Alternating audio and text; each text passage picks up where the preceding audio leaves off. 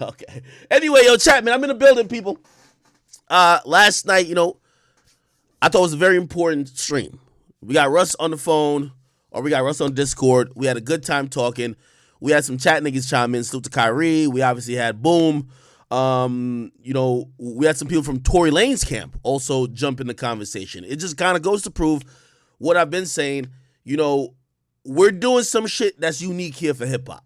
Okay. And I'm lucky enough. You guys have given me enough, clout and leverage where rather than just talk as fans, we bring these motherfuckers in the conversation live. You know what I mean? Whether it's going to be people who want to defend Tory or people who want to fucking voice for what Russ is saying or Russ himself. That's just what it is. So I really appreciate it. I know some of y'all might have been kind of industry talked out or blackball talked out, but it was important, and that's why I came back today, because we got to get to the bullshit too. Okay? We got to get to the bullshit. So salute to everybody up in here. We in the building. Let me get YouTube on the way. I know YouTube ready to get up in the building. By the way, I don't know if you're going to see these decorations a whole month, but enjoy them while they last. I also showed off my new puppy last night. I don't know if y'all was sleeping by it or what, but a lot of shit to talk about. A lot of shit, okay? Sales projections, yeah, we got a lot of shit to talk about. A lot of shit. I'm going to tell you where we're going to start off, though. Let's just start off hot. We're gonna watch his Breakfast Club interview with Diddy. And Diddy was on the Breakfast Club this morning. Diddy Breakfast Club. Diddy shit gonna hit 1 million. By the way, I'm the last Breakfast Club interview to hit 1 million. It's only been like 2 weeks or a week, whatever. Anyway, okay. I was watching this shit this morning on my phone. It was so interesting. So I'm going to watch about the first 15 minutes of it, and I'm going to stop it and I'm going to talk, and I'm going to stop it and I'm going to talk, and then we got some other shit to talk about. Okay? Here we go. Ass up. Just here blessed. But you really are an icon living. Stage and want to get on and talk hit. You know what I'm saying? Besides that, he got it on his own. I'm going to skip through some of the boring parts, no disrespect. I'm glad for him and his son, but not much to talk about with that. Young Miami and Ashanti. Yes, I knew I wanted. That's not fair. Yeah, you guys go stream it's just like running a race with your pops. You know what I'm saying? So everybody want to know how the fuck. Let's be honest. I'm always just talk real. How the fuck do he be long dicking Young Miami, got her working for him, and still be able to fuck hella other hoes? Diddy's that nigga. Now I've been telling y'all. It's something called billionaire privileges, okay? That's why I keep telling with this high value man shit. Listen, Diddy's a high value man. So everything y'all been hearing niggas talking theory, Diddy's executing it, and he don't give a fuck. And by the way, I was listening to this interview, and he ain't just want to say that because they try to flip a question on him, and I hope I get to it. They try to flip the question on him. So if you don't know, Diddy allegedly, I'm going to just say allegedly. I'm going to be very careful about this because I don't want 50 on my ass. Diddy might be fornicating with. Usually I say pipe the fuck down, but I'm going to just say fornicating with 50's baby mom, 3 bitches from Instagram, okay? Wait. I have a list of the chicks he's fucking like. He's fucking I believe 15 girls. You know what I mean? And Young Miami. She's just on the roster. Now, granted, she may be at the top of the roster. You know what I mean? She's getting some gifts. She got a Maybach this and third, but what the fuck is a Maybach? What the fuck is a $250,000 car to a nigga worth billions? You know what I mean? It's nothing. You know what I mean? It's like, yo, go get something from the fucking drive-thru menu, right? So Diddy's doing his thing, and his new thing, which he said is so ironic. We as men, and maybe I shouldn't preemptively get into it. Maybe I should let him say it, then jump in and say, yeah, let me do that. Because I this was for y'all to hear Diddy. And you know me, I'm the cutoff king. Fuck that. Here we go. Before Ashanti was Here we go. that music and art could, give you a chance to speak your mind when it comes to the love territory. And, after I seen Irv do his thing, and I was just thinking, I was like, sis may want to, Diddy's petty. Express herself on this song, Oh, so it's kind of like a rebuttal to the stuff Irv was saying, is what? Yeah, we talk about whatever's going through our lives, and Irv is my man, and I know Ashanti before. Ashanti was 14, and I just felt like with the music, I'm trying to get real truth out the music. Mm-hmm. So Diddy capping like a motherfucker. And by the way, salute to Charlamagne, did a great job of trying to, keep him honest. Because Diddy is such a media trained nigga, he will talk circles around you. And trust me, Diddy finessed the whole fucking interview. Okay? Now, first and foremost, let me just call out some of the caps and let me just speak very clearly. Diddy has a song with Young Miami who is fucking, and also Ashanti. The reason why he put on Ashanti on the song is not just, let's get everybody's truth out. Diddy's still mad at Irv Gotti from back in the day. Older people might know this. Go Google it if you don't know. Irv Gotti had motherfucking J-Lo, which was his longtime fling, on Ain't It Funny. You feel me? Like, that's him getting back at Irv Gotti, nigga, from 20 years ago. This is a petty nigga. When you a billionaire, every billionaire is petty, I believe. You know what I mean? So he's going to talk about, oh, nah, she's just a rebuttal. Yeah, all right, nigga. Fuck all that rebuttal shit, nigga. You trying to make sure you get your lick back after that nigga played with your girl. So now when you see he's coming out talking about, oh, yeah, me and her had a relationship, we were fucking around type shit, all right, bet. Let me put her on the song just like how you put my chick on the song 20 years ago. Fuck it.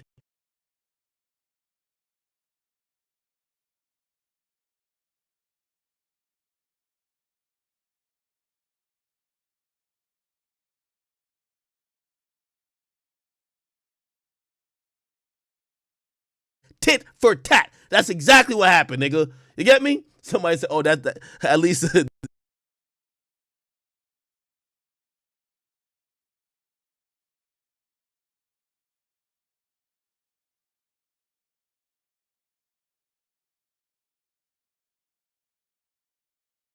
J-Lo song was a hit. I was calling different people that I want to move on. I don't go out without a fight. I'm like, experience an ego death when it's somebody that you like, nah, we gonna make it through anything, you know what I'm saying? But then when it's over, and then it's over. Like when something's really, really over with a woman, it's over, and you gotta move on. And so I really had to learn that in my life. I didn't want to move on. By the way, you talk about Cassie. We all know that, like, Diddy was slanging some type of cock on Cassie, like, she shaved half her head. You know what I mean? She was believing she was going to get a music career. Come on, man. Diddy was probably giving her smoke and mirrors. Now, Diddy's a good guy, but you know what I mean? Nigga going to be a nigga. You know what I mean? This interview only proved to me that you don't necessarily get wiser with age. You just get more money with age to really do what you really want to do. Because Diddy 52 and Diddy acting like he's 17, my nigga. He don't give a fuck. Without a fight. I'm like, crazy boyfriend. But even after they married and got kids and everything. By the way, I'm going to keep it 100 with you. Self-care is very important, but when you're a billionaire, it's a different self-care. This nigga Diddy got basically, if you don't know, Diddy 52, his hairline is sturdy, nigga. His hairline is sturdy, nigga. I don't know if he got that, like, transformation like, Floyd got. You know what I mean? Like, I remember in the quarantine, remember when niggas' barbers couldn't see them? Remember when Khaled posted a picture of himself? That nigga was all gray. Diddy posted a picture of himself too, all gray. These niggas have lost all the gray hair. Their hairlines are perfect. It just goes to show you, listen, man, fuck all this aging shit. When you're rich, just reverse time.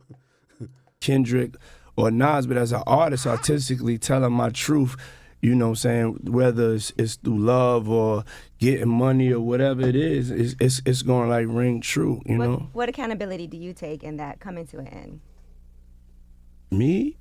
I mean, everything. I was just like, I just... I just wasn't. I never been a good boyfriend. You know what I'm saying? Are you a whore? And that's why. No. I'm single. And I'm honest now. But I was like, I would always be, lying or seeing it. But then the internet just went so crazy, and I definitely was like a cheater. Were you an insecure boyfriend? Okay. Huh? Were you insecure? No, boyfriend? I wasn't insecure. I was just wanting my cake and eat it too. I just wanted it all. I was just a Scorpio. And you don't want those women to with do a lot other of money, things. huh? And you don't want those women to do other things. I think a lot of guys have that where they're like, I want to, be together, be with you, treat you like my woman, have you not do other things, but I'm gonna do other things. Yeah, I mean, before I just wanted to have a girlfriend and just have maybe some girls on the side. You know what I'm saying? Just to have, you know what I'm saying. But I had wanted my previous relation. I wanted it to just be like that.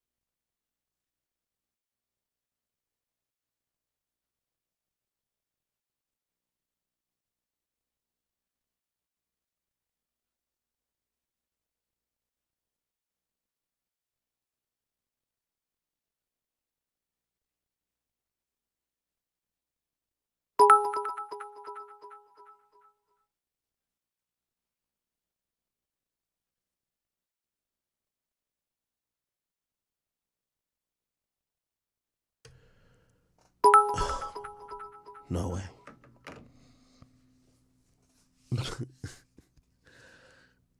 Yo, you know I looked up in the chat and all I saw was facts.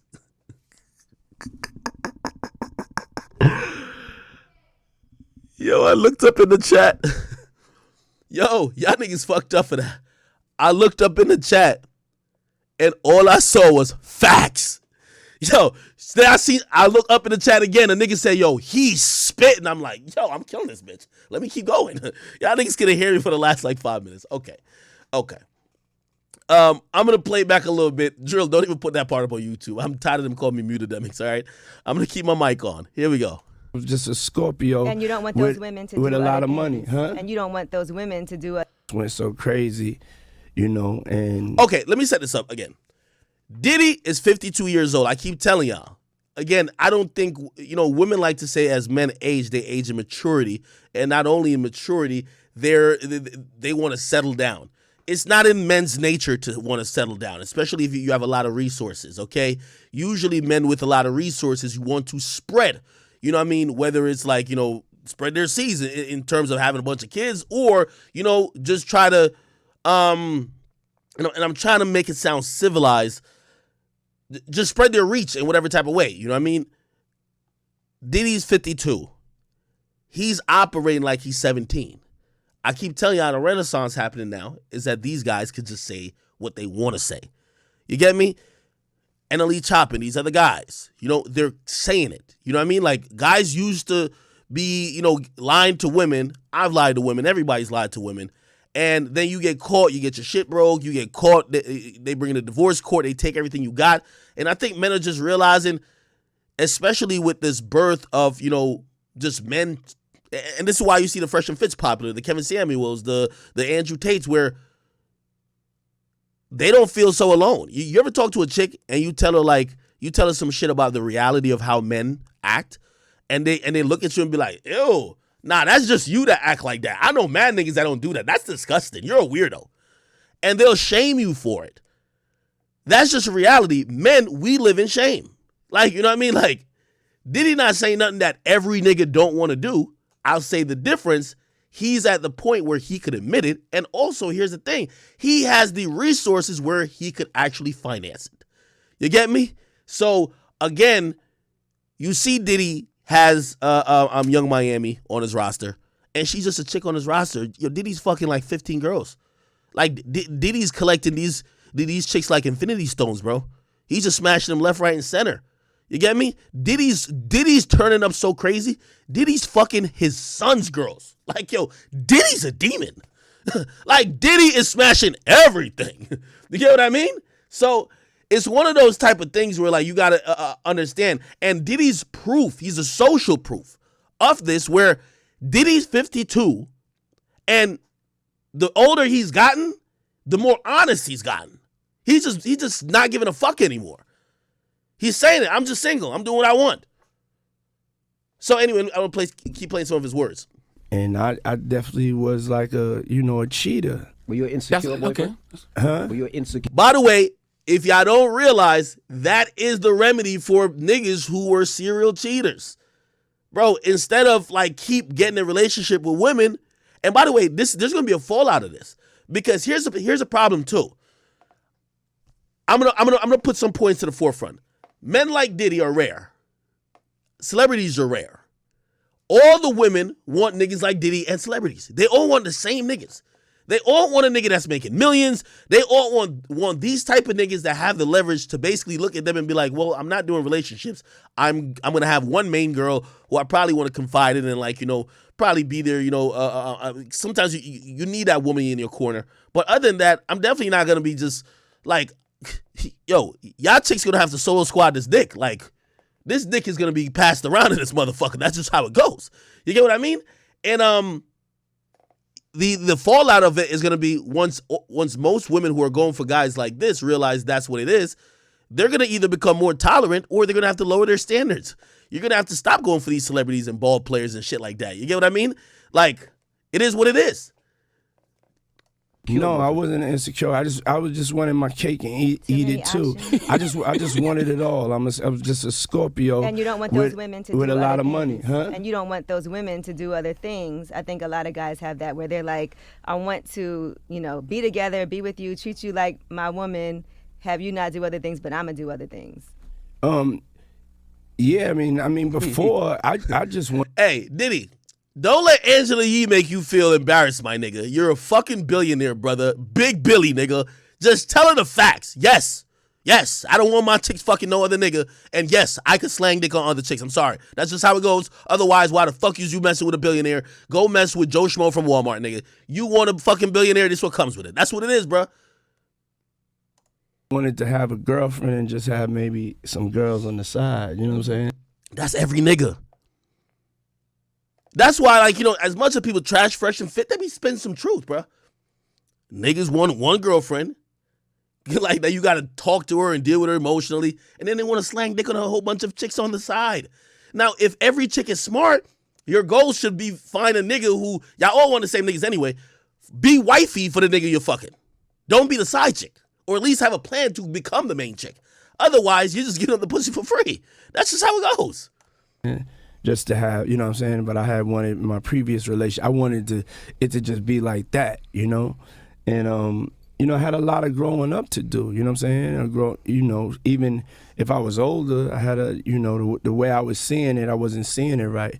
You can't play with somebody's life. You can't play with somebody's heart. Have you grown up? You said you needed to grow up. Have Yeah, you grown up? yeah. So if when you get into that situation again, you won't be the same Diddy as. Yeah, I won't be in that situation because I'm just fair and I'm honest. You know what I'm saying? I'm single and I'm able to do whatever I want to do in my life. You single and you able to do whatever you want to do in your life because that's the season. He don't believe that.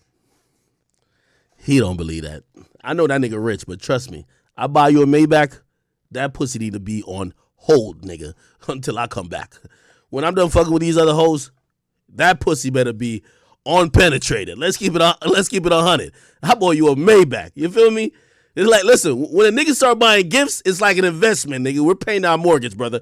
Listen, we not trying to have a bunch of bum ass niggas squatting on our property, nigga. And when I mean property, I mean it obviously not in the ownership sense, but I just mean, we're investing into that woman, and we don't expect her to be giving that shit out to other bunch of niggas for free.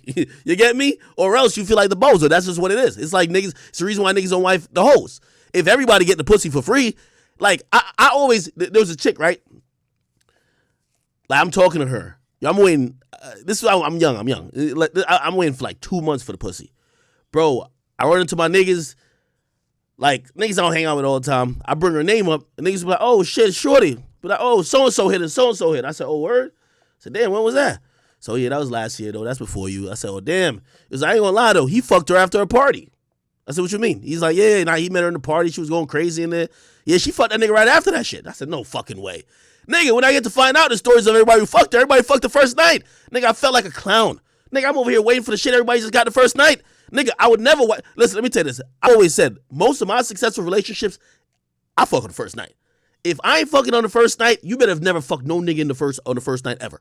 Because I never let a nigga have a one-up on me. Let's be honest. Like, it feels insecure for us men to say we have egos, but let's keep it real. The girl who I'm going to call mine, I would love to say she sees something in me that is superior to every other man on this planet. She sees something special in me. So if she saw something special in the nigga who she fucked after the party, but she can't see the same shit in me, and she waiting for 2 months trying to figure it out, fuck no, nigga. If you was, let me tell you this, and by the way, I have nothing wrong with if a chick fucks on the first night. My whole thing is, I'm not wifing no chick who gotta see, like, nigga, it's either I'm the one or not. I've always said a lot of times women will be like, niggas don't know what they want. No, niggas know what they want. They're just gonna lie to you. So you don't know what they want. You get what I mean? But women know what they want too. So like, if you are that decisive that you'll fuck any nigga on the first night, and maybe you went out with him or maybe you just wanted to do it because you wanted to do it, don't let me wait and then expect me to wife. I'm not the fucking clown of the whole posse. Okay? I don't have a fucking painted face and a fucking red nose. Hell no. Anyway, let's keep going. And I'm in. So instead of lying about it, hurting somebody about it, hey, want to go to Italy? Carisha say y'all go together real bad. Bad. But she also says she's single, so. Yeah. Yeah. I mean, Carisha's single. I'm single, and It's working but for you. No. I'm saying she's one of my best friends. Mm-hmm. This girl is one of the. I'm so blessed to have met this human being. You know what I'm saying? Just the way she makes me laugh, the way she just rides with me, and you know what I'm saying, the support without it having to be, oh, this is my girl or this is this situation. You know what I'm saying? Yo, this interview is so funny because I just realized that Diddy has been on this earth, been through probably hundreds if not thousands of women, had so much more experience more than you and me, and even at the fucking age of 52, he's still figuring this shit out. The nigga think just like you and me, brother. So that's just to let anybody know, you in high school, you in college, you just got out of college, you trying to figure it out. Don't think that these niggas really got it figured out. Diddy just hit 52 saying, well, I always wanted to fuck other girls and have a main girl. I'm just going to stop calling it a relationship and I'm going to just tell them the truth. It took him till 52. 50 fucking 2 to figure that out. You get what I mean? Don't feel bad about whatever situation you got going on or if you made mistakes. These niggas just figuring this shit out now. Has been a real friend. And you don't get, you don't find best friends later on in life. Mm-hmm. You know what I'm saying? And so she's one of my best friends, and that's really the definition for it. That's my shorty WAP. She always gonna be laced, always gonna be hot, smiling. I You know love what I'm seeing saying? your dynamics on Carisha Please. I was like, look at Diddy acting like a little shy. He blushing now. You know, kind Yeah. of. He blushing. Somebody says, yo, Ak, you're insecure, man. Stop looking for validation through other men to make moves. No, that's not what I'm trying to say, brother. I'm not looking for validation through Diddy. I'm trying to tell y'all, in reality, yo, a lot of times men are shamed to think that if you think a particular way is because you're immature. You never heard that before? Oh, no, you're going to grow out of it. Oh, no, that's what you want to do? Because what men desire is shamed in society. We're actually socialized to be bitch-made niggas who literally live in this world of monogamy, and also, everybody got to get married. Despite if it's, profitable or not profitable, but if it's a situation that's even fit for you, whether personally, financially, or otherwise. I'm just trying to say there are, Diddy's an example. He's proof that, listen, this isn't just about maturation. Bro, some dudes, and I'm not saying if your shit is monogamy, that's cool. But there's some niggas that's just not what it is. And I don't think it should be shamed either way. So, you know what I mean? If you want to be the person that go get married to one chick and happily ever after, congrats. If it makes you happy, cool. But there's a bunch of other dudes who literally, and it's usually, I'm going to be honest with you, it's usually the dudes with a lot of money. The dudes with a lot of money and fame who have access to a lot of women, and you know that saying, niggas are only as loyal as their options. Those dudes usually want more than, one woman for life. And what happens is they shame you into just accepting that, oh, no, I should only do this. And I think it just goes to show, even a nigga at Diddy's age, he's still battling with figuring out his actual, how he is as a person, his needs and his urges, and trying to figure out how to not do recurring situations like I adopted this whole, I'm trying to be truthful, just tell the truth, even if it hurts a person now, because I've seen how these people get hurt or quote unquote get hurt, even though when a woman get hurt, all she do is break your shit. So I don't even know who's hurt, her or your pockets, one of them. But you try to mitigate that type of situation rather than the lying, the sneaking around, bro, it's just an easier life to live. That's just my opinion, but we can keep listening to you. Nervous to answer questions, Yeah. not knowing what to say. I think that's a good thing, though. Yeah. It's like I'm saying I'm not monogamous, but I'm not ready for, you know what I'm saying, for my soul to be snatched. I'm not trying to be a player. I'm not trying to be like a pimp or nothing like that. I'm just, I think dating is important when you're going through something and you're not really ready to be in a relationship and it's getting to an important time,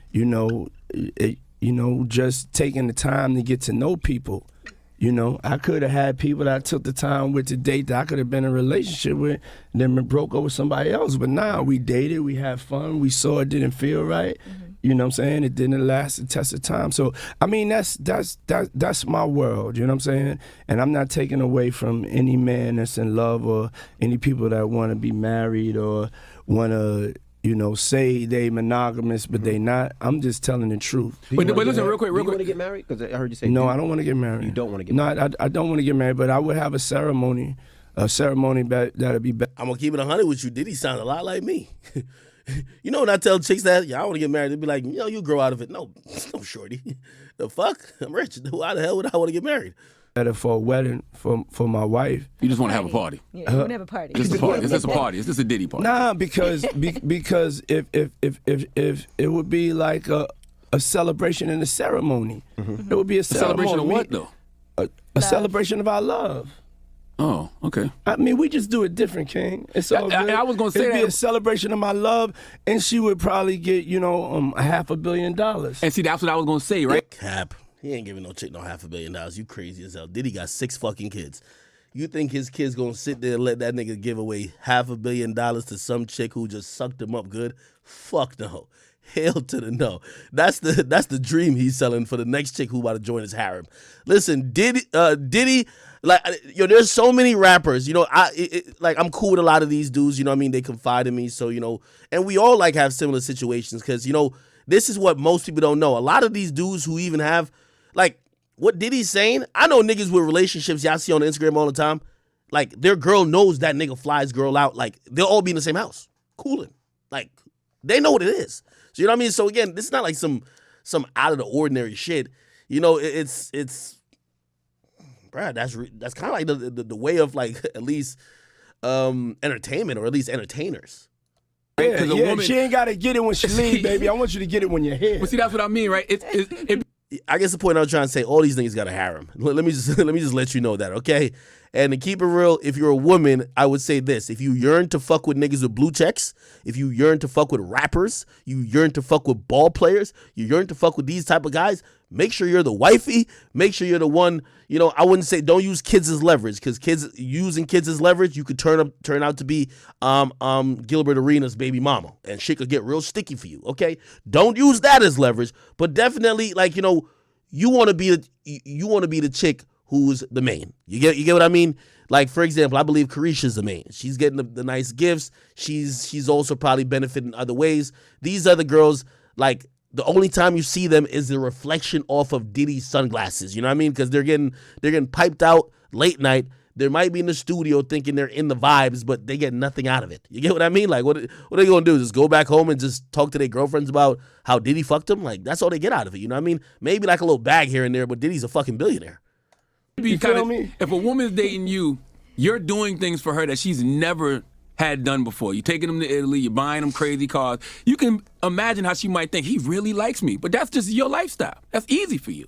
Nah, I really like him if I'm taking to Italy and buying him a car. Nah, I didn't say Okay. I don't say I ain't really like somebody, man. I don't. You know what I'm saying? Time is precious. Time is You know what I'm precious. saying? I'm saying, don't believe in marriage. No, I'm saying, Listen, man, I'm giving you the cold hard truth, man. Most rappers have a harem of at least 4 chicks, okay? Now, usually those niggas, they have a main girl too. So you have your main girl and 4 other girls, okay? And they all got to service the penis. And hopefully, hopefully you're being truthful to them. And hopefully, you know what I mean? They're all in one accord, you know what I mean?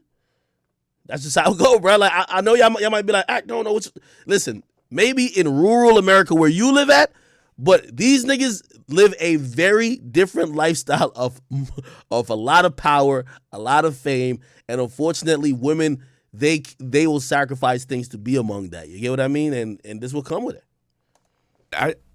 I just, and then it's like right now, I just want to be single and I just want to have different experiences, Right. and I want to take my time with my love life and my heart and not. Yo, this is crazy that Diddy's 52 and saying this. I want to be single. I want to take my time. Like, yo, I ain't gonna lie to you. My mama didn't even, once my mama hit 50, well, really, she was over here working like 3 jobs. My mama stopped dating, bro. Like, she just gave up on niggas, man. Like, she was just like, yo, let me just raise these kids. Hopefully they turn out to something. Fuck it, man. Like, Diddy's out here, like, this nigga he's on the scene. Have to be doing it for the gram, you know what I'm saying? And if I like you, I'm going to treat you the best. I ain't got no time to be cheap, baby. You know what I'm saying? And I ain't got no time to play. You know, so if I like you and I need you to be happy every second of the day. Damn. Women are liking this talk. Yeah, I don't man. want Let to me stay tell on you. this, but how you gonna just give up the $500 million though? Why they just get the half a billion like that? You know why? Because Capping. you can't take it with you, and it's also a lot of stress. That nigga got 6 kids. You're right. You can't take it with you, but them 6 kids need it.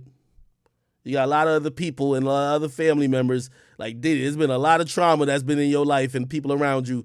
You got Biggie's family. You got a lot of people. Like, you're not just giving that to a chick who just gave you some Gawk 3000, my nigga. Let's keep it 100. You're not giving her half a billy while, like, other people, you know what I mean, are saying, what the fuck? I only got $2 million out of the will, and you gave this chick, like, fucking $500 million because she fucking sucked you into a heart attack? Fuck no.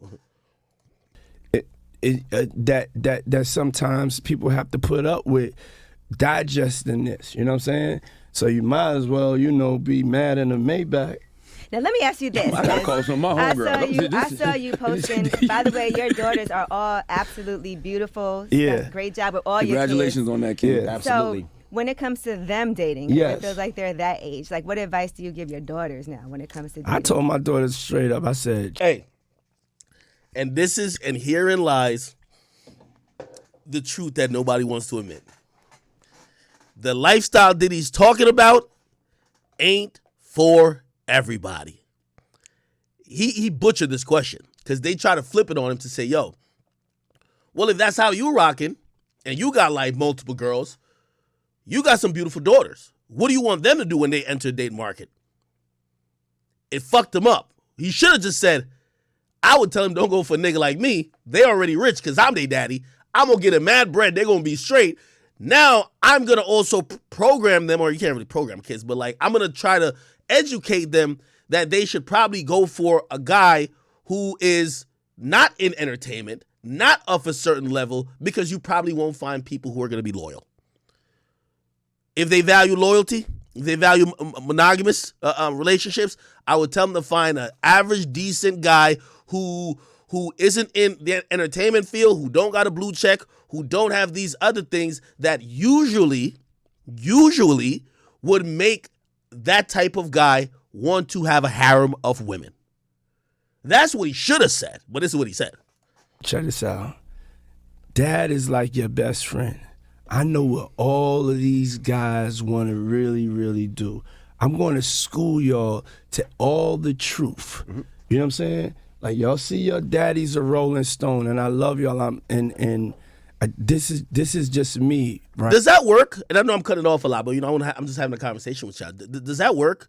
I've always heard that, like, you know, women, and I don't have kids, so like I'm asking for the people who have kids. I always heard that women look at their father, and if they see their father just going through women, they look for a little bit of validation in their father too, and they also, you know, not on some, you know, some Oedipus complex type of stuff. Like, they want a guy that would have certain qualities of their father, and if they see their father is just a nigga who's running through a ton of women, they might be almost in belief or kind of almost, you know, raised to think that that's the type of guy they should be with. And obviously, you know, he wouldn't want, like, he's dancing around it, but he wouldn't want his daughters to be a side chick for no nigga. Let's be honest. Like, even me, right? Like, I don't have no daughters, but shit, if I had a daughter, shit, you know, I would tell my daughter, listen, man, I got you a nice trust fund right here. You gonna be a millionaire. You gonna be straight, baby girl. You gonna be buying Birkins, Chanel, everything. These things gonna be mad. You're gonna be good, queen. But now, when it gets to your dating life, I can't tell you what to do. But let me tell you what I believe you should do.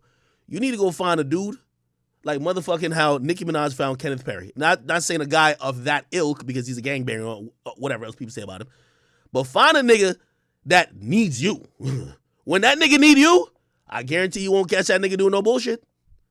That you think that nigga don't want to push that fucking S-class, that fucking Urus that you gonna be having? Yeah, women gotta learn to start dating down. You want to keep these niggas in check? Date down. That's why niggas like Diddy date down.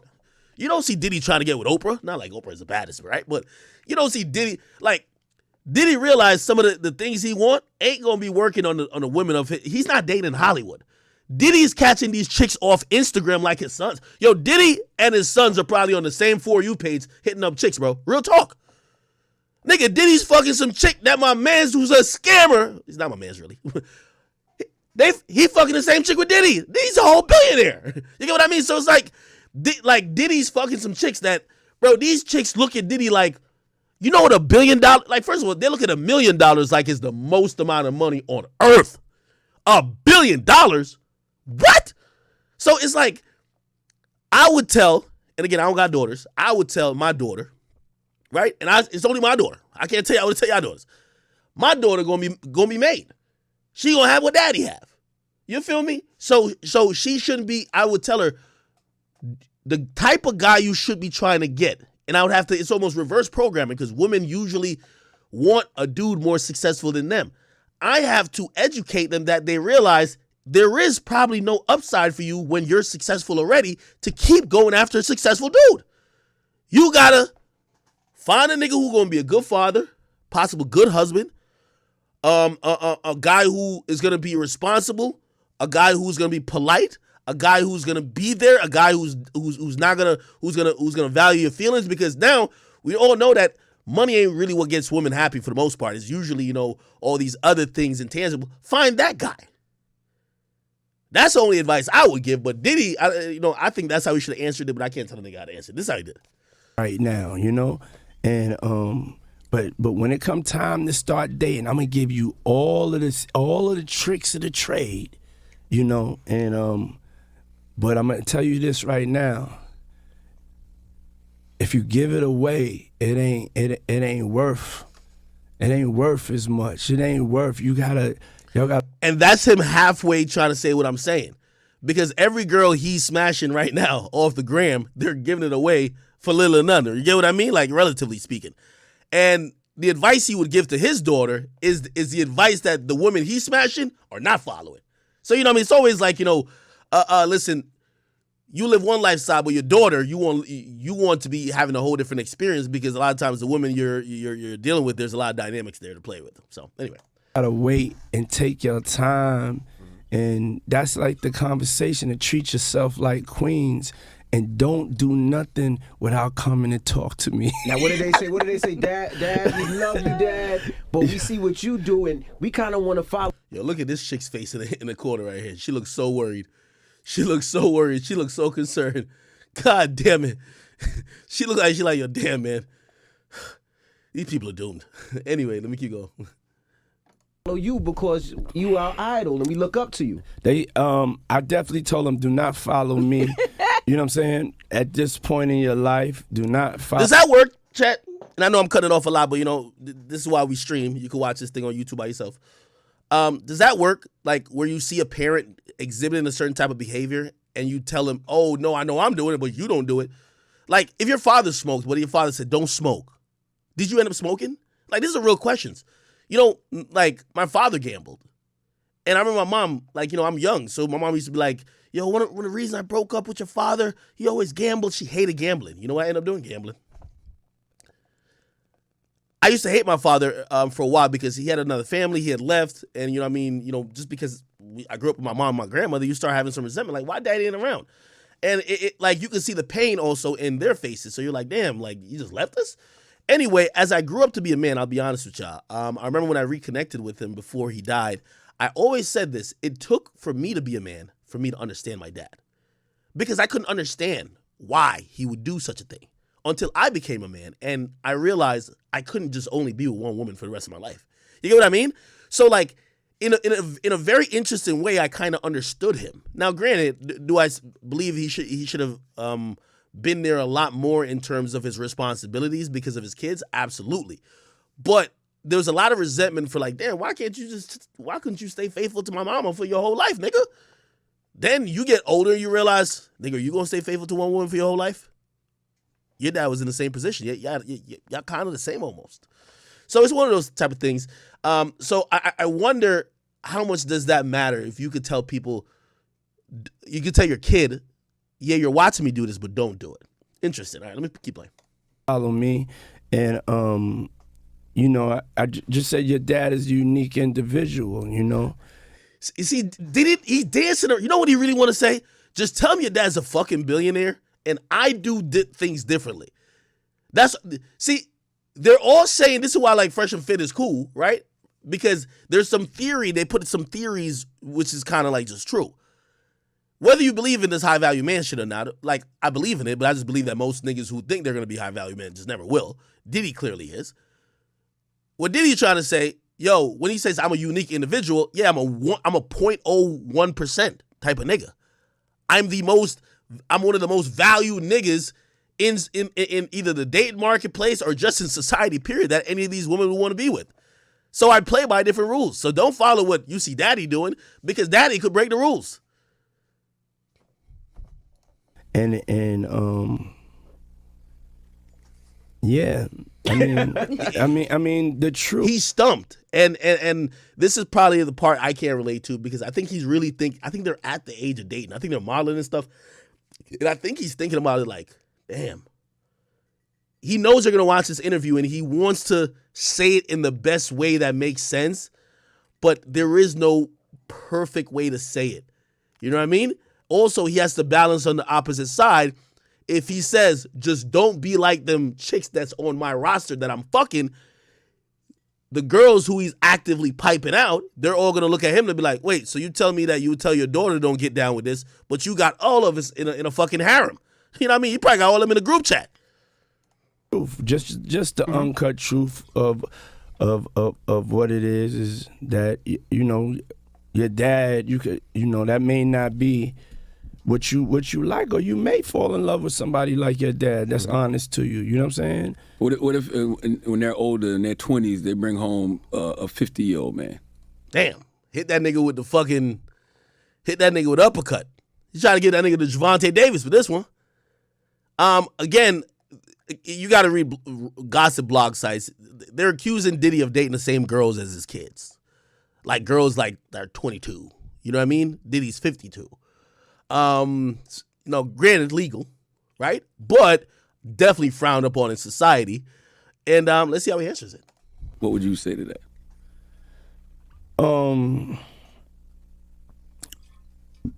I really would just go on who really would love my daughters. I really wouldn't go on an age thing. You know what I'm saying? Good looks for the sub, Reason. I'm 52, and he capping. I mean, I feel better than he capping. He knew if his daughter walked in with the old wrinkly nigga, bro.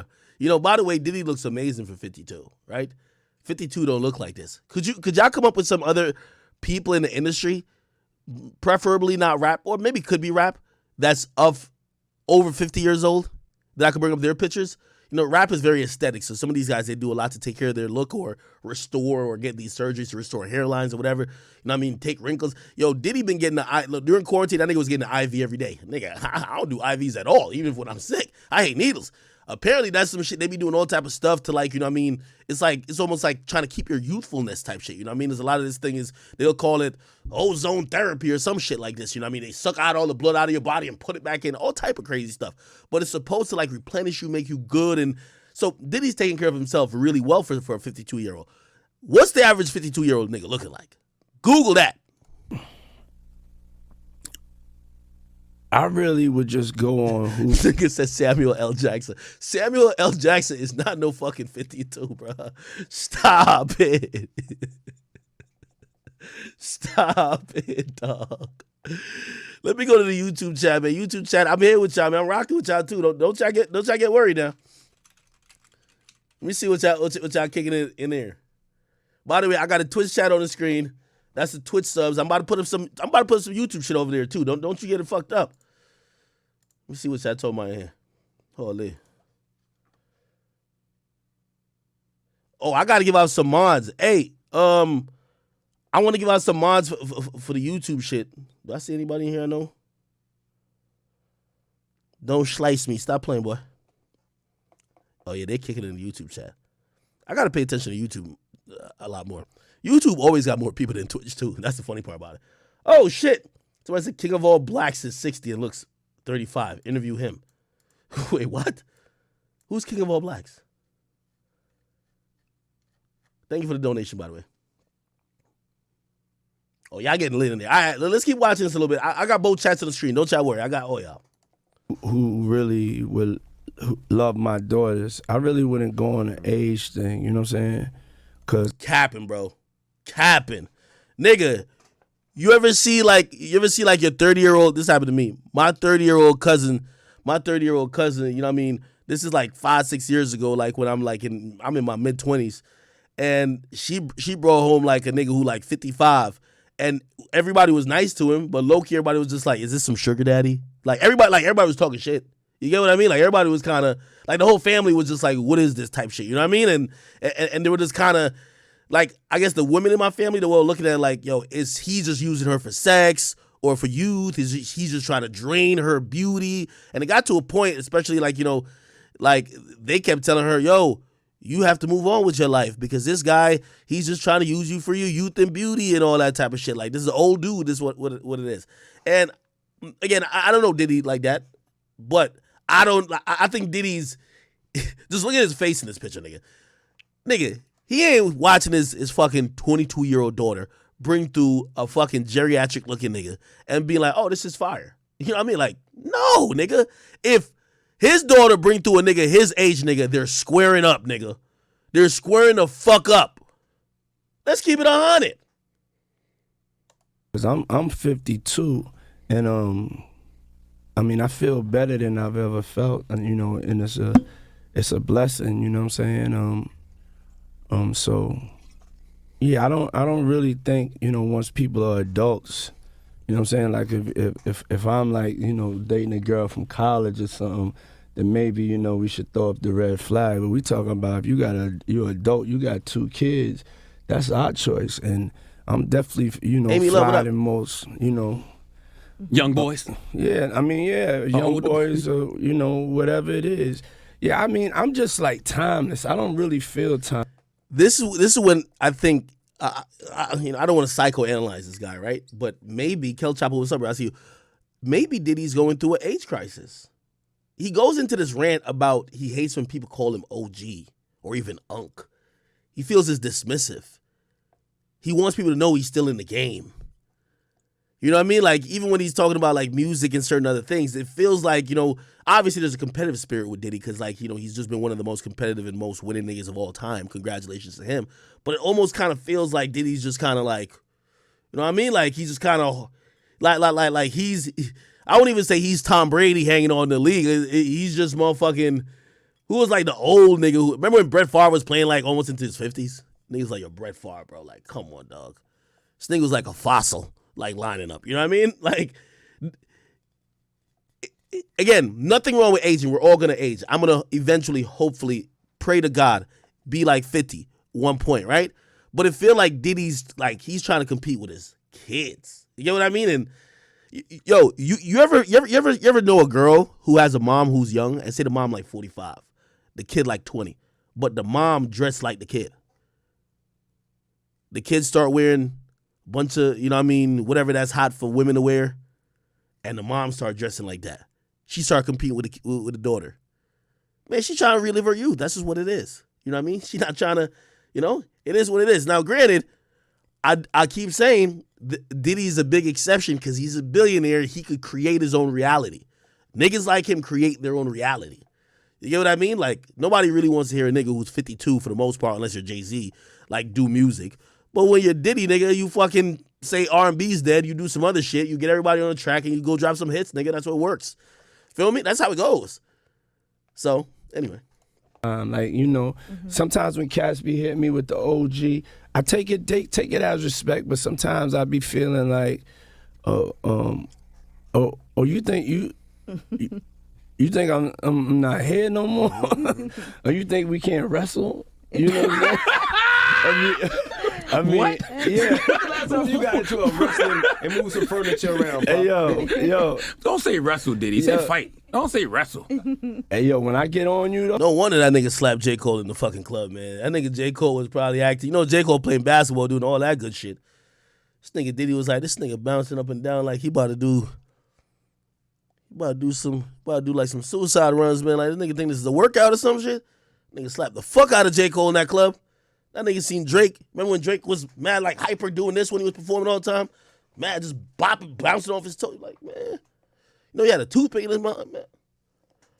man, I might hold off and slap one of y'all niggas, man. Like, yo, like, Diddy been trying to tell y'all, he's not taking, like he's some old nigga, bro. He's not taking that shit at all. Oh, for real. I'm trying to bite your face off. But I don't be doing the same fight. I'm more of a... Diddy did win the last 2 fights we know. No, the last 3 fights he was in. Slapped J. Cole. Dislocated Drake's shoulder. Yo, this nigga is vicious. And the USC coach that was trying to bench his son hit that nigga with a kettlebell, bro. Like, come on, bro. You ain't hear about this? Oh, hold up. Diddy, kettlebell, nigga. They arrested that nigga, bro. Diddy, look, the rapper allegedly, disrespectful to just call him a rapper. That nigga's a mogul.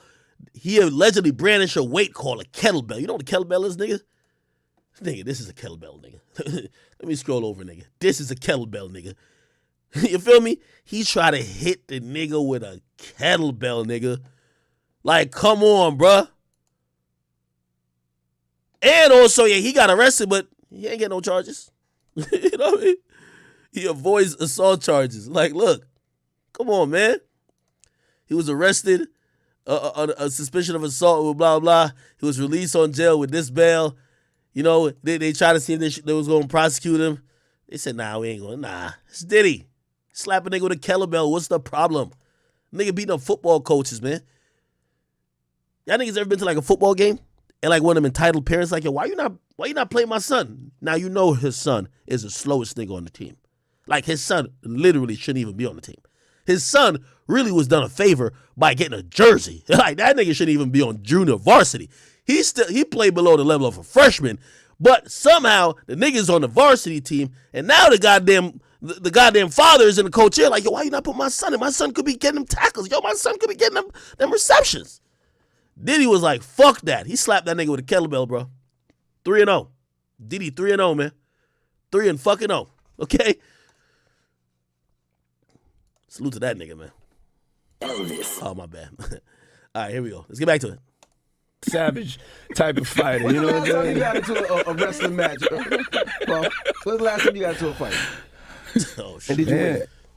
it's been a long time. Diddy don't have to You Yeah, pay yeah. people. You don't He have to does not have to do love. that kind of No, His stuff. name is Love, Diddy okay? does his own His name work. is not fight. Well, It's I wanna love. know If I saw you fighting, I'd be. That nigga was trying to give my man Drake the beats over the 0 to 100 beat, nigga.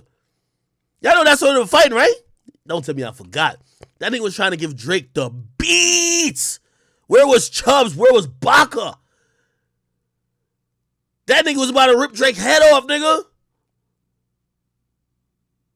Be like, I yo, mean- what's I mean- going on? Who not doing their job if Diddy Nah, fighting? but it's a friendly fight, not no real fight, not no beef, but you know, sometimes you got Punch Envy right now. Friendly. I'd rather see y'all wrestle, to be honest with you. What? She said punch. I'd rather see y'all No, wrestle. but it's more like grappling. You know what I'm saying? More like You gotta stop. UFC. Puff.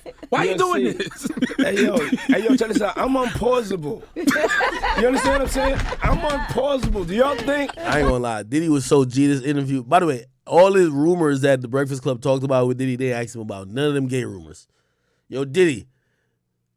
Like, I was waiting for Charmin to say, yo, Diddy, what's that nigga name? Was YK Osiris your boy toy in the Bahamas? Like, I was waiting for the question. Never came out.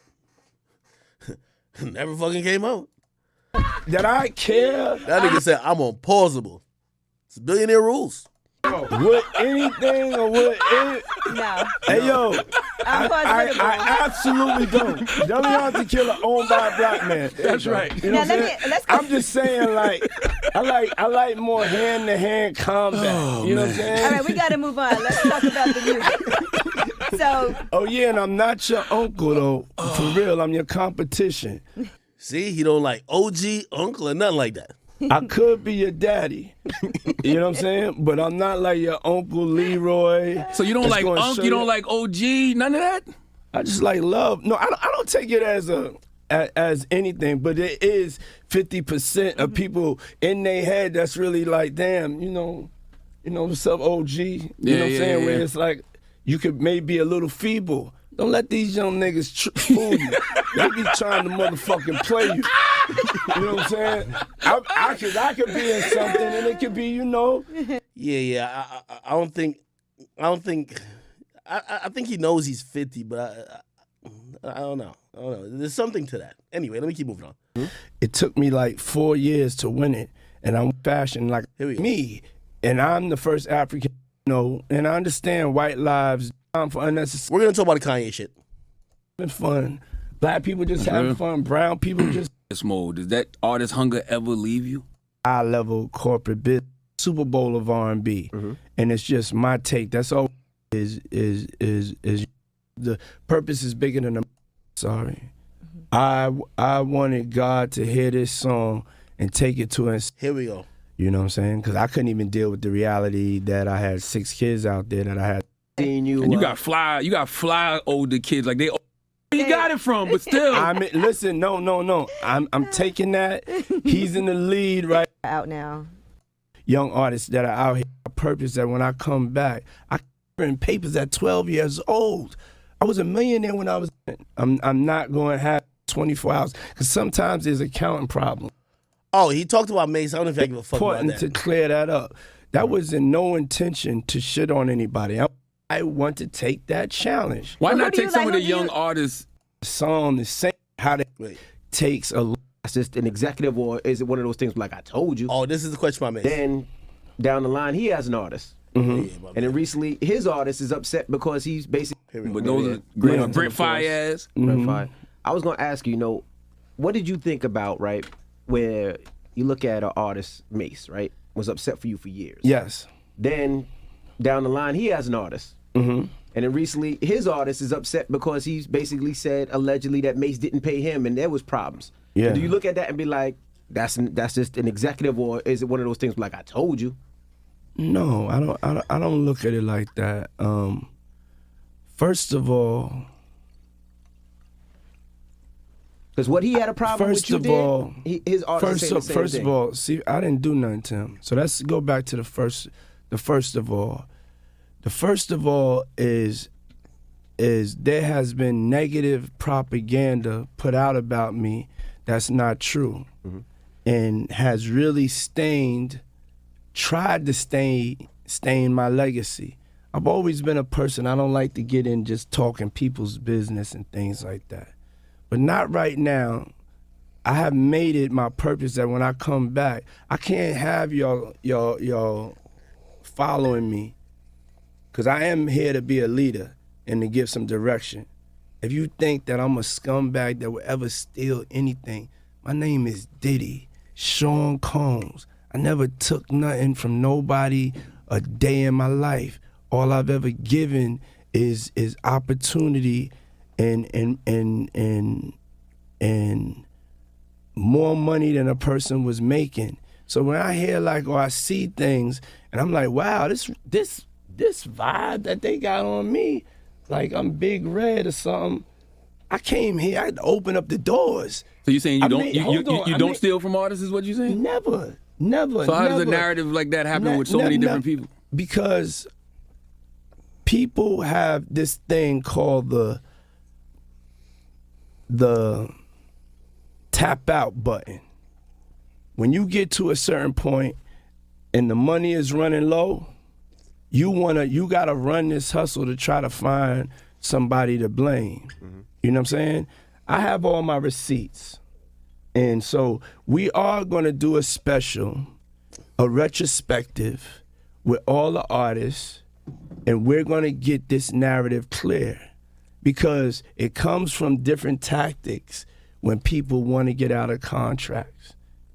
And a lot of people that speak on this, y'all don't know the business, y'all don't know what y'all are talking about. So it's going to be a teaching moment of love, because it is important. I feel, fight for your reputation. I'm going to fight for my reputation. I'm going to fight for the honorable man. All right, damn, he just saying a lot. No, I was more saying, What's new on Revolt coming up? New Orleans, as big as it is, because we unified. I enjoy being on Revolt. If you People come miss over, us. if you come over to Revolt, you know what I'm saying? I gave them the money, and yes, Come on, over Drink Champs $1 million. Oh, this was important. Remember we were talking about the Hip Hop Awards? So Carisha now tied with Drink Chance for Best Hip Hop Platform. Here we go. 5 episodes. How she? Here we go. Finally, Charlamagne called out some real shit. this show this show is as big as it is because we unified. And that's just facts. That's People just always are like, numbers. how come y'all not You know on what I'm revolt saying? anymore? So just make sure as y'all out there, make sure the way you speak about the God, you feel me? Just speak about it like from a place of knowledge and a place of receipts. And yeah. What's new on Revolt coming up? New on Revolt, I mean Carisha Please. And she won last night. Listen, you know I love Carisha Please won last Wait. night. I love The Carisha. new Black Oprah. She did, but it tied with Drink Champs. Diddy, you know that's some bullshit. What made it tied? It tied. I thought it tied. Carisha Please and Drink Champs tied for best podcast. They both on Revolt. So you paid for that? No, I didn't. Thank you, Charlamagne. Thank you. Yo, let me tell you this. This was missing in media, man. You know what I mean? Like, just asking for the shit, man. You pay for this shit, Diddy. Keep it on 100, bro. How much it cost, dog? Pay for that. Drink Champs should have won that Hey, hands down. yo, Chelsea, I didn't pay for that. Carisha only got, and I love Carisha, but she only got 5 episodes. How she beat Drink Champs for best podcast, Diddy? Come on now. Because it was the best podcast Stop. of the year. Hands And I down. love Carisha. Hands down, it was the best podcast of the year. No. But you know what? I get at the Drink Champs. And And $1 million worth of game. And I feel Hey. like a lot of women podcasters don't get their just due. And so I hate that argument. Oh, a lot of women don't get their just due. Bro, we can't be giving out merit awards if we got to think about the handicap contest, bro. Do a women's category then, bro. Nigga, this didn't say the best women podcast. It said the best podcast, nigga, or the best platform, bro. Like, oh, no, yeah, we know. There's a lot of women who don't probably get nominated at times, but who was the best? Was the best a tie between Drink Champs and motherfucking Carisha now? Like, come on, bro. Like, nah, bro. Best love podcast what of the she's year, doing. Diddy? Yes. Come Yes. on, over Drink Champs, $1 million worth of game? Hey, yo. Breakfast Club should have been there, too. Hey, Did yo, De Leon hey, run yo, to the BET hey, Hip Hop Awards? Hey, check it out. Well, let me tell you this, the Breakfast Club. The moment Akademiks wasn't fucking nominated, you knew this shit was a bunch of shit. They ran out of platforms, they put Tiny Desk. Tiny Desk was a hip-hop platform. Nigga, I only remember Tiny Desk for Usher doing this. That's the only thing I know Tiny Desk for, my nigga. They do some good performances, but we talking about hip-hop platform, they went viral for, like, bro, what the fuck is we doing? Like, bro, we just got to get back to reality, like, once in a while. You telling me that some of the biggest moments in the last year ain't come from platforms like mine? Whether, I don't care if you want to talk about off the record or just otherwise. It ain't come from shit, even Vlad. And these are people who are putting out content every day. No Jumper. When you just ignore that, you even ignore, okay, fine, this name, I ain't trying to just rock for, my little new media partners, but you don't even put Joe Budden out on the shit. Nigga, they paid Joe Budden dust last year. They said he was over. They said he was finished. This is Rory and Mealy Mall was the show. Budden back up popping. He back lit. He doing his thing. He didn't miss a beat. He fought back. Not nominated. Carisha now dropped 3 episodes. Bro, I'm going to just keep it 100. I watched the show. She's trying to fuck all the female guests. That's all she doing. Nigga, it looked like the intro to a sex tape. Nigga, listen to the first 20 minutes of these Carisha Pleases. It sounds like, you know the boring parts of the sex tape you skip to get to the fucking? All she's doing is, girl, you look so good. Girl, look at them titties. Girl, I'll fuck you. Like, nigga, this is the boring part of the sex tape. Fast forward. Like, the fuck is we doing? This is the hottest shit? How? But I know why Diddy's gonna say this. I think Diddy's on 2 of the episodes. And also Diddy's cutting her a check. And also Diddy's fucking her. And also Diddy's buying her a Maybach. Of course he thinks that. So I'm not knocking Diddy. I'm not. Diddy, if I bought a Maybach, I'm cutting this chick a check, I'm slanging dick too. Yes, that's the best podcast. It could be 1 fucking episode, nigga. It could have been an Instagram live, nigga. Don't be mad at me because I'm a winner. All right? Don't be mad at me because I'm a winner. You stayed with me. Yeah, you would have stayed. You may have won. Well, congrats, Carisha, for that. Yeah. Congrats to the queen. Congrats. Did you want to? No, you had 1 or 2 I do, questions real because quick. I want to go back to something that you said earlier. Put Because glasses back on for this. but no, because I think that people don't know this about Diddy when you said that Why you sipping in there, Puff? I'm just curious. Water. Oh, all right. when you said the music got dark. That's kind of always been your thing, right? Because you've always, I remember, the thing you didn't want. Let the soul out the music. All right, man, I'm good. Anyway, I want to get into some fuckery, man. Hey, let me tell you this. This is the mainstream world. Actually not like, I'm one foot in, one foot out of the mainstream shit. It's cool. I don't expect to be the most awarded. There's certain things, but, it would feel tasteless to brag about those. They can never argue with me when it comes to, who's the most or who's the, I might not be the most awarded, but I'm definitely the most in a few things, and I won't get into those things because it's tasteless to say that. But one thing I could say, most engagement, most consistent, highest average. I think Big Gat got it, but it's all good. I'm cool not to be in those conversations. People always say, "Act, do you feel kind of salty not being at a table?" Nah, I retired my mom. I get anything in the world I want. I talk shit to these rappers from the comfort of my home. I could do whatever I fucking want, and the people have made it so. I thank the people. I get awarded every single day when I log on here, and I see 5,000 people watching me on Twitch, and I see, 5,000 right now watching on YouTube, and like 3,000 on Twitch, and wherever else y'all watching, y'all gonna watch later. I thank y'all for that, and that's the ultimate award. You know what I mean? Award shows, especially for the I always say media is a thankless sport. You get no thanks when you do something right. But if you ever do something wrong, you get all the blame. Sometimes people need the pat on the back trophies. I'm cool if I don't get them. You get what I mean? Because when it's all said and done and who put up the real stats, I think I'm undeniable, okay? Anyway, we're going to keep it moving on. Somebody said one day, nah, I'm going to be honest with you. It's for me, it's kind of like, that's why I'm glad that Drake and The Weeknd took the stand on the Grammys. Bro, you can't have these niggas disrespect you for mad years, and then later you're like at their knees like, oh, thank you, you're about to show me love. Bro, I'm cool off of it. Like, that award show, I'm cool off of it, period. I don't give a fuck if they nominate me or not. Anyway, we'll keep it moving. Oh, we get to the bullshit. On this side of the internet, where it's not that mainstream, got to get to some clubhouse fuckery, man. Did y'all see the WACK100 21 Savage shit? I hit 21 Savage and I said, man, why the fuck did you get online with WACK100? Shit was not going to be whatever. So anyway, I'm going to give y'all some, let me see if I could, I'm going to give y'all a little backstory. We're going to play, then I'm going to interject. Okay, I have a lot to say. So, here we go. I don't care about nothing. Okay. I want to give you a real quick, let me see. Another one, you ain't. Oh my God. Where you go? Okay. Let me give you a real quick, what's going on.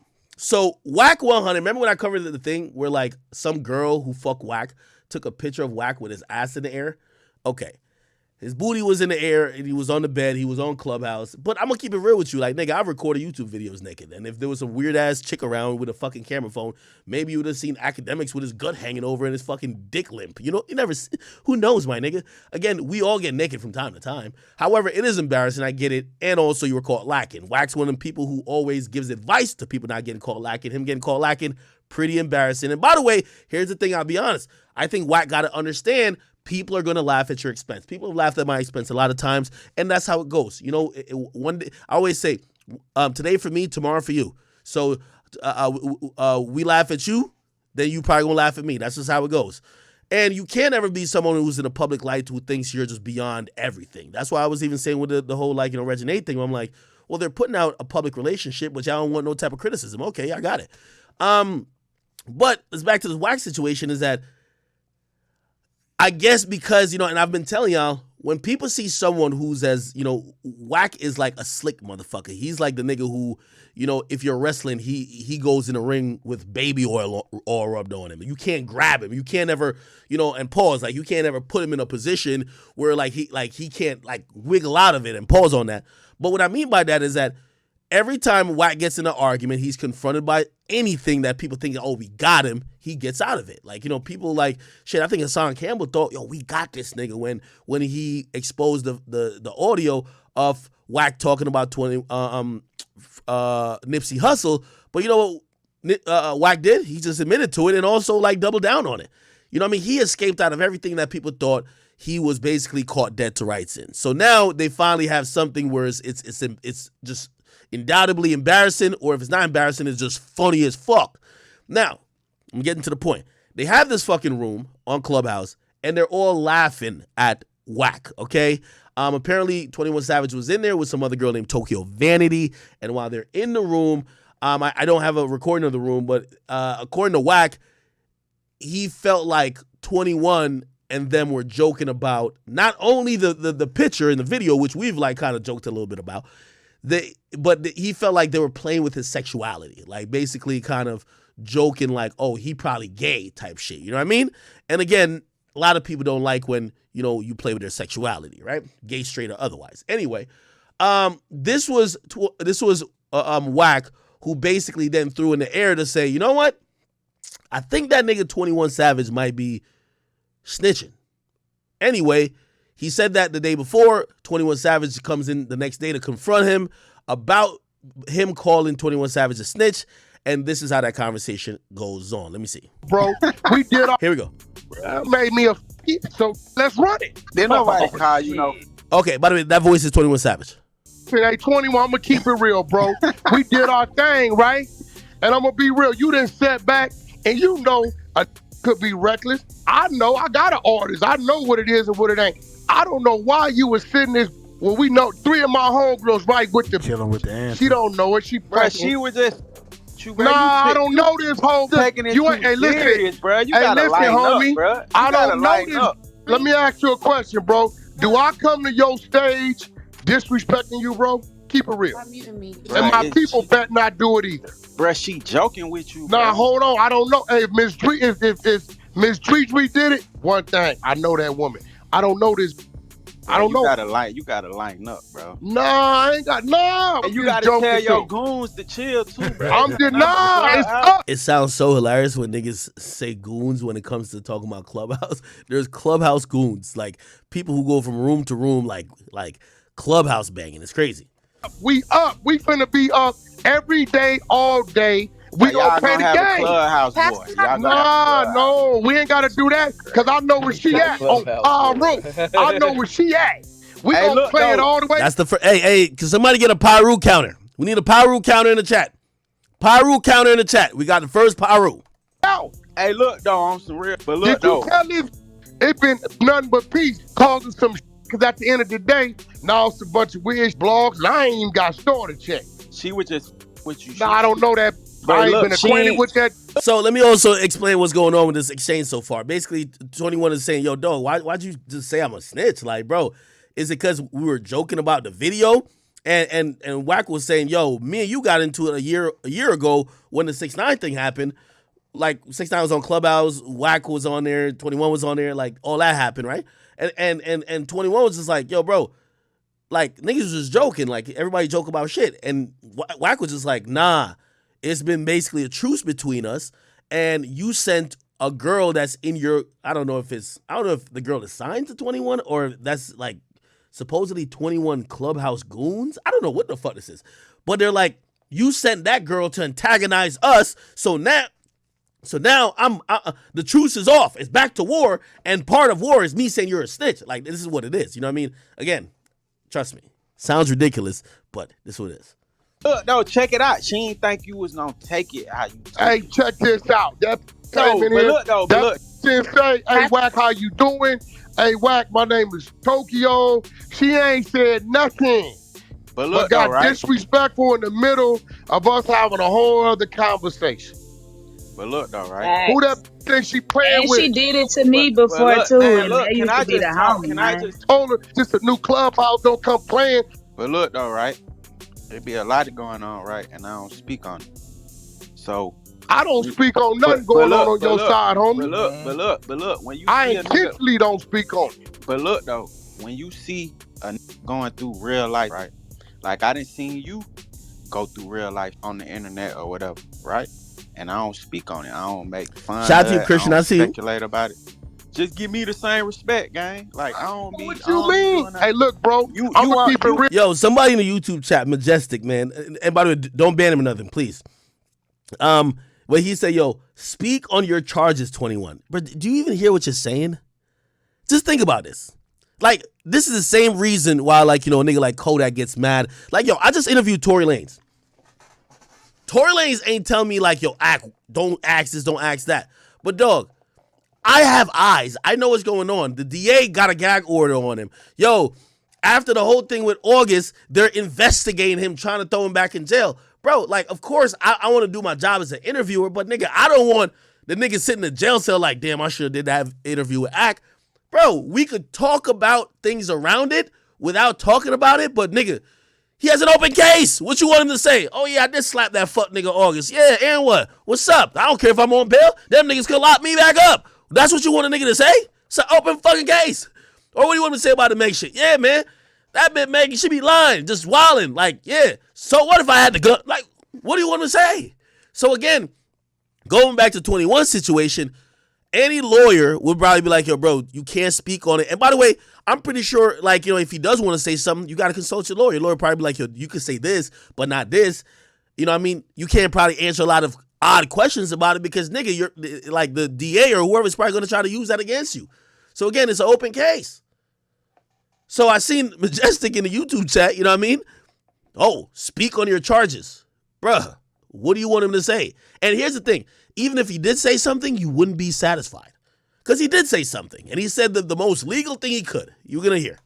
Real, Calling me a snitch, hey, 21, gang. I'm going to keep it real, bro. You on the internet Hey, look, saying I'm you going to think keep it I'm an real, bro. informant, gang. You Come should on, really gang. check that about coming in here starting the fire that she ain't relevant to, homie. I wish a would go to your room and represent me and start a fire with you, bro, that I know is going to kick back on me on some real and you know what I'm saying, homie. You know he got a platform. You know he got a voice. What you go over there with that my name for? Bruh, I ain't made nothing up about you, though, bruh. That's up, bruh. I ain't made shit up either. Man, you calling me an informant. Listen, the DA in Atlanta said it's a well-known rapper. This is why I told 21 why you get on there. Yo, Clubhouse is the ultimate whack stage. You know how I don't think a nigga could defeat me on Twitch? I don't think a nigga could defeat Whack on Clubhouse. That nigga knows the tricks of the trade. He gonna be on there every day. He got rooms on top of rooms. You can't fucking defeat that nigga. Not on motherfucking Clubhouse, nigga. You gonna have to get down and fucking lay down, bro. And once 21 said this, Whack went straight into the shit he really wanted to get to, and it got too hot. Here we go. Man, you calling me an informant. Listen, the DA in Atlanta said it's a well-known rapper who's telling Killing with the answer. you get caught and you got a threat of getting sent out the country because you ain't a real citizen. We trying to figure it out. Trying to say so we got to figure out maybe the right, maybe she wrong. Maybe I'm right, maybe I'm wrong. So we can take a week, 2 weeks, 2 months. I don't give a how long, and we can figure this shit out every day on the internet. I ain't tripping. Hey, I ain't tripping. Man, look, y'all crazy. Did you bruh. catch a gun? How long it been? 18 months? How long it been? Man, come on, bro. What the hell Hey, you bro, talking hey, about? listen. What the bro? Hey, bro, what you mean? Triple It's actually OG? been 3 Obviously, years. you ain't going to court because you was going to Goddamn, court. Triple Every OG. time you go to court, they gonna let us know you going to court. So, I can't go to court for immigration if I got an open nah, gun what case, about fool. the gun case? See, that's all he could really say. I got an open gun case. That's stalling the other situation. Pretty much all he could say. If he says anything more, he's probably hurt himself more than help himself. But Can't go to court for immigration Bush, if I they got an will open give gun you case, your gang. time, let you Man, serve look. your time, Look. then deport your cat. Hey, look. I was doing time before you got off the Hey, porch. look. I don't know, Thank you for the bro. sub, Perry. I beat All that. y'all gotta Hey, B, do. then we pull the case law on this. Man, We pull look. the case. I Bro, got. I don't care about Look none at of your Will. minions pulling no Ain't case no law. millions, bro. We got real Hey, people look. pulling case law, bro. Look, bro. I mean, don't did wanna- you? Act 23 DT said, damn, I ain't know he had a gun case. I'm going to explain the whole situation after we hear this, okay? You tell don't her wanna nah. Did talk you give about- up Thug or nah? What's going on? Thug brought you a Respect- brand new truck. That's bro. that You opinion trying to shit. Man, you trying to use me for content. You should have stopped that whole You trying yesterday. to use You me know for this content, was man. gonna I'm get gone, fucked man. up. I'm gone. You trying to use That- me for content, man. You is content. You rap. You's a rat. You told on Thug up out of here. Now, Okay, all right. I want to explain what you're hearing, okay? I'm going to give you factual information. Okay. Now, if y'all never watched this, go to YouTube. Go to YouTube. 21 Savage, DJ Akademiks, face to face. By the way, I'm giving y'all how y'all can figure it all out. I've done multiple interviews with 21. 21's a friend of mine. Wax also a friend of mine too.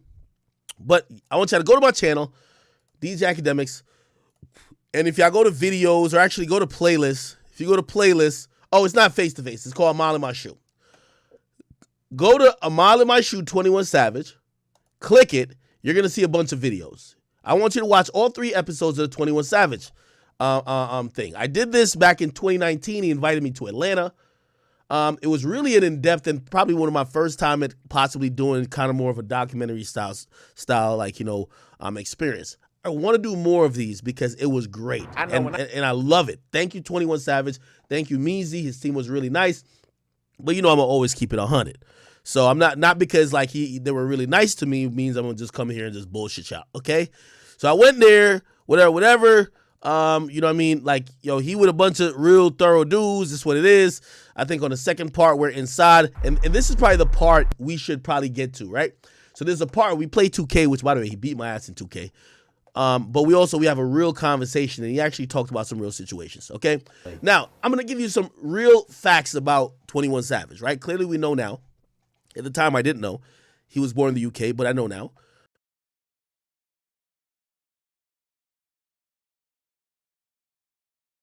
Right? He never talked about that. So, like, I guess he just never really mentioned the UK part of it. Also, why mention it when you're not really legal, right? Okay, cool. So he moved over here, this and third. He got into street life, whatever. Now, I got to explain everything, and even, Wax my guy, but I like to be very, very honest and very clear. And y'all could draw whatever conclusions from it because I'm pulling up publicly information. Go watch this. You're going to hear him talk about. He got shot twice. He's talking about somebody dying right in front of him. He died. I didn't. Go back and watch. Died too. You seen somebody lose their life, and you made it out. And then you constantly think about like, it could have been the other way around. Definitely. Like when that shit first happened, I used to wish that I died too. Not on no suicide, like, oh, I'm finna kill myself shit, but like on some shit like, damn, I wish I would just went with him type shit. Was I mad slim then? I know my weight then. I'm gonna tell you how much I'm over that weight. I'm 30 pounds heavier. So in the last 3 years, so that's February 2019, I'm 30 pounds heavier. I'm 30 pounds heavier now. Okay. Y'all see my new little baby? Huh. I just softened me up real quick. Ah, look at my little baby. This isn't Pluto. We're trying to come up with a name. They're saying call her Star. She's like so small. Princess Star. I think it's corny.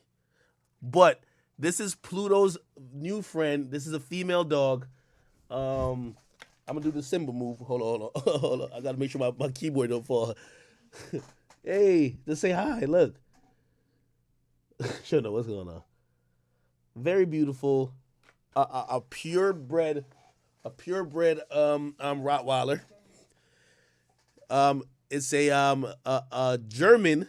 It's a German. What is it? It's a German purebred Rottweiler. Very excited to have her. Also, Pluto has calmed down a lot. Pluto used to be just jumping on us all the time. Pluto has calmed the fuck down. Now he has a friend. So I never knew dogs really like bond with dogs like that, but it's really good for Pluto. But she's super small. Okay? Everybody keeps saying Venus. A lot of people saying Venus. Some people say Nova. What's wrong with Nova? Oh, she said she has one of her friend's dogs is called Nova. Her sister's dog is called Nova. Somebody said, why the same dog? Well, I want them to be friends. They're a family. And also, I don't know if I should say this. This might be grooming. I mean, Pluto needed a little female in his life. You know what I mean? That's my boy. He needed a little female. Okay? Somebody say Juno. By the way, it's been, I feel like months since I don't even think I ever could hold Pluto like this. This is a really small dog. Pluto is 100 pounds, big as fuck. Big as hell, okay? Anyway. All right. I'm going to give her... Okay. Thank you. All right, perfect. Okay, good. Yeah. My bad. A little cameo. I got to put my little dog in there. Yo, listen, I don't got no kids yet, man. And I ain't going to lie. These dogs, your dogs do so much for you. Like, they encourage you to just... I never thought... and by the way, maybe I don't like dogs. I only like my dogs. Let me just put that. I don't know if I like dogs. I love my dogs. They encourage me every day to go outside. You know, I built a nice little basketball court. I go play basketball. My dog be just running around. Like, it encourages you to get outside. It encourages you to be more active because they're active. You know what I mean? They like to run around, whatever. And also, they love you. And I love them. So, whatever. Anyway, cool. Somebody says Demi. Somebody in the YouTube chat said Demi. What about Demi? Luna. You a hater. Show you Pluto is mad high. Pluto is big. Like, he's fucking huge. Somebody says Destiny.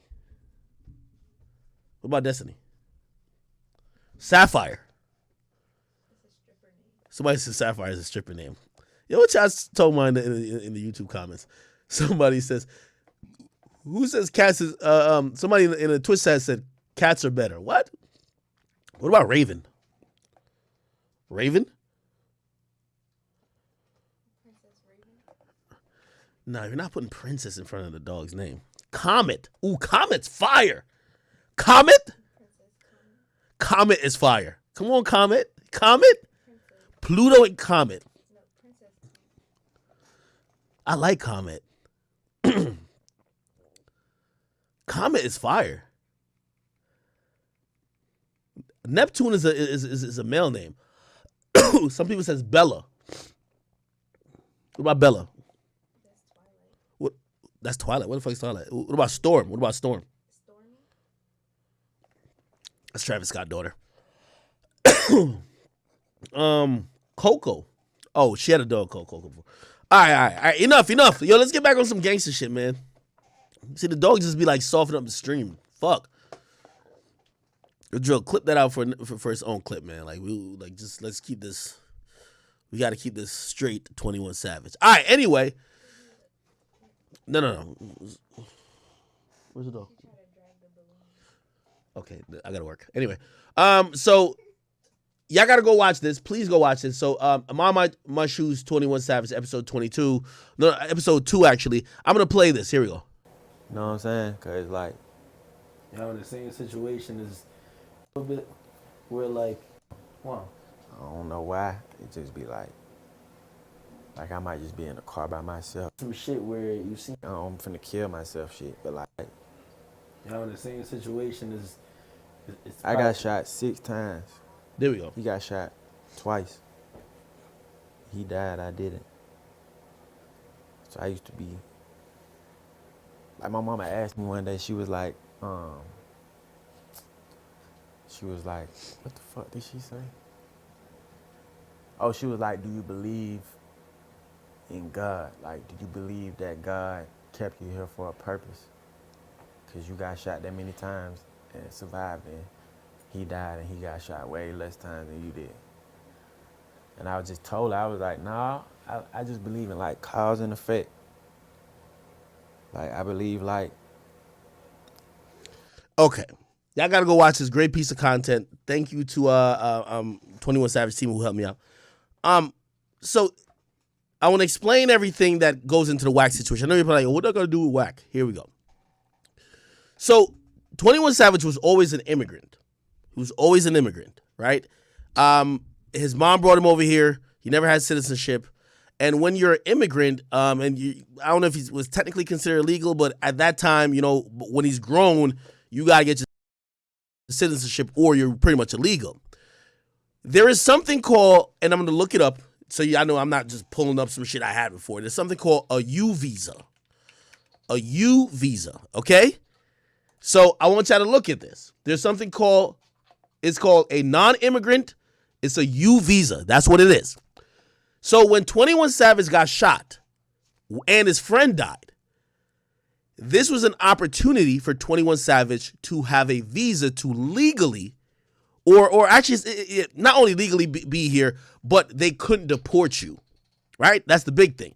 So essentially, if you're a victim of a crime, and I'll read it verbatim, but I'll summarize it before. If you're a victim of a crime, even if you're a illegal immigrant, you could use the fact that you are a victim of the crime to apply for a visa. That visa will prevent you from getting deported. Okay? Now, let's read what it says. It says victim of criminal activity. Remember, he said he got shot, his man died. He's a victim. The U non-immigrant status visa, the U visa, is set aside for victims of certain crimes who have suffered mental or physical abuse and are helpful to law enforcement or government official in the investigation and prosecution of criminal activity. Congress created the U non-immigrant visa with the passage of the Victims of Trafficking and Violence Protections Act. Whatever the legislation was intended to strengthen the ability of law enforcement agents to investigate and prosecute cases of domestic violence, sexual assault, trafficking, non-citizens, blah, blah, blah, while also protecting victims of the crime who suffer substantial, blah, blah, blah, blah, blah. The legislation also helps law enforcement agencies to better serve victims of crime. We're gonna go through everything before we even comment on it. This is the eligibility. You're eligible, right? If you're the victim of a qualified criminal activity. Somebody got shot. This was an attempted, I believe, robbery, or it was whatever happened, but he got shot. Remember, his man died, right? So he's a victim of a qualifying activity. What else? You have suffered some physical or mental abuse. Clearly, that's easy probably to say. Yo, listen, I watched my friend die. You definitely did. You have information about the criminal activity, and if you're under the age of 16 or unable to provide information due to a disability, parent or a friend may possess information about your crime on your behalf. See, whatever. You are helpful or likely to be helpful to law enforcement in the investigation or prosecution of the crime. If you're under the age of 16, blah, blah, blah, blah.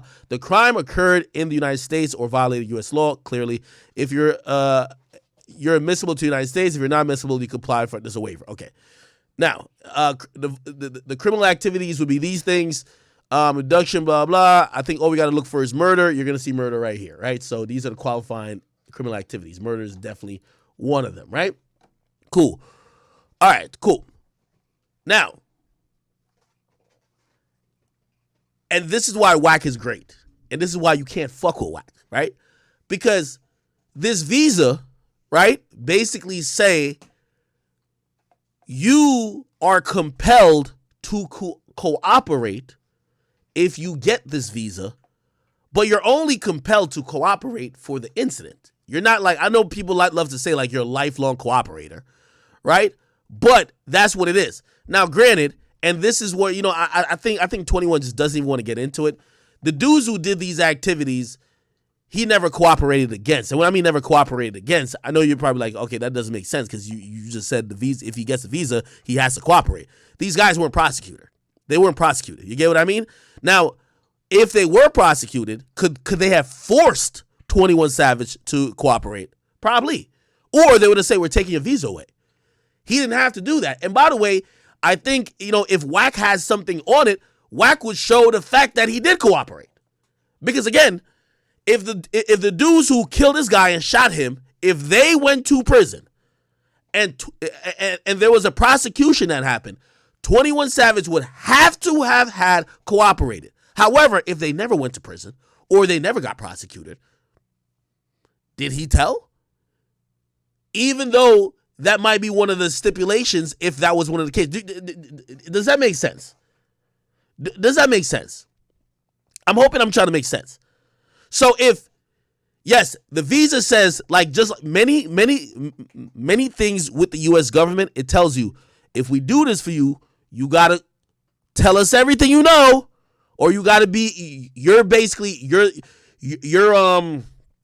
our slave, essentially, in the sense of us doing this prosecution of this case. You got to help us out with anything we need, and if you don't want to help us out, we won't give you the visa.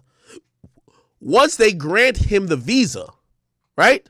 Once they grant him, which, by the way, I believe he got the visa. He got the visa after that incident because, from what I know, and this is all I know, the dudes never went to prison. They basically closed up the investigation or whatever the case is, and essentially, right? Or he didn't testify this and third. They granted him the visa, but then the visa came with certain type of parameters. It's not a lifelong visa. You don't get to stay in the United States forever. It just basically, you don't have to hide. Because when you're an immigrant, a lot of times when you're in the illegal phase, you hide. You're hoping not to get picked up by the police. You're avoiding taxes. You're doing a lot of things. Now when you have the visa, you can at least pop out and be recognized as someone who's a human. You get what I mean? Now, why did he get locked up back again?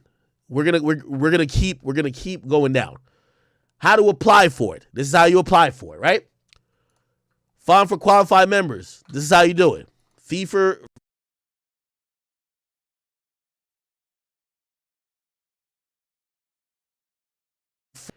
when a U non-immigrant status is granted. So when a U visa is granted, it's valid for 4 years. It's valid for 4 years. However, extensions are available in certain limited circumstances. Why would an extension be available? This is why what WACK is saying wouldn't make sense for Thug.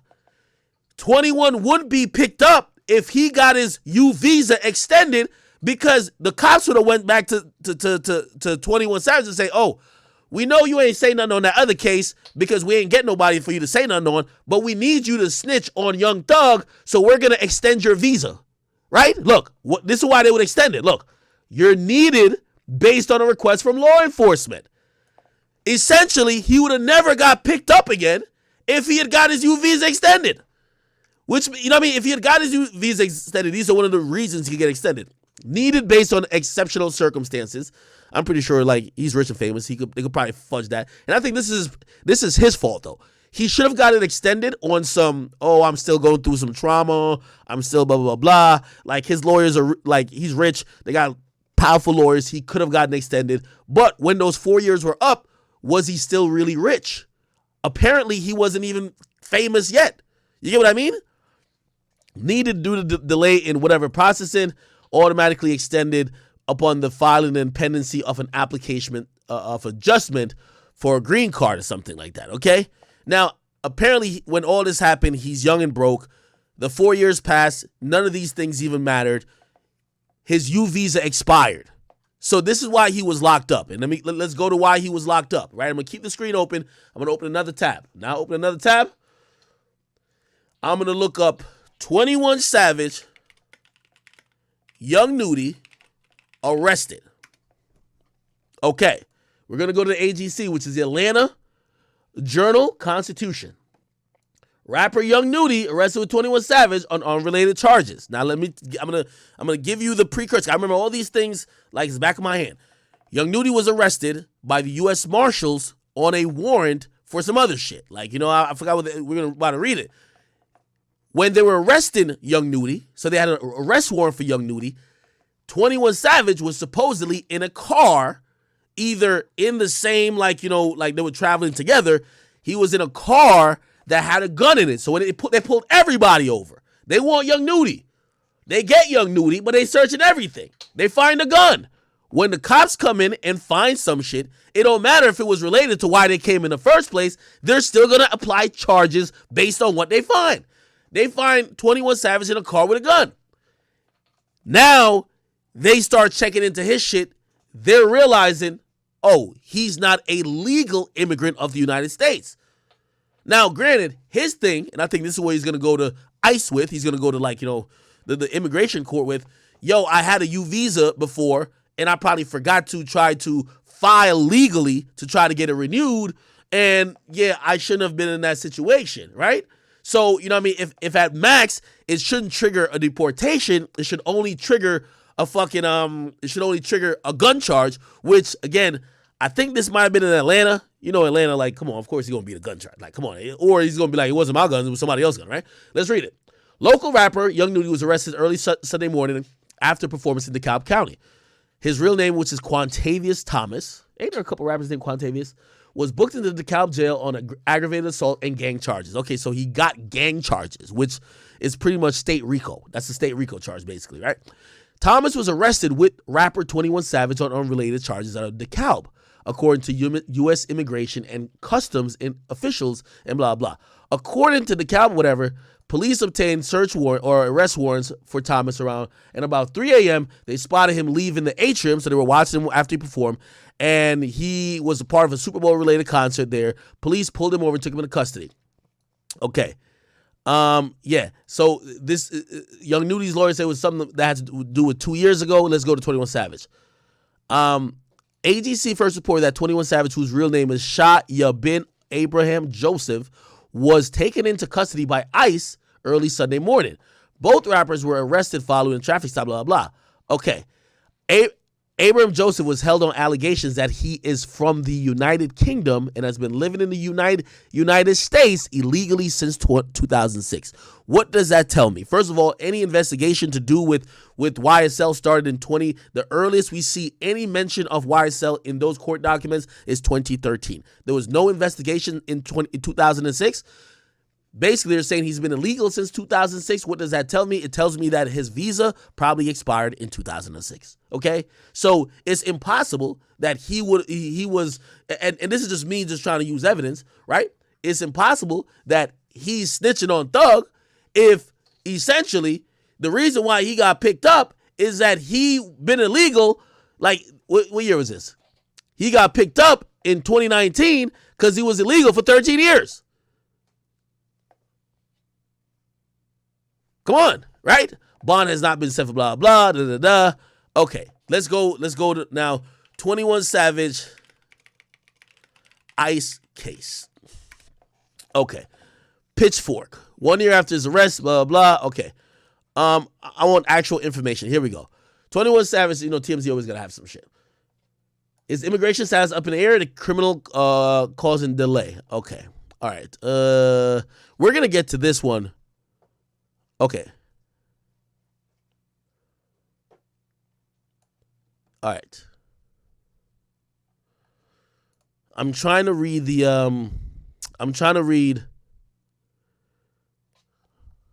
21 Savage U visa. Okay, here we go.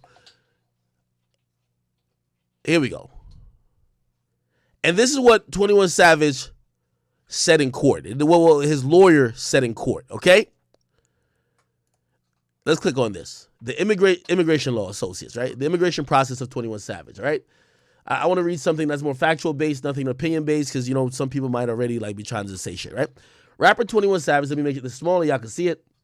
By the way, YouTube, y'all hanging there with me? I know sometimes when I get into these in-depth shit, I lose a little bit of viewers, but I'm trying to explain shit. You know what I mean? I think this is much worthwhile, right? Rapper 21 Savage, legal name Shah Bin Abraham Joseph, was arrested by ICE in February earlier this year and detained. He was subsequently released, but is still in deportation proceedings. Now, granted, I've known my uncle got deported from the United States. I know a bunch of people. I was born in Jamaica. I'm a citizen now. But I know people, and I'm very familiar with immigration. You know what I mean? Our whole family. Immigration, especially the majority of my family lives in Jamaica. A lot of people try to come here. We're very it's when you're an immigrant, this is something that is of the utmost importance and also something you have to be aware of, right? Okay. His ultimate U.S. immigration fate is unclear and will depend partly on his complicated immigration past. He's presently in this country without status, having overstayed an H-4 visa, okay? Let's Google that. H-4 visa. I don't know if that's a U visa. Okay. Employment authorization for certain. Wait. Hold on. We just got to figure out what an H-4 visa is. Sorry, y'all. What's H-4 status? Okay. So this is a work visa. This is a work visa. Yeah. It's admitted to the United States for blah, blah, blah. A non-citizen with an H-4 immigration status is normally not permitted to engage. Oh, wait, it's not a work visa. It's not a work visa. What is this? What is this? Hold on. By the way, chat, I'm learning as I'm going as well. H-4 visa is valid for 3 years. Eligibility lasts until the principal H-1 holder. Okay, so the H-1 holder, let me figure out. I figure what this is.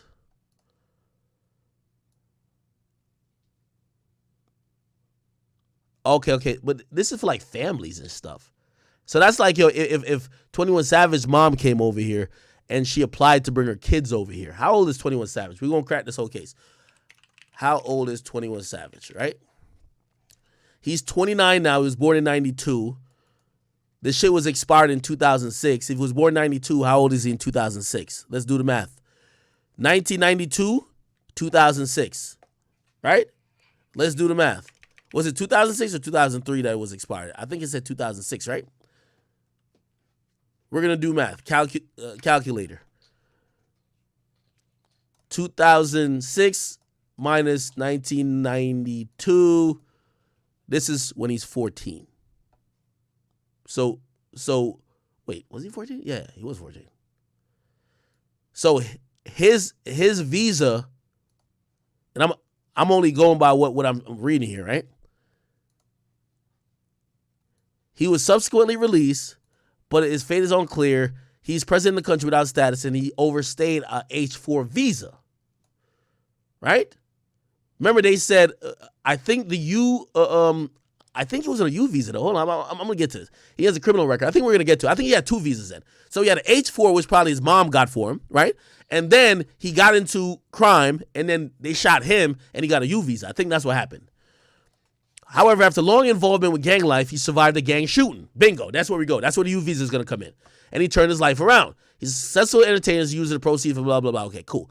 They arrested him because of the overstay, which they can do anytime, as in the rapper's case. It has never been an issue in his previous legal history, blah, blah, da, da, da. Okay. All right.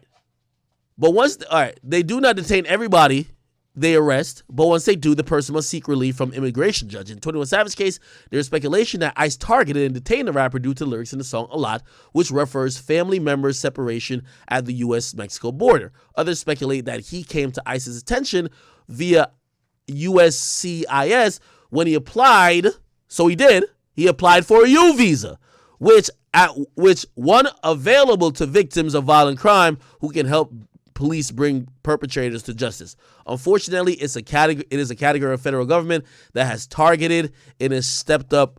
The federal government has targeted and stepped up immigration enforcement efforts.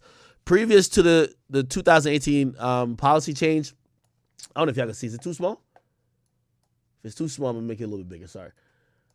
Previous to the 2018 policy change introduced by Attorney General Jeff Sessions, who had applied for a U visa and was detained, like 21 Savage, could be administratively released by a judge pending the decision, blah, blah, blah, blah. Okay, cool. On a new policy, for a person to remain in the U.S., the U visa must be credible, according to the tough standards that greatly reduce the judge's discretion. Absent that finding, individual must wait outside the United States for the outcome of the U visa case, which, whoa, this is interesting.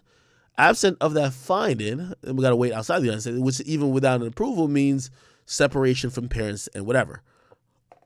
Okay, he was not in deportation proceedings and had no final order of removal against him when he was arrested and detained. However, any applicant of a U visa who does have only 5 days to produce evidence of a credible case to forestall his or her having to leave the country to wait a decision. He was released from detention because the lawyer was secured expedited hearing before an immigration judge, something few receive benefits for. And besides the pending U case, likely weighing in the rapper's favor, he was low for flight risk and lack of danger to the community, and his efforts to rehabilitate his life.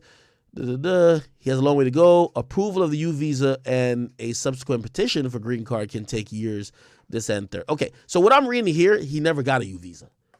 So he applied for one, but maybe never got it.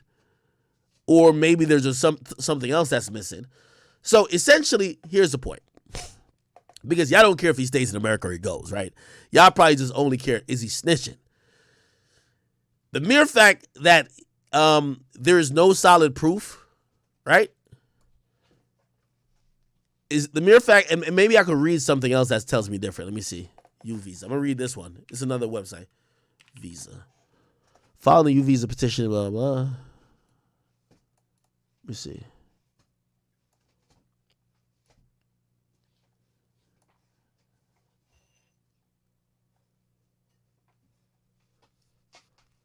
Yeah, I'm not gonna read this. I'm hearing that this article is kind of like biased, so I want to be very like non-biased in this.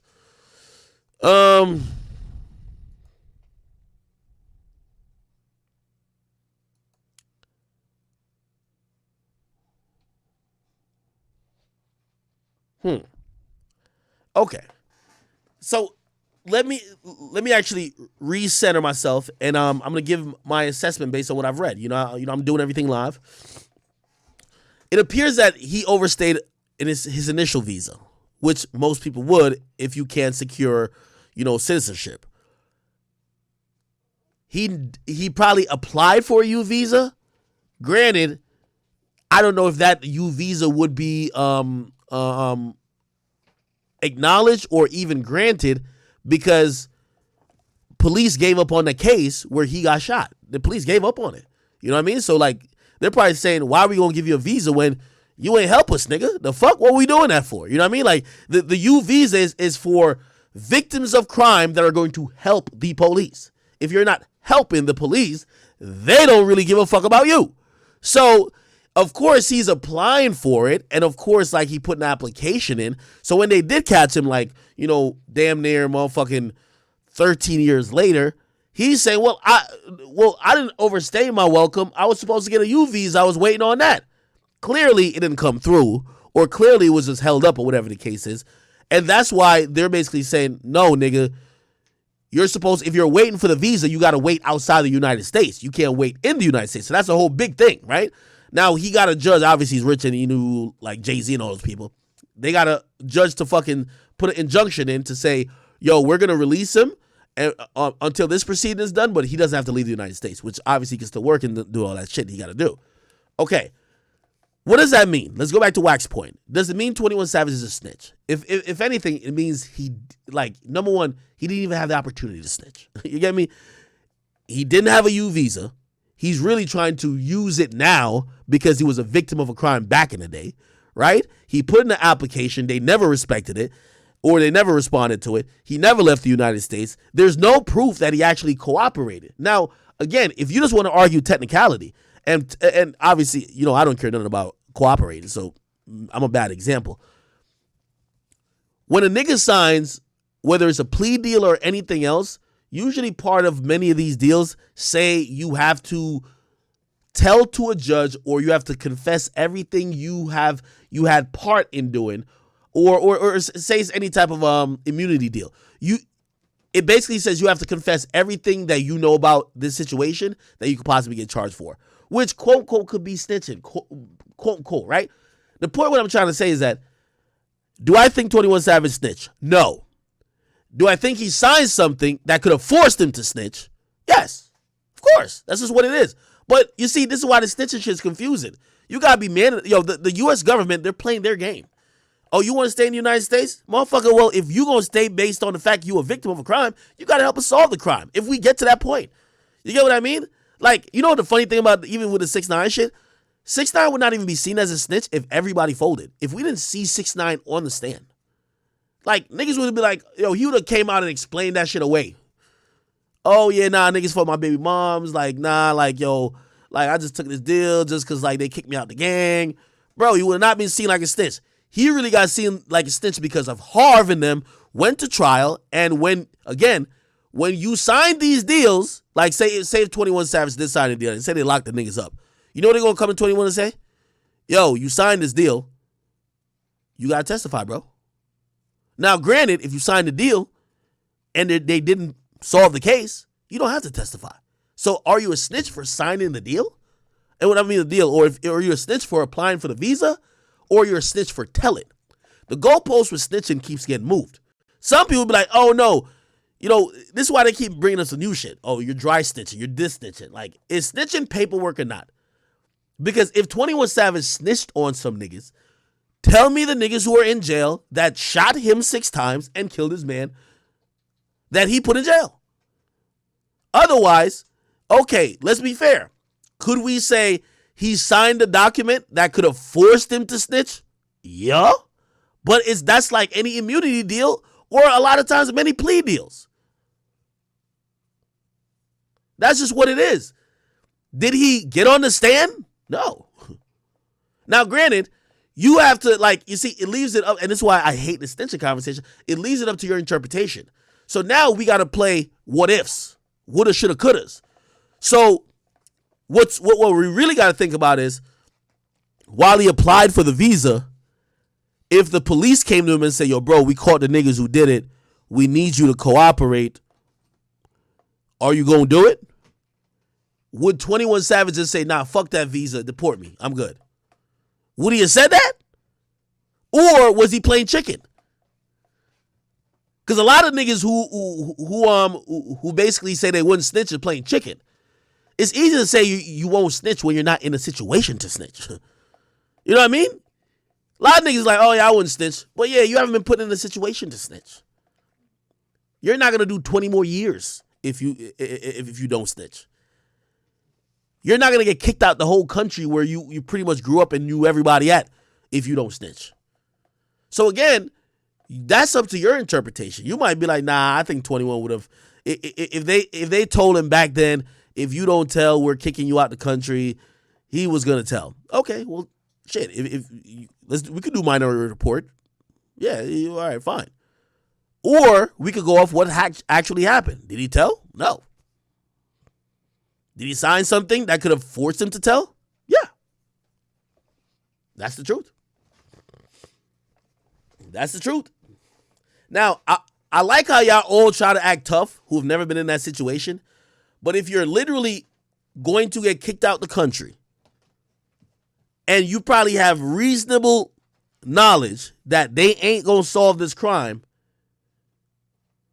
and they're offering you a visa that could keep you in this country, if they ever solve the crime, which you probably know they won't, because even though you're cooperating, you're not cooperating, won't you take advantage of the visa? Again, some of y'all too gangster for y'all own good. You know me, little or nothing, I'm up in that bitch. You know what I mean? I don't even eat White Castle, but I'll be like, yo, listen, man, y'all niggas give me a White Castle, it's over. So, it's over. So, you know what I mean? Again, this thing about snitching, there's no nuanced. There's no fucking nuanced. Everybody loves to say no snitching, but let me tell you what happens in every plea agreement.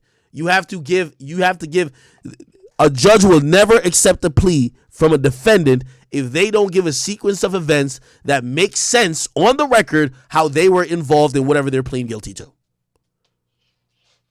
Now, maybe you don't implicate somebody, but they could use that to implicate somebody. Well, this nigga took a plea, and in his plea, he said he did drive the car that they threw the nigga in that kidnapped him. Okay? So he's already pleading. He's saying that this is what he did. We have you on camera getting in the car. He already admitted that that's the car that did it and that he was the driver. We see you getting in the car. By him admitting that, it's kind of helped build the case on you. Did he snitch on you? No, the nigga took a plea. Snitching is like really interesting, right? But I used to think that snitching, but this is why, niggas in the streets, they play weird rules. I used to think that snitching is like, 6ix9ine did snitching, right? You are on the witness list for the prosecution to testify against them. I don't know.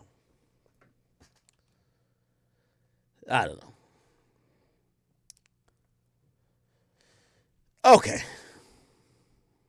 Did that make any sense to y'all? Anyway, WACK did come back, and I want to give WACK the last word on this. WACK100, 21 Savage paperwork. This is hilarious.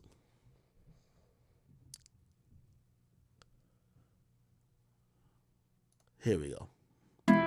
Bro, don't nobody give a fuck. We don't legal beagle. I'm with you, bro. In order for us to get that paperwork, them court days gotta happen. Where them court dates at, my nigga? Minute orders. You see that one I sent you? It said he picked up the gun charge. Boy, yeah, bro. We go. Yeah, what that you nigga gonna at? He dig need this to shit answer deeper. that question. You gonna dig this deeper. You fucking with a decorated ex-con, nigga. Hold on, listen, let me ask you a question though. One thing I also say about people who are in the streets, they all act like they're attorneys. If y'all were attorneys, y'all wouldn't be getting charged like that, brother. Like, if y'all knew the law that well, like, it's one, like, WACK does it a lot. I love WACK, but not because you're an ex-con, means you know exactly how the law works. You know what I mean? If you were that good at knowing the law, you wouldn't be caught up in the law. You know what I mean? It's like sometimes I hear like some of these people on Clubhouse, they talk like they know this shit more than a criminal defense attorney. You get what I mean? It's like, again, sometimes it's speculation. And by the way, I'm not saying, WACK probably does know certain shit because he's seen shit that, maybe the regular person who's commenting it wouldn't be privy to, like, his experiences. But, how much are we taking this as just purely fact, or is WACK just kind of feeling away because 21 Savage was lightly kind of calling him gay? By the way, WACK ain't gay. Like, WACK always stay with some chicks. He's married. Anyway, let's keep it going. I'm saying, I'm not agreeing with what you're saying because I said where that paperwork at. Hold on. Listen to what I'm saying. I've heard you numerous of times say you can't call a nigga a snitch without the paperwork. Nah. But where the paperwork at that you saying where the court date at? I done seen you, hold on, I done seen you threaten to pay for work. Where is the court date? Hey, look, you can't, bro. This ain't 2020. The way how WACK runs Clubhouse, you're a snitch until proven not a snitch. And you cannot prove yourself to be not a snitch unless you give all your court papers to WACK for them to scrutinize. And then even then, while you're probably fucking up your own case, you're still not going to be like, oh, we were wrong. We've never had a, we were wrong moment. Never. Bro, don't nobody give a fuck. We don't need you niggas stage. You niggas stage ain't even popping. Give a fuck. You on our side. 100 people on that stage. On the 100 side, bitch. On give the a fuck 100 about you side. Coming over here. All this behind that brawl. I wonder if he gonna check it. And we don't even go to their room.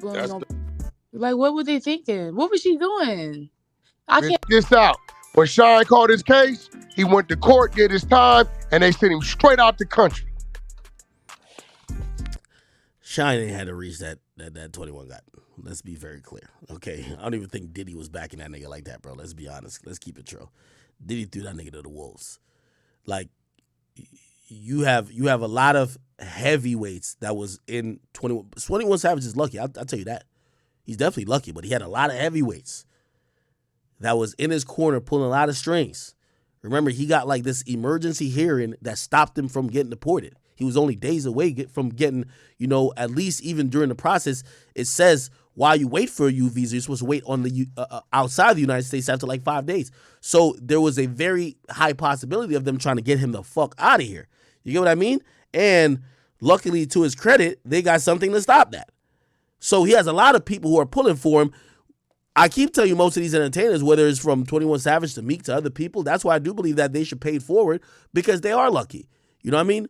Meek's situation, whether you want to say it or not, like the amount of times they claimed he violated was exorbitant. And if it was a regular nigga, you're not getting out. But Meek definitely got out. That's why, these guys have a long, they have a long reach and they're rich and, very important to certain people with a lot of power. They do get special treatment. Nobody's going to sit here and I hope 21 Savage don't think that he not getting special treatment. 21 Savage get special treatment. Shit, Young Thug's getting special treatment now. He got 3 bond hearings, my nigga. I was watching one of them like hearings for the day. I'm watching it live. This motherfucker came to court and be like, Your Honor, we haven't gotten a bond hearing in a fucking year. Young Thug got 3 since May. You get what I mean? And they're trying to get a 4th. Gunna about to get his like next week. His 3rd. So these guys who are rich and famous, they have a long reach. They could make things happen a little bit more quicker. And again, this is why money talks. Let's just be honest. Let me keep hearing. Hell yeah.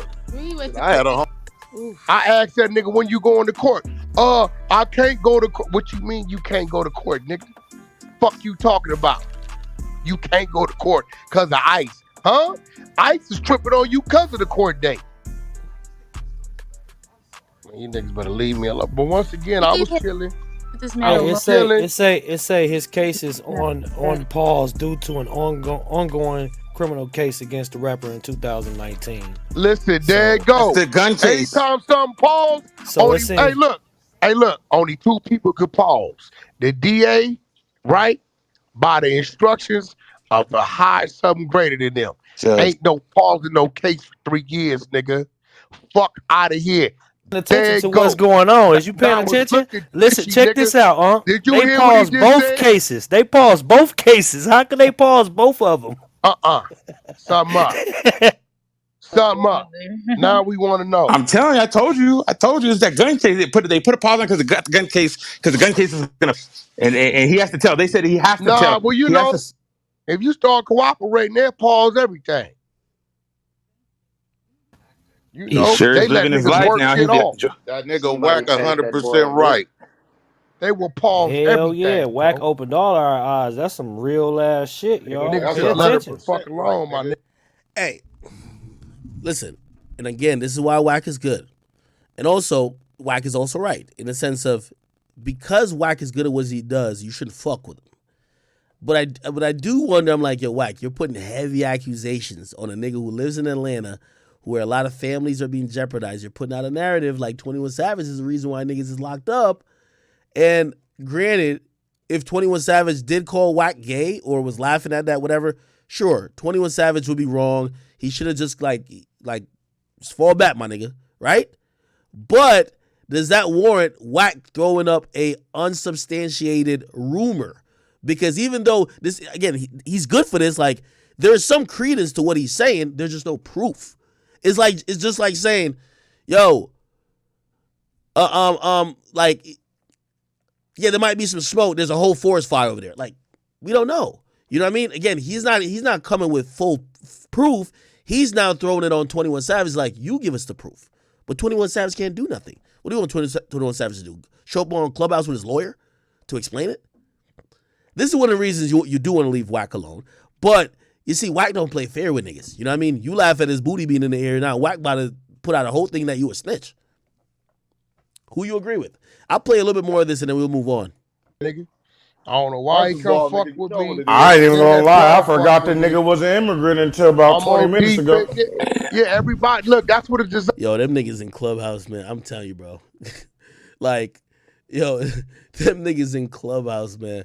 When WACK talks, it's like, it's hilarious, bro. Time to do. Forget. Nah, I ain't forgot.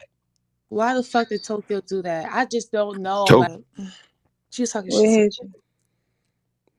What happened? I'm lost. Nothing.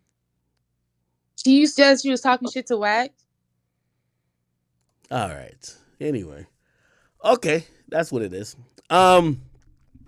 What should we touch on next? I think it's time we just kind of touch on this. Let's touch on this Kanye White Lives Matter shit. Right? Now, if you guys don't know, probably a couple days ago, Kanye was in Paris, and while in Paris, he popped out with a particular shirt that was very interesting. It was an interesting choice of clothing. Let me see if I can find it. Where's the clip? It's right here. Okay? He popped out with a White Lives Matter shirt. I don't even bother reading what his bitch-ass nigga Lamont Hill got to say. Still stand by it. That's a bum-ass nigga. I want to spit in his fucking face. See, a nigga like that just talk from the Raptors and he'll throw all type of shit against you. Won't really talk to you. Ain't got time for niggas like that. However, I can still talk about the subject. It was interesting to see Candace Owens here. Okay, let me just address this how I want to address it. And let me go to my page, because I never post that bum ass thing on my page.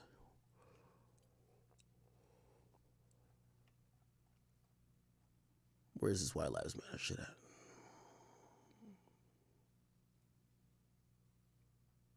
Where did I post that? I thought I posted it. Where did I post this shit? Oh, I gotta talk about this nigga Uzi getting a belly button ring. Yo, hey, yo.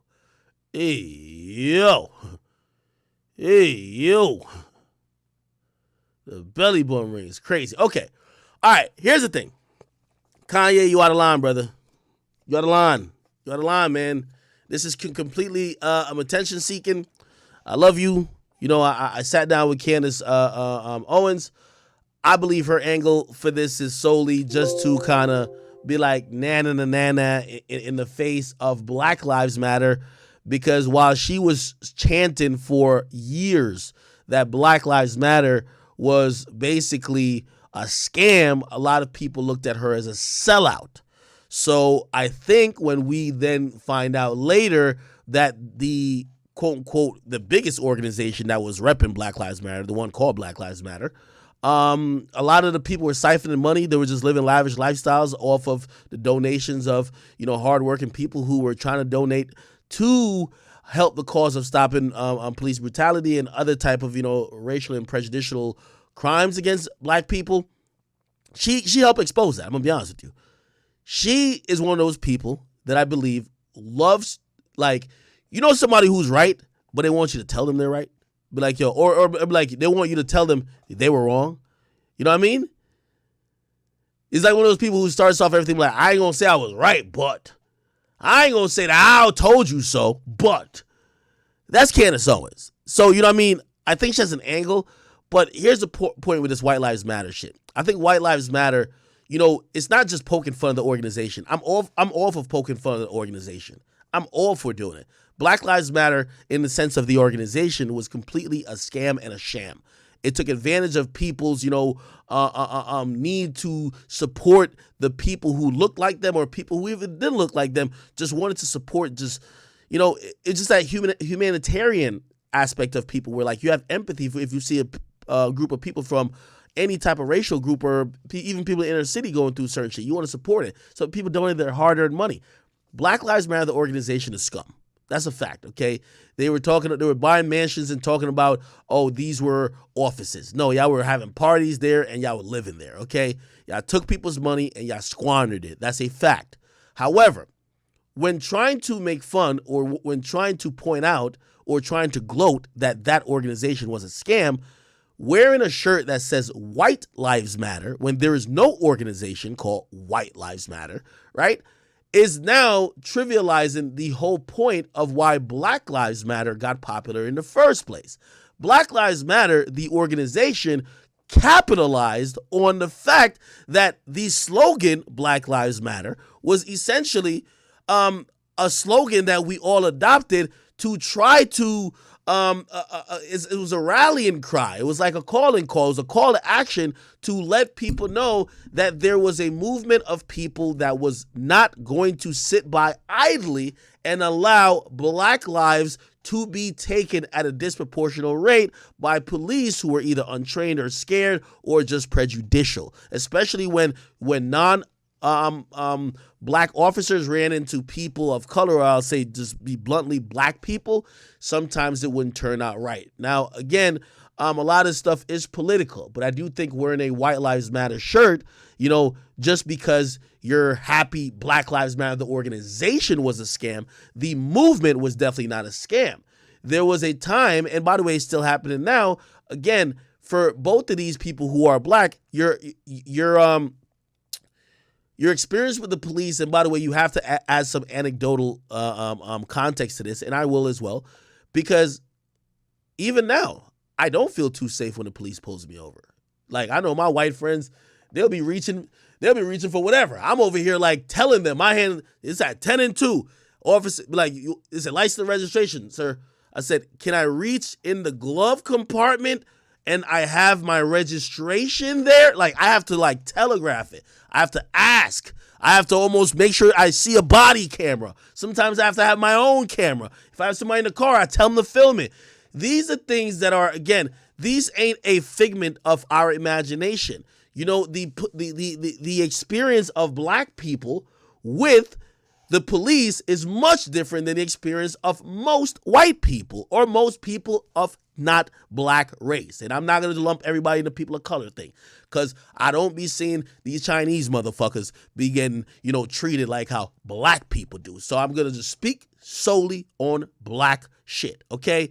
Again, I have to use this anecdotal experience because I know I don't do crime, yet when I get pulled over by the police, it's been many situations. They see me driving a nice car. Car thefts are up in many places in the United States. The way they treat you is almost, we know this ain't you. We know you're probably guilty. We know they do the most. And also, they're usually looking for a reason, you know what I mean, to say step out the car. Oh, they might also be, their face is on your car trying to see if they have a reason to try to search you. They're trying to figure out a way how they could escalate a simple traffic stop. And if you look at a lot of these situations, simple traffic stops turn into much more. Simple summonses that was, hey, listen, you see somebody do some shit, you issue them a simple summons, you keep it moving. Most of these things were escalated into life and death scenarios. So it's very well within the right of most people that are black to be operating and also a little bit in fear when they have these interactions with police. So when you wear this shirt, you're not making fun of the organization. You're almost trying to say, well, white people, because now we've added the context to what Black Lives Matter meant in a movement sense. The Black Lives Matter movement, we fuck with. The Black Lives Matter organization are thieves. Two things could be true. We got to be nuanced about what we're doing. When you wear a White Lives Matter shirt, you're just trying to make headlines. You're trying to be attention seeking because, again, I don't want to repeat myself. Ain't no organization as such, and that's not the reality. There's no rallying cry for white people to be trying to say we're being endangered every time we come in contact with police. That's not a thing.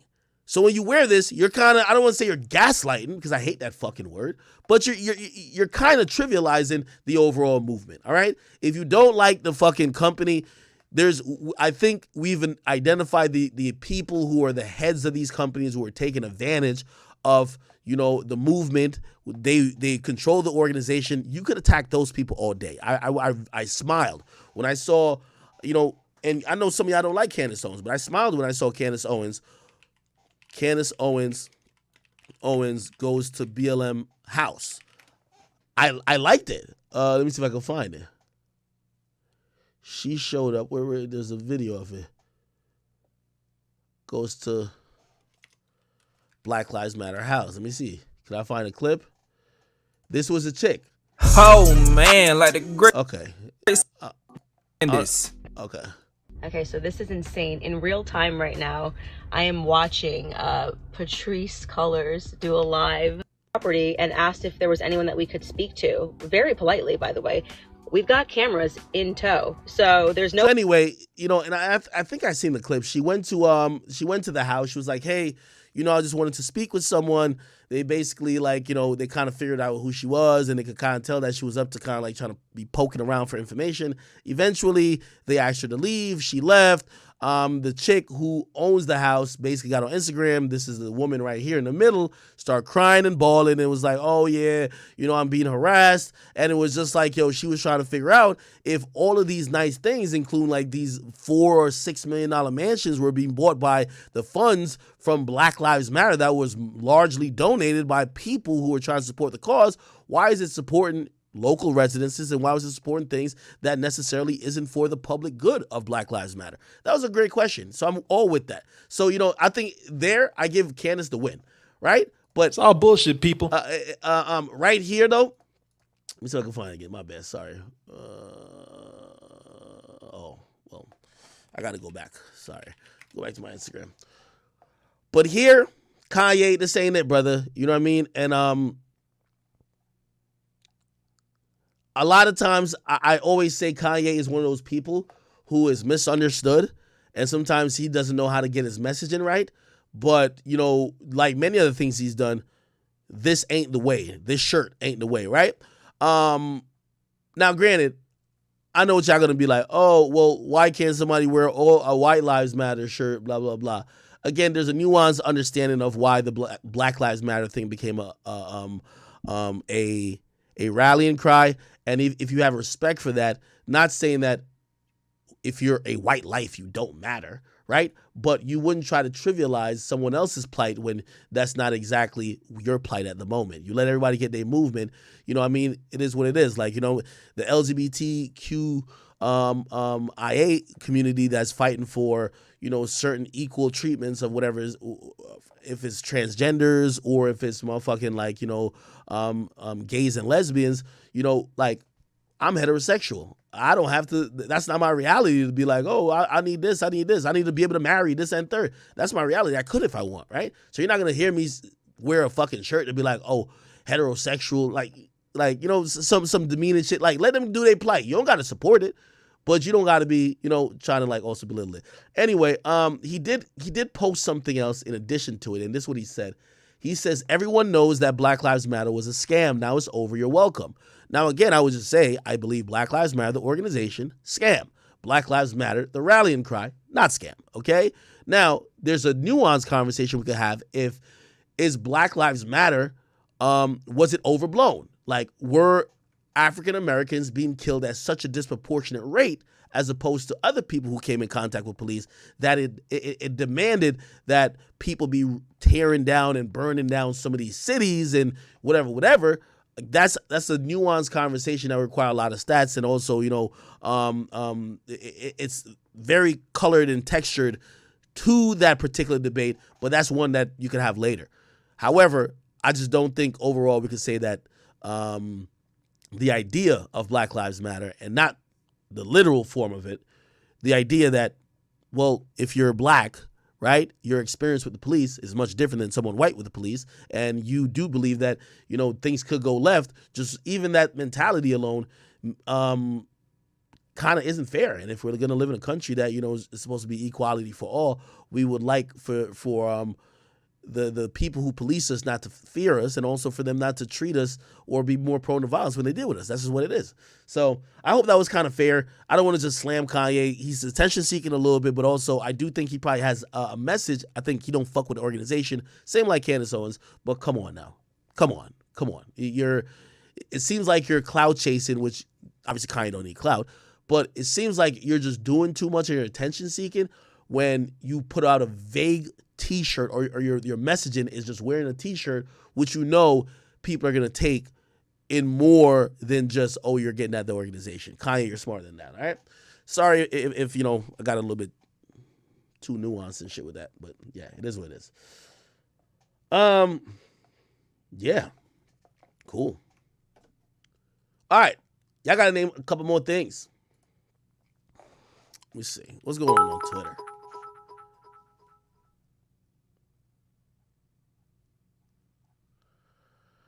Let me see. Okay. I see Drewski's trending.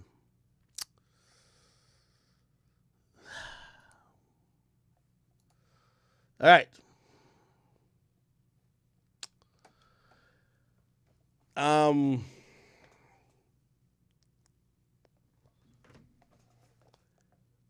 So I'll tell you where this came from. This came from my Instagram page.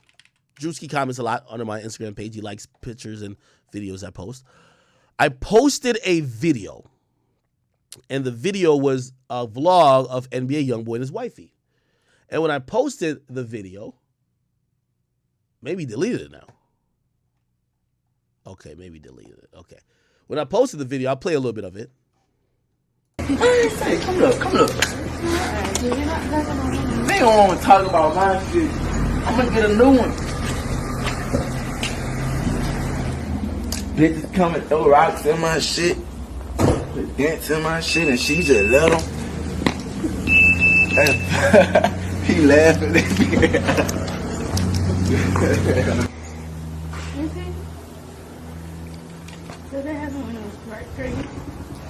Anyway, I'll give y'all some facts.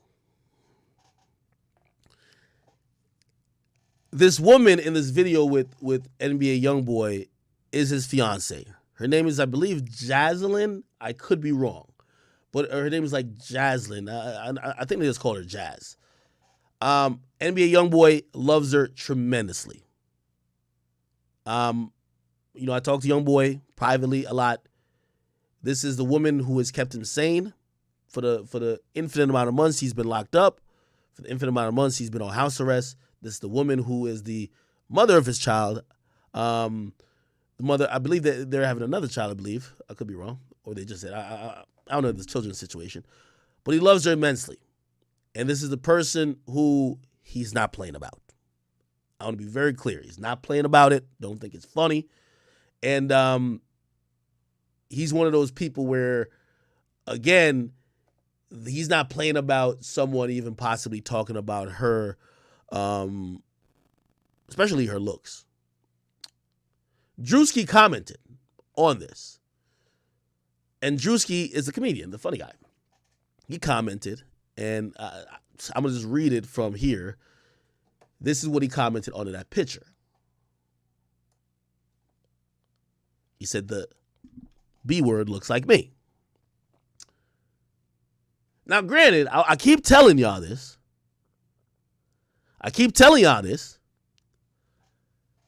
There's certain rules for people. You see, Drewski's liked. I'm hated. Nigga, I slipped up and said it. I wasn't commenting about Reginae looks. Bro, they acted like I was the most evil nigga on earth.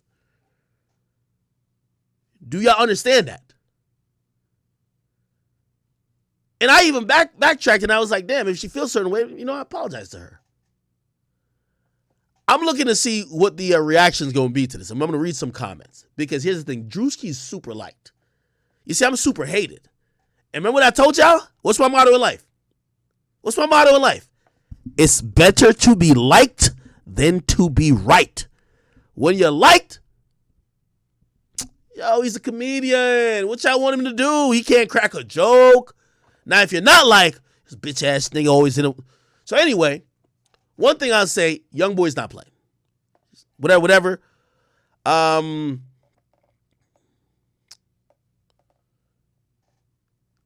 be honest. This is what I talked to him about last night. He was very upset. Very upset.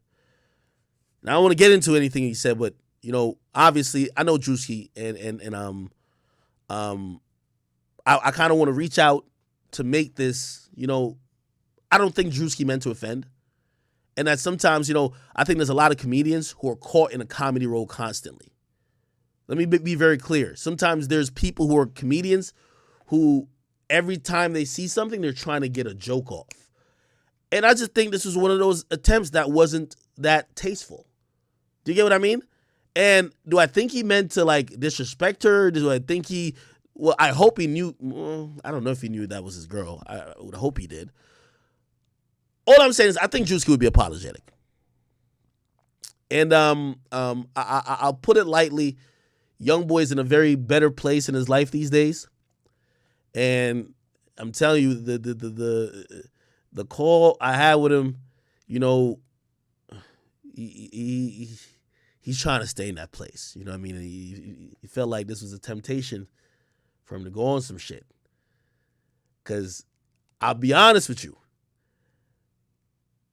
I don't know if y'all know young boy, but he one of them niggas, it'll be all the way up over his chick. I'm going to be honest with you. He's one of them niggas. It'll be all the way up over his chick. And this woman has his heart. And this woman is his sanity. She's dealing with all the bullshit. I know y'all love young boy, but all the bullshit y'all probably don't get to see. He's not a perfect individual. She got to deal with. She got to make sure he's good. He loves her like he loves air. And that's why I was trying to have that conversation. And I'm trying to, hopefully, I would love to. I think Drewski should apologize. I don't think he really, this not no. You see, I hate when it gets here because now someone commented this. We don't know who commented this, but it said, this why niggas be dying. We don't know who commented that. And this is why it gets interesting because I think Drewski didn't mean to offend, so I don't think it's a problem if he apologizes. But also, I never want a nigga to feel like, oh yeah, niggas has pressed him to. That's why even with the Reginae shit, I was just like, are y'all telling me y'all offended, or did she really just ain't fuck with a joke and she feel like I was bullying her? If she feel that way, my bad, I'm sorry, girl, I wasn't. It's just a joke, you know what I mean? It's a little joke, you know what I mean? I'm sorry. But I don't like when people be like, they're trying to force you to apologize. Apologize, nigga, apologize, right? I don't like that. But I do think, I think he would apologize. I don't think he's not a mean-spirited nigga anyway. I don't think so, but I don't know him that well, you know what I mean? From what I know, he's not. So I think, you know what I mean, even just throwing something up on the Instagram story, and by the way, I'm not saying that will fix it or that will calm anything down. I did try to offer to, I know him, I could reach out. Young boy's in, Y'all know young boy. You know what I mean? I'm gonna just tell you, he just don't like people playing with his situation. He don't like it. You don't like it. You don't like it. Anyway, let me try to read some comments and see what people are saying.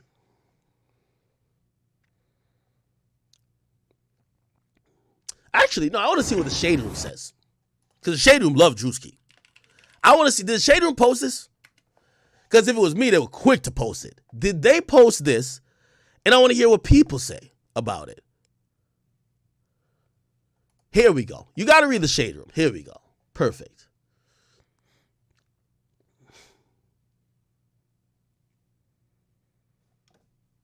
Here we go.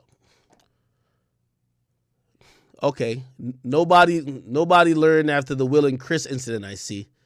Everybody in for the play shit. Okay. They do favor each other. See? Yo, I'm telling you, if it was me, nigga, they're on my ass. He may have been playing, but it doesn't have that type of relationship with them. Yeah, that was just rude. You sounded like, all right, yeah, you probably shouldn't have done that, right? I can't imagine the weight of his heart when it dropped to his ass after reading that message. For real, he ain't have to say that. You know, they're at least the Shade Room is woman positive. You know, the young woman is pregnant, and yeah, like they're gonna be defending her a little bit. But just notice how they treat Drewski as opposed to how they would treat me. Nigga, Drewski is like, they're like, no, we still love Drewski, but yeah, he probably should have done that. With me, it would have been like, chop his neck off. Like, what we do? Like, what we do? Like, chop his neck off. Like, just get him out of here. Just get this thing out of here. I'm just trying to show y'all. That's why I keep telling y'all, it's better to be liked than to be right. You know, if I said this about, let's say I said this about Lizzo or Regine, you know, the vitriol I would get from rap music. Nigga, I could have apologized crying. Nobody would give a fuck, bro. You do notice, right? Look. Drewski, please. We kind of like you. What I tell y'all? Yo, remember my golden rule. It's better to be liked than to be right. I've seen the like niggas do wrong shit, and it's like, yeah, he was tripping, but you know, he was like, it kind of funny though. Like, that's how niggas be acting. When you're liked, and you get away with anything, nigga. I'm telling you. Okay, that's what I love. NBA. Okay, they support whatever. He just like me. Okay, cool. Drewski's some stuff you got to keep to yourself. You think they would have said that if they would have never said, oh, Ack, you know some stuff you got to keep to yourself. You know what they would have said? You bitch ass, fat ass, ugly ass, chipmunk ass nigga. Nigga, you gonna die of diabetes, high cholesterol. Nigga, we gonna spit on you. Like, nigga, that's how they talk. When they don't like you, they don't say shit like that. That's all I'm trying to tell y'all. This is why when I talk about the likability factor, it matters. Everybody act like it doesn't matter. Bro, look how they talk. They just acted. Nigga, I said dusty and broke. Everybody, nigga, this more offensive than that. Because while you playing with that late, look, nobody's going to say nothing negative about Drewski. They're going to be like, oh, he should have said that. That's what everybody's pretty much saying. Drewski talking out of his neck now. Nah, down now. Some jokes is better left unsaid. If I had said that, you think they would have said it was a joke? Somebody said, she do though. It's funny to you because you like Drewski. That's why it's funny to you. He should have known that wasn't going to fly. And by the way, I think, let me correct myself. I think somebody's right here. I think she just gave birth. She just gave birth because he just brought in his 10th child.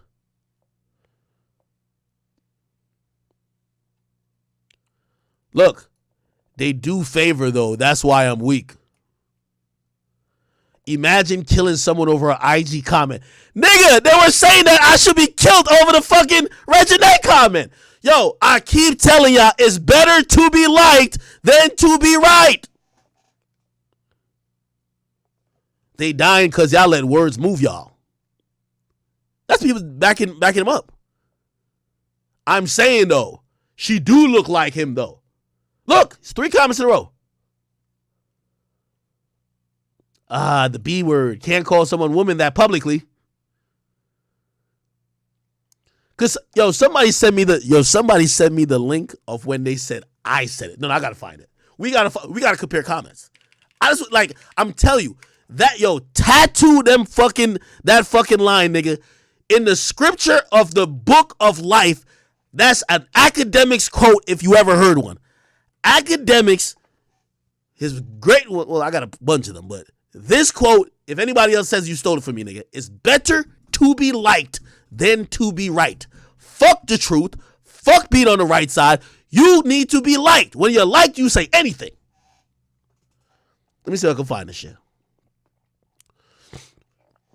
Probably got scrolled for a minute. We're going to find what the fuck they said I said. You feel me?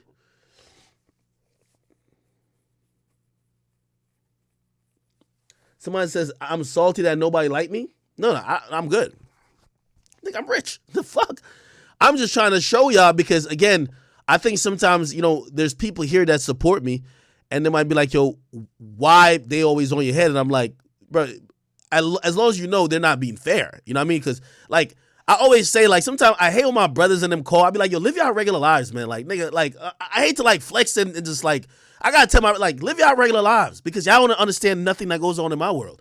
When niggas don't, they'll call me like, damn, yo, why you keep saying comments that's going viral? I'm like, nigga, you're in a fucking world that don't even understand that the motherfuckers you're reading their comments don't like me anyway. So they're never going to give me the benefit of the doubt. So you're like, wait, why are you going viral? And why did you say this? I just got to sometimes click on them. Man, I don't want to hear what you niggas got to say because unless you understand the person, you won't even give them the benefit of the doubt. So when you see me on the shade room, like for example, we probably said some shit early in the stream. It's going to be on the shade room. Nigga, it's going to be mad bad. That's just how it is. That's why when niggas will be like, yo, that's why I'm glad in my situation now. Bro, I'm not going to cross no line that I'm going to get like, I'm going to lose monetary opportunities. But are they going to post me in the shade room maybe today, tomorrow, and they're going to be like, oh, here goes this fuck nigga again. Why don't he die? Yeah, they don't like me. There's nothing you can do. I ain't going to look this shit up. Anyway, let's keep reading the comments. Okay. So some people not rocking with it too. Disrespectful. I don't condone anybody, blah, blah, blah. Ain't shit funny about what he said. People case themselves up. Da-da-da. Oh, we just admitting felonies on the FBI's internet? Okay.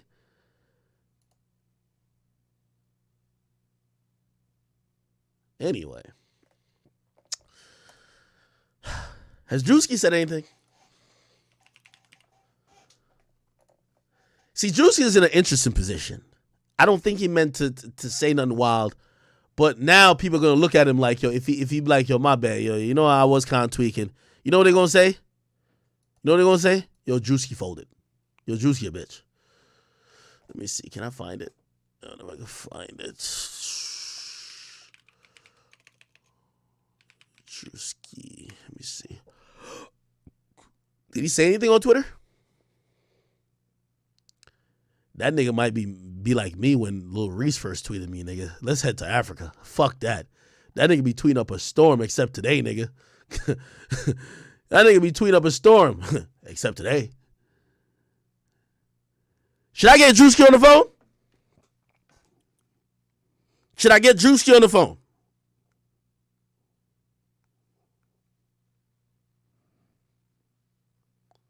Should I get Drewski on the phone?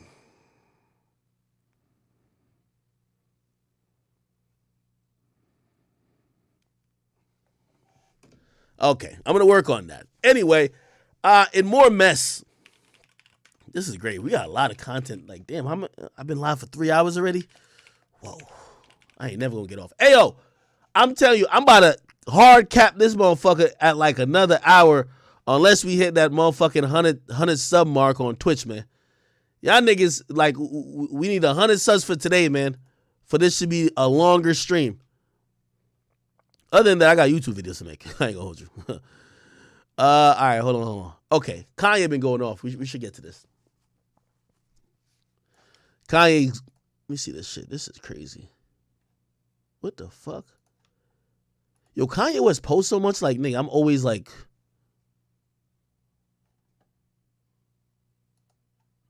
Okay.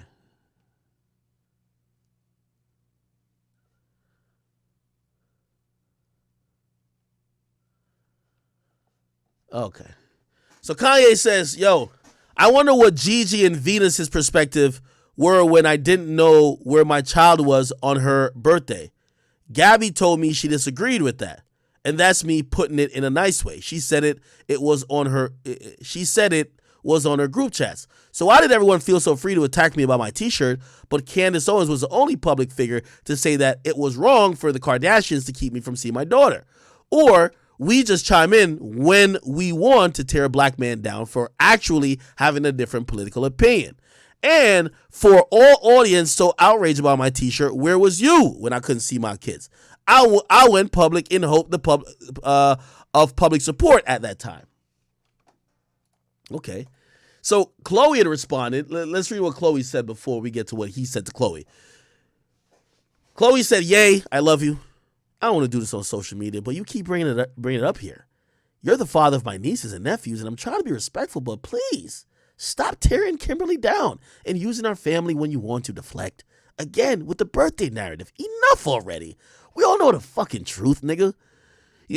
Everyone's tired of it. You know exactly where your children are at all times, nigga. And you wanted to have separate birthdays. I seen all the texts to prove it, you lying ass bitch. And when you changed your mind and wanted to attend, you came, you bipolar fuck. Like you have pointed out yourself, she is the one taking care of your kids 80% of the time. Where you at? Please leave her and the family out of it so the kids can be raised peacefully while you wear a White Lives Matter shirt. I come from a place of love and surgery and getting cheated on by Tristan Thompson, and I am happy to continue this conversation privately if you wish." Okay. It's fire. It's kind of jiggy. Ain't nothing wrong with it. You heard me? Ain't nothing wrong with it. Okay. All right. Now, Big Ye. You know, Big Ye was about to take that shit. Come on, man. Y'all got to cut the fucking malarkey when it comes to Big Ye, man. Stop fucking playing with Ye, man. Like, that nigga stop playing, man. Stop fucking playing, bro. This is what Ye said.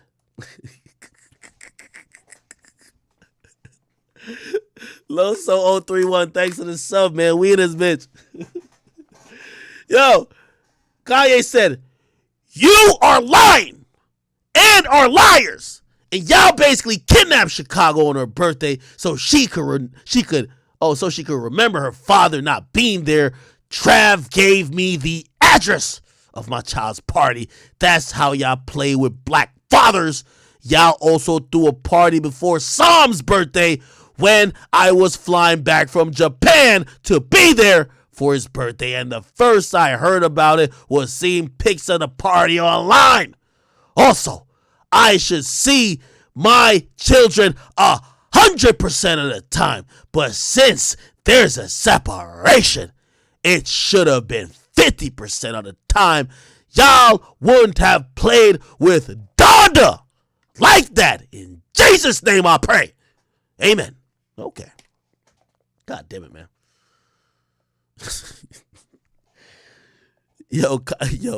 Yo, is family court not working for Kanye? Yo, Kanye literally is beefing with the people in his group chat online, man. This is ridiculous. Then here's the next thing he puts up. "Who should play me in a Ye movie? My pick." Oh, here it is. "Who should play me in a Ye movie? My pick is Jamie Foxx, one of the greatest geniuses." Like, yo, I'm gonna be honest with you, man. Like, yo, Ye, I'm gonna keep it 100, dog. Yo, we numb to your even struggles, dog. Like, nigga, we were glad that you found love and happiness in Kim Kardashian, but bro, we're not about to go marching in the streets for a black man's rights being, like, you know, taken advantage of because you can't see your kids. Brother, you knew what you was getting into with the Kardashians. Look at Ray J. Niggas don't even care about Ray J getting mad at them now trying to blame the sex tape on him. Bro, nobody care about trying to, you know, protest that you could get the better situation with your kids. Nigga, you got all the money in the world. You say you're worth $7 billion. You richer than Jay-Z, Beyonce, Rihanna, Drake, Travis Scott, Kim Kardashian, and 5 other niggas you put in the group chat. Bro, you got the money to beat these cases. You got the money for your lawyers to strong arm, make some shit happen. Nigga, go get your kids. What the hell? What you want us to do? Why this nigga keep talking about, like if they don't invite you to the birthday party, what we gonna do? March in the streets? What we gonna do?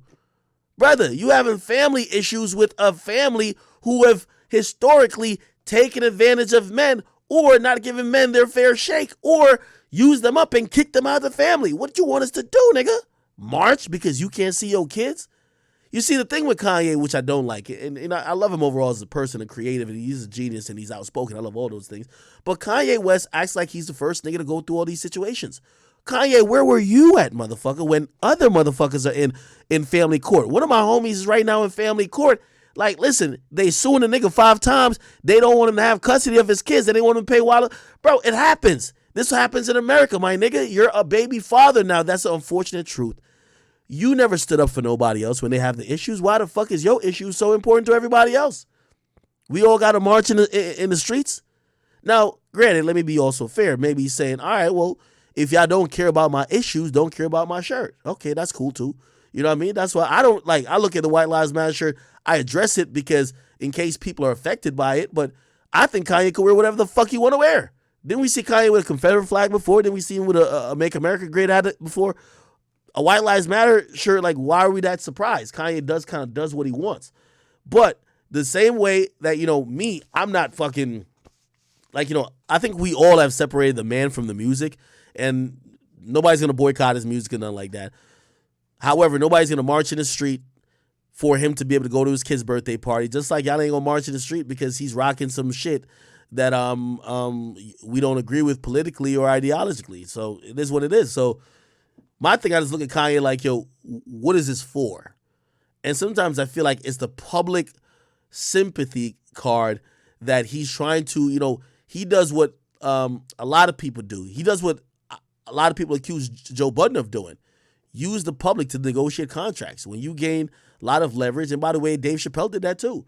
When you are, obviously, I don't think Joe did it successfully at all, but when you're of the stature of, like, say, a Kanye or a Dave Chappelle, you could get the public on your side and force people to just give you whatever you want. I keep using the Dave Chappelle situation. From what I hear about Dave Chappelle is the one who fucked up. It wasn't Comedy Central. Dave Chappelle could have owned the show. He chose a deal where he was taking a certain amount of money, and then also when he had to complete the season to be able to get some of the show from his back catalog, he fucking left. You know what I mean? Again, years later, he's now on stage convincing the crowd like, yo, I got taken advantage of. The crowd believed him. The whole culture believed him because we love him and we don't give a fuck about no Netflix or Comedy Central. And we forced them motherfuckers to give him the control back of the show. That's just what it is. You know what I mean? It worked for Dave Chappelle. Kanye, I believe he's done that many different times. And it's worked a couple times. But like this one, I don't know if it's working, bro. But he's trying his very best. I mean, he's pulled out some shit. Like, the nigga even came out and said, yo, y'all killed Virgil Abloh. Like, did y'all even see that? Let me see if I can find that. That nigga said, y'all niggas killed Virgil. So the whole time Gunna and Dirk making a song What Happened to Virgil, Kanye could have just told him in a text message. Hear what he said happened to Virgil. You want to hear? You don't want to hear this shit. You want to hear? You want to hear this shit? This is what he said happened to Virgil. Here we go. I'm going to show y'all what he's having to Virgil. Where is it at? Okay, by the way, the head creative director of, I don't think I posted it. Hold on. I'm going to just go to Twitter. Twitter probably is going to have it. Kanye Virgil. So that nigga Kanye said. Wait, hold on. Oh. Yeah. So Kanye said, spank my hand with the rulers. I'll go sit in the principal's office. Can't we talk about more important things like how late the show was or how Bernard Arnault killed my best friend. Everyone got a right to an opinion and there's mine. So he's saying Bernard Arnault. Let's Google who that nigga is. Bernard Arnault. This is a nigga right here. This is how he looks. This nigga do look evil, though. I ain't gonna lie. This nigga look kind of evil, right? They say this nigga, let's see what he does. Bernard Arnault. What the fuck? He has a net worth of $144 billion? No wonder he's shitting on Kanye. Kanye don't know how to act when he's battling with niggas more richer than him. When he's talking to niggas like Kid Cudi, who is no, obviously because he's rich, but broke in comparison to Ye. He talks all the shit he wants. Look, Bernard Arnault is a French businessman. He's a co-founder and chair and executive of LVMH, Moet Hennessy, Louis Vuitton SC. What the fuck? I think that's like a brand, like one of the biggest brands, right? Yeah, so they own like all the fashion. Let me see what they own. Here's some subsidiaries they own, right? Belvedere, Hennessy, Off-White, Givenchy, Fendi, Celine, Birkenstock, Christian Dior, Kenzo, Marc Jacobs. Let me see what else. Oh, this is fashion shit. Yeah, y'all probably know this more than anything. Oh, they own Washington, Bulgari. God damn, they own a lot of shit. Tiffany and Co. Oh shit. Yo, I gotta tell y'all this story. Chat. Oh, I gotta tell y'all this story. You know, I always got a little personal story to throw in there in the mix. So, chat. My shorty's birthday it passed like about a month or two ago. So it's her birthday, you know what I mean? Like, you know, I'm trying to show her a little, you know, because, you know, she showed me down a little bit, you know? So I'm like, yeah, I'm about to buy her something nice for a little birthday, you feel me? So, like, anyway, you know, I never really know how to buy shit. Anyway, I brought her out to, like, eat. We ate real quick. And I'm like, you know what? I think I bought her something from, like, Louis Vuitton, too. Yeah. But I'm like, yo, you know what? I'm getting up there a little bit. Let me do a little bit more. So, anyway, I was thinking about what else she might need. I'm like, oh, she might need some earrings. I'm like, yo, this is gonna be cool. Get her some nice earrings. Now, granted, remember, I just got my big Cuban. I got the big Cuban, got the big bracelet on the wrist. My shit looking crazy. I got the rings on the finger. Big Act, when Big Act want to pop with the jewelry, Big Act look like money. You heard me? Money. Anyway, I'm like, bruh, you can't have you in Gucci, Chanel, Balenciaga, and she in Shein and Fashion Nova. You know what I mean? No, well, let me get out Fashion Nova out of there because I work with them. So Shein and Pretty Little Things. You feel me? So I'm like, all right, let me try to upgrade the drip a little bit. I said, damn, you know what I mean? I said, you know what? I got her little purse, the little Louis Vuitton. Okay. I said, yo, I'm gonna get her some earrings because she be getting these little earrings, like it's like replaceable, whatever. I'm like, nah, I gotta get her some real shit, like, you know what I mean, something that could be busted, you know what I mean? So I just got some diamonds. I'm like, yo, let me just get her some light, right? Nigga, I went into so I'm in the mall, you know, my stupid ass. I'm in the mall. I'm like, you know what? Make this official. Let's do it on the spot. We'll leave the food place. We go right to Louis Vuitton, get her the bag. I'm like, yo, she's just smiling like ear to ear. If you ever bought a chick a bag, like, they're about to pass out, nigga. Oh my God. They're about to pass out. So I'm like, yeah, I'm the man. I know. When I ask you for them back rubs, don't even say a fucking word. Get to rubbing, shorty. Get to rubbing, okay? All right, bet. You know what I mean? Listen, my feet got to get rubbed too. That's just where I go. Anyway, I'm like, bet. We in there. I'm like, you know, she needs some earrings. Let's do that. So I'm walking in the mall. I see this place I always saw commercials for sometimes on TV. Take her to Tiffany's. Now, granted, I think people when they talk about wedding rings. I'm on the Diddy shit. We ain't getting married, but you know, let's go get her some earrings from Tiffany's. Oh my God, ladies and gentlemen, I got to go on the website because I never knew Tiffany's was like this, bruh. We go up in there. First of all, when you go, you remember when that nigga Jim Jones was mad? Niggas ain't giving sparkling water. You know, they're supposed to give you. Like, you go up in Louis Vuitton, they'll give you a Corona, like, whatever. They'll offer you shit, you know what I mean? I go up in Tiffany's now, you know what I mean? First of all, you know they selling shit crazy prices when there's nobody in the store, right? And everybody got suits and there's a security by the door, right? So anyway, I walk in, they be like, oh, hey, you want anything to eat? Like, they have a menu. I'm like, wait, this a restaurant or this is jewelry? What the? Okay. All right. Like, should I call Armani? We about to do a mukbang? Like, what are we about to do? But okay, I say, yeah, can you get me some water? Okay. So I say, nah. They said, what's going on? I said, oh, it's a birthday and everything. I'm trying to get something in our ears type shit. You heard me? So they say, I bet. I come over here. Now, the funny thing is I know I tout like I got a little bit of money, but I ain't that much money now, nigga. Relax. It's a problem when you don't see no prices. You can't see a motherfucking price nowhere. There's not a price tag, nothing, nowhere, nigga. So basically, I'm just blinded. But I can't be cheap. It's a birthday. So I'm over here. I'm like, yo, damn, what you like? So I see two rocks. Them shit look like this. I'm like, what the fuck is that shit real? I'm like, all right, that's way too big. Okay, I ain't gonna do that. I find a nice mid-sized rock. So it's like 2 earrings. And I'm like, yo, oh shit. I said, that would be dope for her. That would be dope. I said, yo. I said, I think she might like those. I look at her and say, you like him? She said, nah, those look good. Those look good. Anyway, they take them out. They put it in her ears. You know what I mean? I'm looking at her. She got the mirror. She looking at herself. I'm like, okay, you like him? Whatever. Bitch. Then these niggas, I'm on some big baller shit. I'm about to be like, all right, bag that bitch up, man. We about to ring it up. So, you know what I mean? Like, really, there's something that's giving me a little bit of like, yo, act. You should probably gauge the price type shit. Now, I'm going to keep it 100 with you. I thought the price range was going to come in to be like, and I'm going to tell you what I was willing to spend. Between $2,000 to $5,000. Like, it was like $3,500 for the, you know what I mean? Got her ears blinged out. All right, go ahead, girl. You got it, shorty. You got it. You have to deal with it. All right, you got it. So the way I couldn't be cheap and be like how much these cost, because this don't look like one of the places you ask how much these cost. So I looked at the smaller version. I said, damn. I said, what's the price difference between those? Because I don't really know jewelry like that. Oh my God. The smaller version that she ain't got in her ear, the nigga looked at it and he'd be like, yo, these are 33. The number didn't register to me. Because when he said 33, I'm like, oh, 3,300. Okay, this is lit. Okay, we could do it.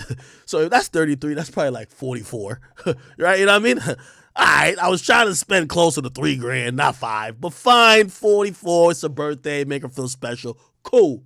Lord Jesus. When now I'm like, you know, I'm thinking it's 3,300. I swear.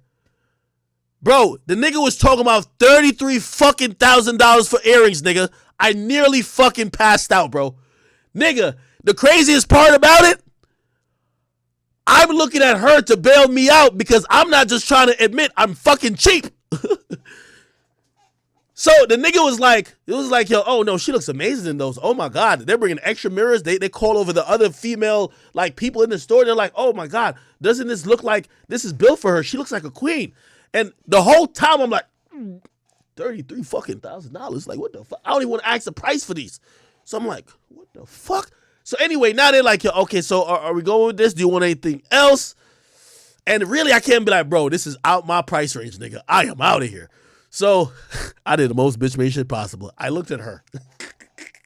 Because I knew she knew as well, like, yo, you know I ain't coming here to drop no $33,000 now. First of all, my credit card limit don't got $33,000 on it, so fuck that, okay?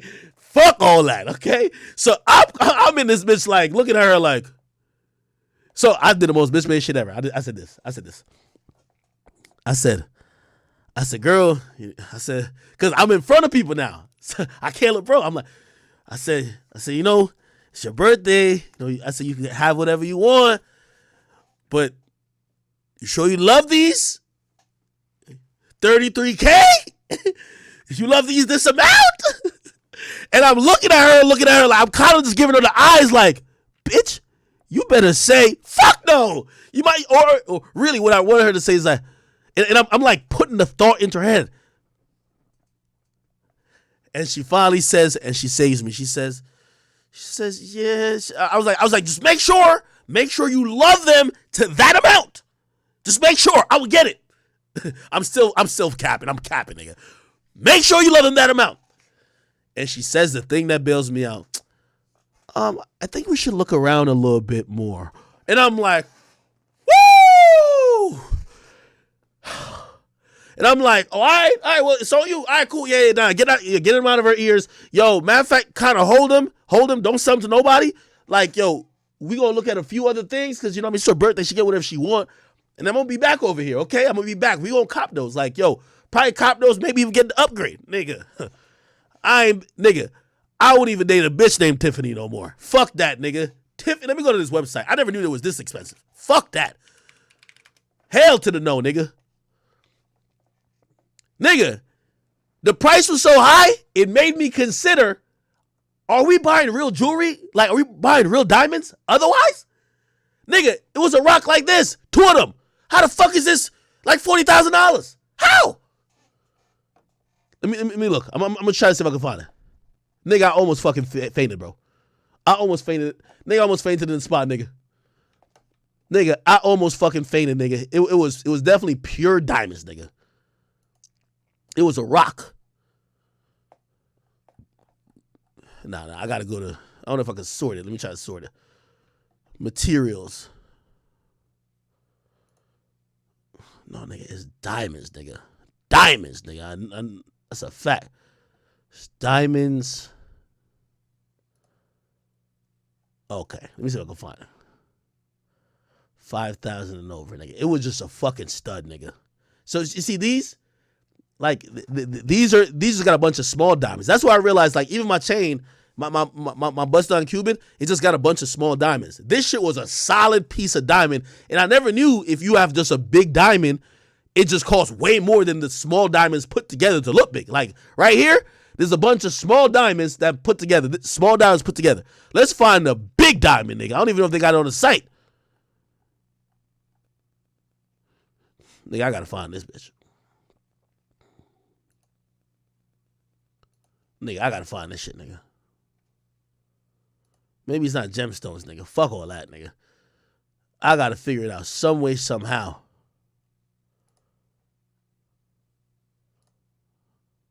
Let me see, custom range. Let me look over 20,000.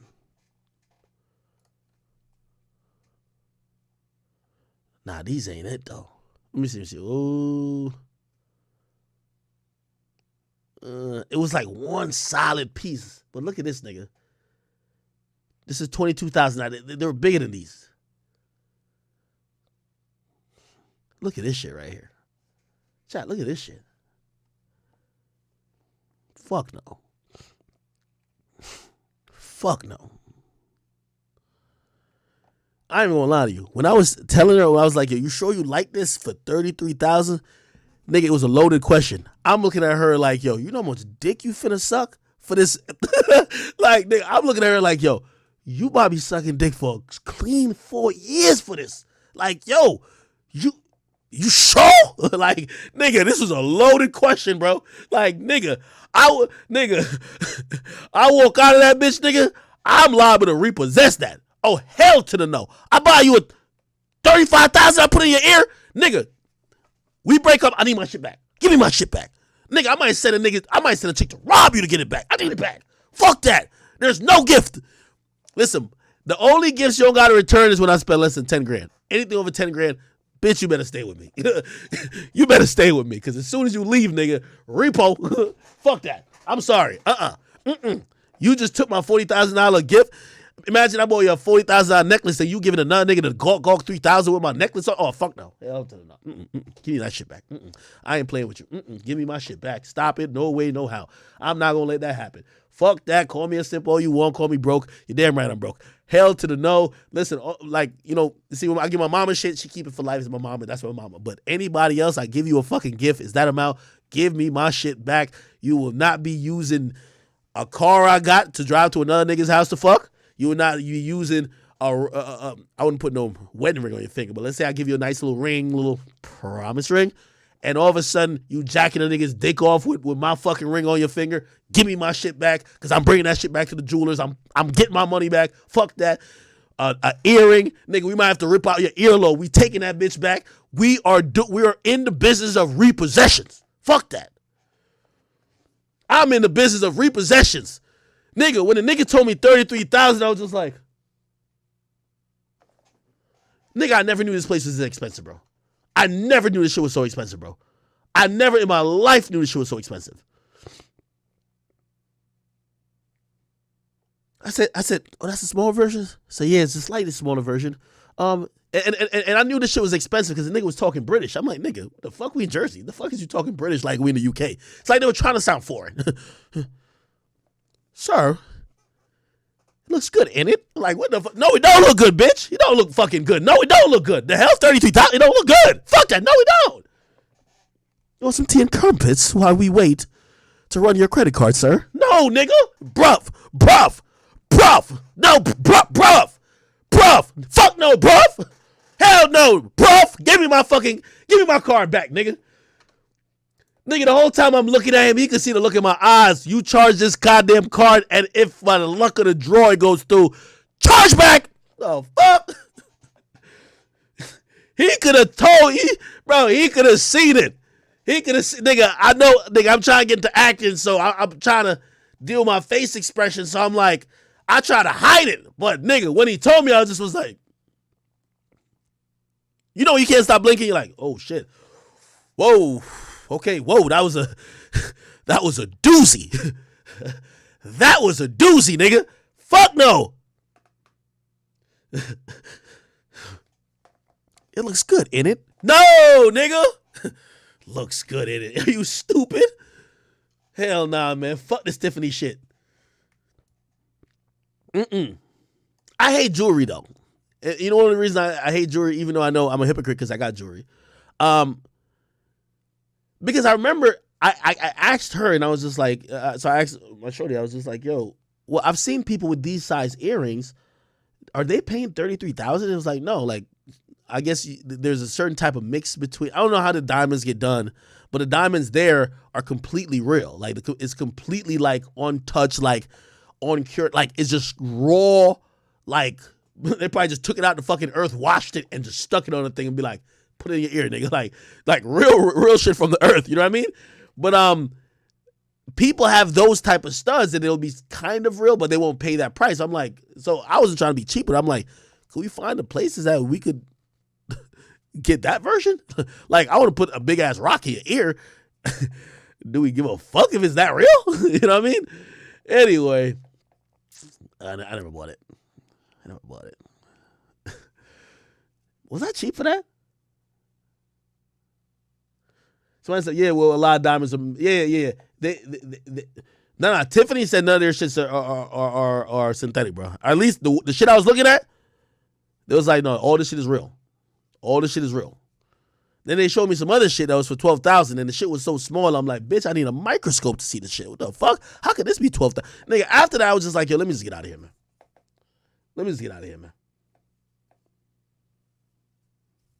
Call me broke if you want, man. I just couldn't do it. She got a little Louis purse, though. She got a Louis purse and something else. I think maybe like a Louis wallet. Yeah, that's enough. What y'all be buying y'all girls for birthdays and shit? Come on, y'all help me out, man.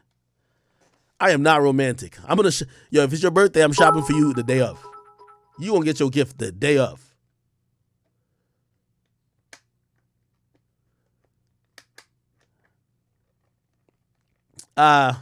Somebody said talk about sneaker. Talk about there's a couple other things we can talk about. Somebody said sure went to Elianti. Yeah, I don't think them niggas will be charging me that, right? Victoria's Secret gift cards? Yeah, get that bitch lace in pink, right? Some shit like that, right? I feel you. Somebody said that nigga fake his death when his girl birthday come up. Okay, this nigga capping now. Hold on, we have a capper. Don Snaps is in the Twitch chat talking about, bruh, I'll buy my girl that. You're wildin'. You're not buying your girl for nothing over. You're not buying your girl no gift for over 10,000. That's what y'all doing? Nigga, that pussy must be hitting then, bro. Or she must have pumped out like 3 of your kids. If you pumped out 3 of your kids, you gotta take that out, nigga. Fuck it.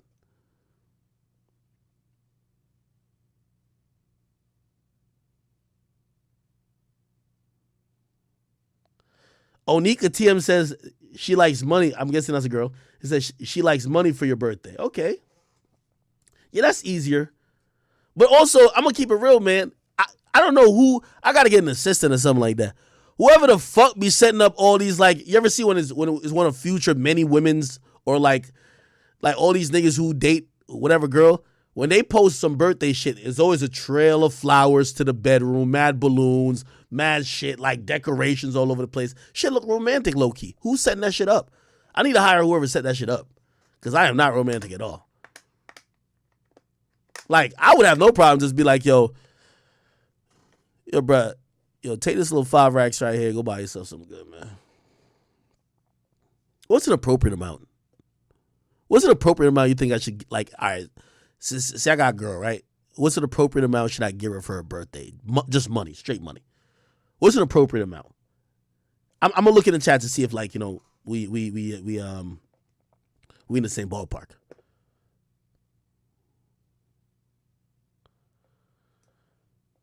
Somebody said 5 or 10K.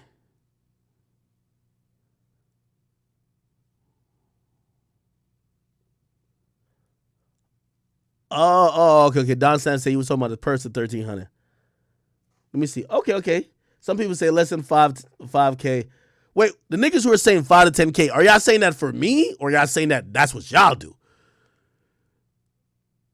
Because I'm gonna keep it 100 with you. If y'all niggas not making, listen, if y'all niggas not making a smooth, I would probably say at least 150 a year, you are losing giving your girl 5 or 10K for her birthday, nigga. What the fuck you gonna do when it comes to Christmas? Give her another one of that? Nigga, that's your whole paycheck for like a month. Or 2 months.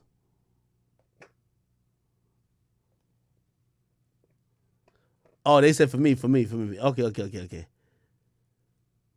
Yeah, no. I spent a decent amount. And by the way, it's not tricking if it's your girlfriend, not tricking. If it's just random hoes, it's tricking. If your girlfriend, it's not tricking.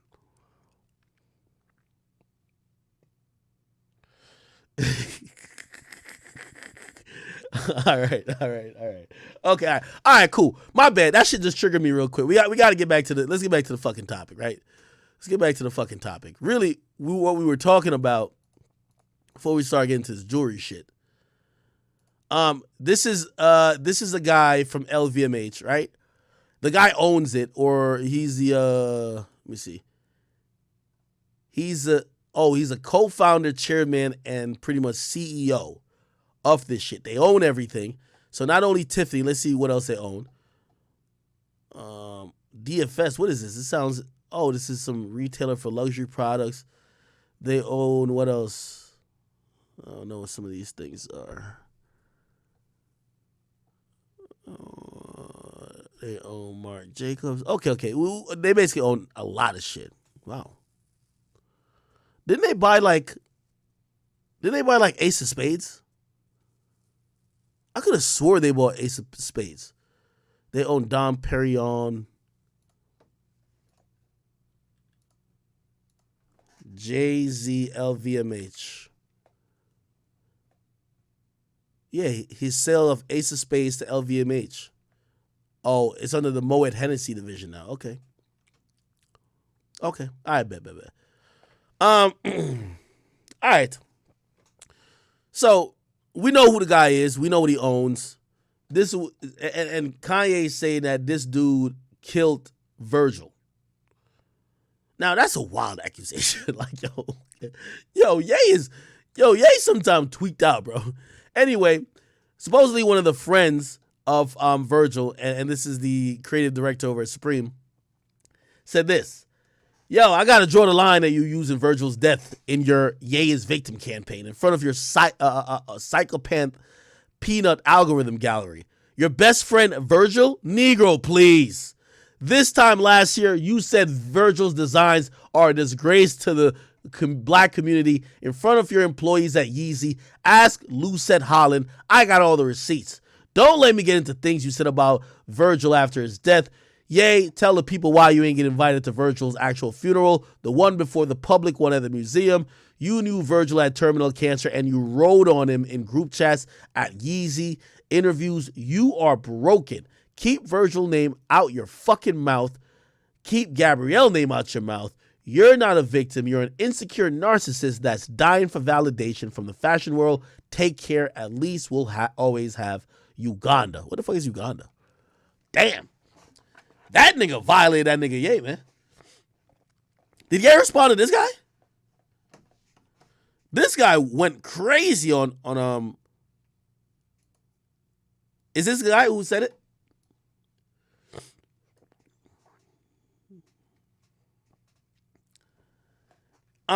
If you're asking me what I think about this, this is why I believe.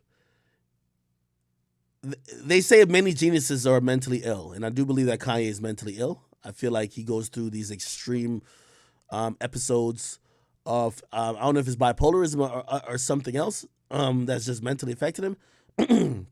And part of that is, I want to be very careful how I word this because I'm also the person who say I believe a lot of what he says. Like, I believe he usually tells the truth and then mixes it to some extent with some type of psychotic statement. For example, when he was just like, yo, Beyonce wouldn't show up to the MTV Awards unless she was guaranteed the trophy. I believe that's true. Then 2 minutes later, when he says, Jay-Z, don't tell your ninjas to come kill me, I think that was a little bit of, that's the BS. You get what I mean? And is there some wacky shit that probably happens with LVMH, with Bernard Arnault? Sure. Do I believe he killed Virgil? No.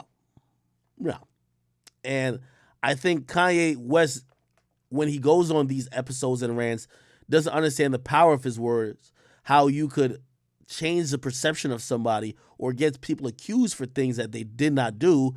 And that's very dangerous. You know what I mean? Just coming back around just to say sorry, or sometimes, the apology is never as loud as the initial accusation. Is like, bro, how does that help anything? So I agree, maybe not necessarily with this guy, but there is some. And by the way, I also hear this. Some people say Kanye isn't that mentally ill. Kanye is just a narcissist. Kanye is just someone who actually believes the world revolves around him. And when you are that much of a self-centered, narcissistic type of motherfucker, you're going to create things and hurt other people and not give a fuck about them, because it's all about you getting to whatever your eventual goal is. And when your feelings are offended and when you're hurt, everybody should care. But when you hurt others, you never care. And when you look at some of his actions, that might have some credence. I ain't gonna lie to you. Kanye don't seem to be giving a fuck about other people, while, he always want people to give a fuck about what he got going on, right? Yeah, he don't handle other people and their mental issues with care, or their families. But when it comes to his, everyone should care, right? Okay.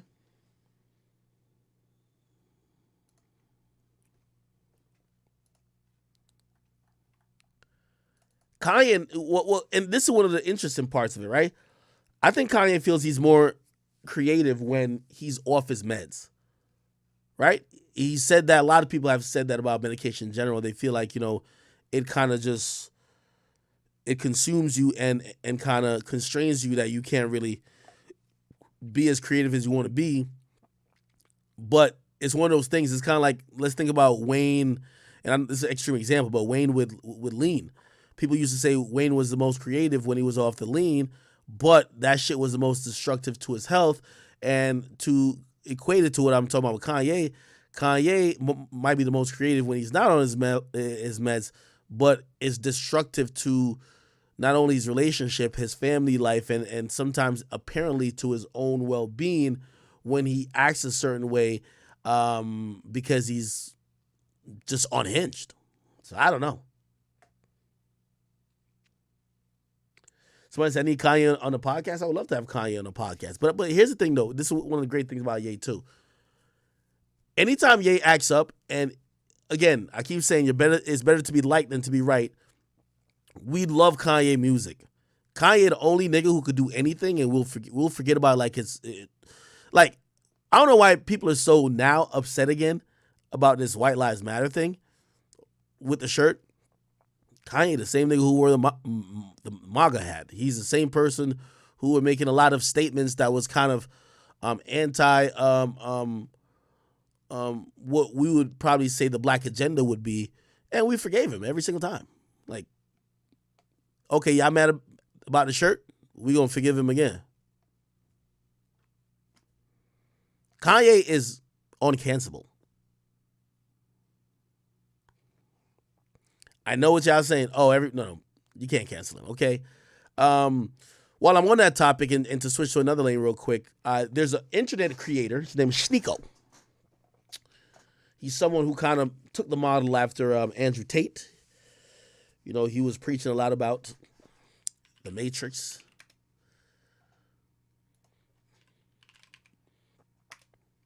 I talked about him recently, and about his relationship and shit like that. But oh, did he speak out recently? Maybe I'll try to listen to that in a second. I'll just say this in short, because they deleted both of his channels, And I'll just give me a second. I'll just go to his Instagram. I want to make a very clear statement about this whole thing. I told y'all all this, and y'all said I was hating. If y'all making content that are supporting this manosphere, they have labeled it as toxic. They have labeled it that they don't want it on their platforms. I will say this to everybody who's making this content. You're going to have to, it's going to come a point. And by the way, I watched the podcast when he did it with Andrew Tate. Andrew Tate asked a very important question. A very fucking important question. He said to the people, why do you stream? Or why do you make content? And for the people who are in this manosphere, and it had to include Sneeko. If the mission is bigger than the money, which most of y'all claim it is, y'all want to enlighten people, y'all want to wake people up, y'all want to get out of the matrix, all of that type of stuff, y'all all have to accept the reality. You will be banned. This is not your platforms. They don't owe you nothing. They're telling you how it is. There's not even blindsiding you. They don't fuck with that narrative. I know we just came from having a conversation yesterday with Russ, where we're talking about blackballing and shit like that when it came to like music. I'll give y'all an interesting conversation. I was here just trying to speak the truth, quote the truth. You know what I mean? And when I mean the truth, like I'm just trying to be objective and just say what people are scared to say. A couple years ago, there was a situation with an NFL player named Ray Rice. And it was an elevator incident. And this was 2014. I won't even play it. When I talked about the situation, I talked about it very nuanced. I talked about that he was wrong. I talked about that he did a really dumb thing.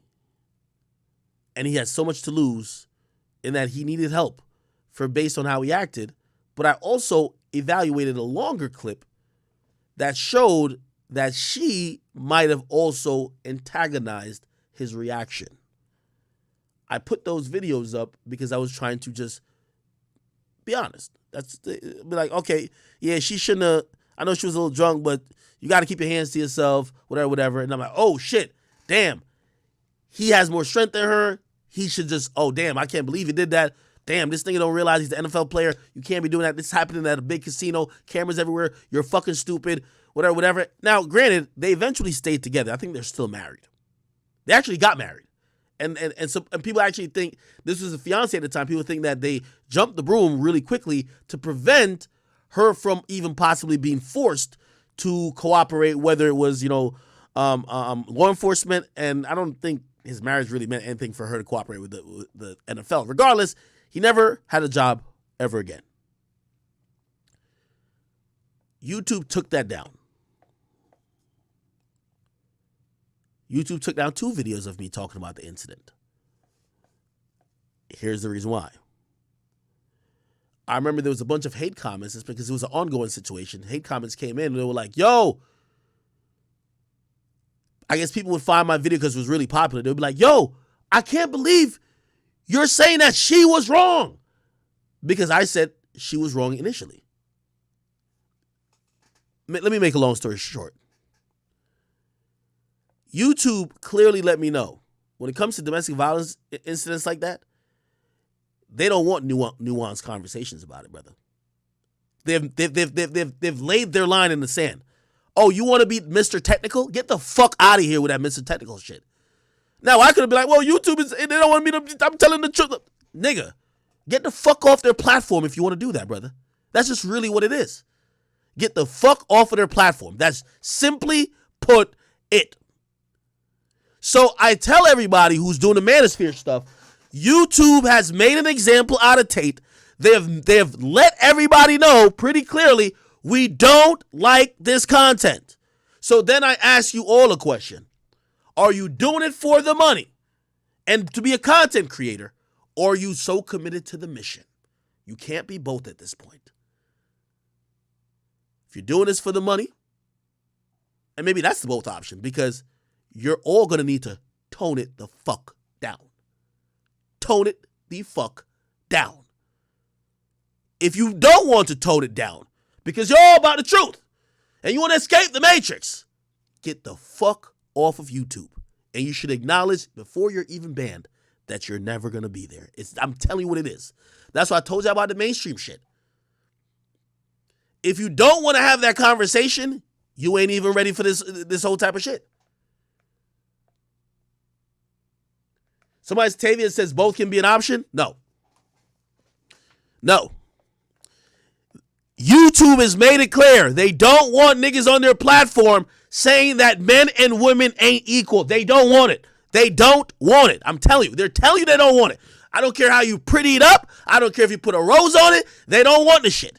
If you keep saying that, you could go balls to the wall. All right.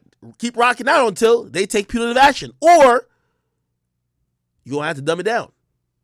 Got to dumb it down. You're going to have to find really creative ways to dumb it down, and hopefully people could still see the potency of your message.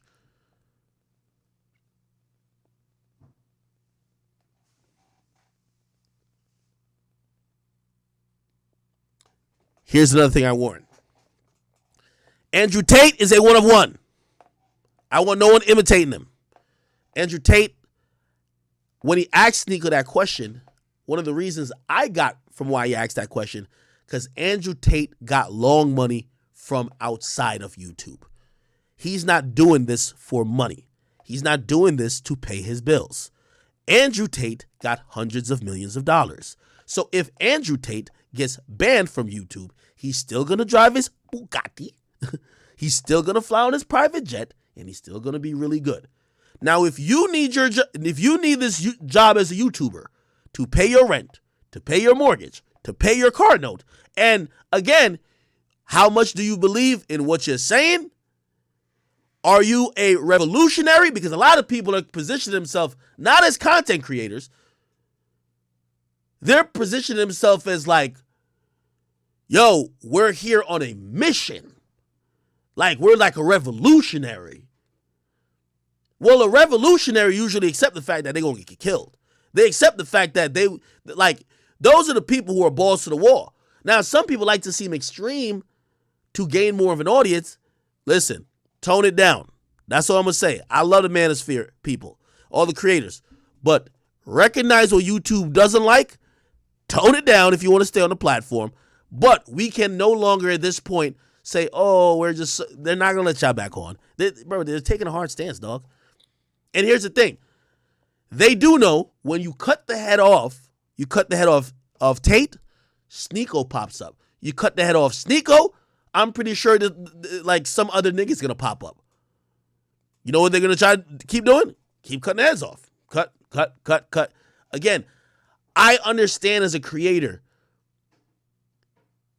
Like, put it like this. If anybody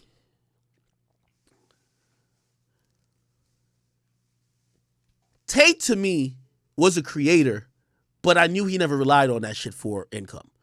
He was letting fans monetize the shit. He was letting fans monetize the shit. Now, granted, he had a business model outside of that, but my whole point is the rest of these people, and including even Kevin Samuels, God rest his soul, y'all are content creators. And when y'all are content creators, we do know we're playing this song and dance with these platforms, whether it be Twitch, whether it be YouTube, whether it be Instagram. We're playing a song and dance. Is it right? That's not even a question we need to even ask. Are they picking on certain people? We shouldn't even, again, the reality is what it is. I feel bad that Sneeko has gotten banned. But the reality is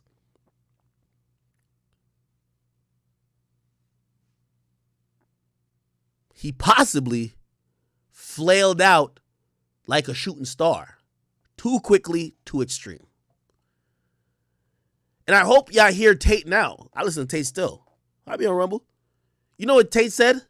And this is him after he got banned. He said, I wish I curtailed my message, that it could still be effective, but I could understand the reach of it, and I wasn't being taken out of context, because me as a professional, I should know how to use these words and make sure these words aren't the same rope they're trying to look to hang me with. Tate says that now. So if you're on the platform now, you're not listening to the nigga who y'all are all basically trying to be like, yeah, I don't know what to say to y'all.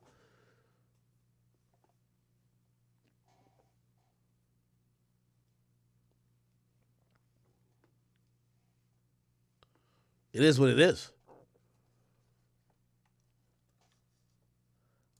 Let me see. What's I talking about on YouTube? Okay, anyway. I'll go to Rumble is a new place. I don't know if y'all been to Rumble. Oh, shit. Front page on Rumble.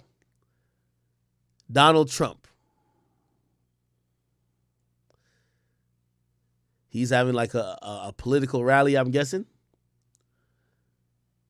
And that's going to be streamed. Anyway, I believe that Andrew Tate's definitely over here. And by the way, you can follow these guys too. You know what I mean? Like Tate's speech. I go over here and I watch his shit. I love watching his shit. I don't care. You know what I mean? I will warn every creator though. You're not Andrew Tate. That nigga was lit enough. We'll go find that nigga. Nigga, Tate is lit enough.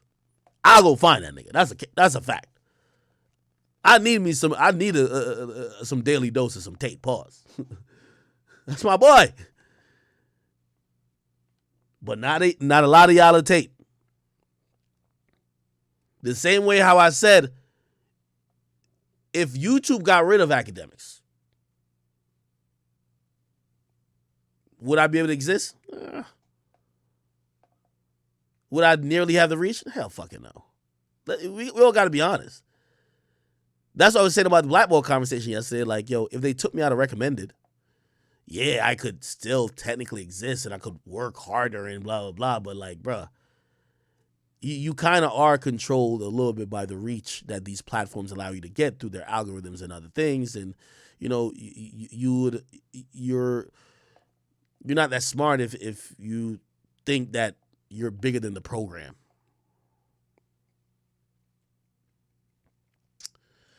So, again, Sneeko, I believe you were banned because they're doing to your type of creator what the streaming service is doing to rappers. They're not going to put a blanket rule to say we're banning the manosphere. They're going to ban or they're going to pick on the top nigga who's about to break out to have Tate-type influence. They saw you quickly were getting up there in the ranks. And when you do that, just think about it. That's why I keep saying, what's your ultimate goal? If your success in the manosphere means you get closer to deletion, what do you catch a catch-22 in that, right? The more successful you get, or the more popular you get, the more eyes you get on you, the more mainstream you get, the more quickly they want to delete you. If you're underground and you just got a nice little niche following, you kind of low, they kind of leave you alone.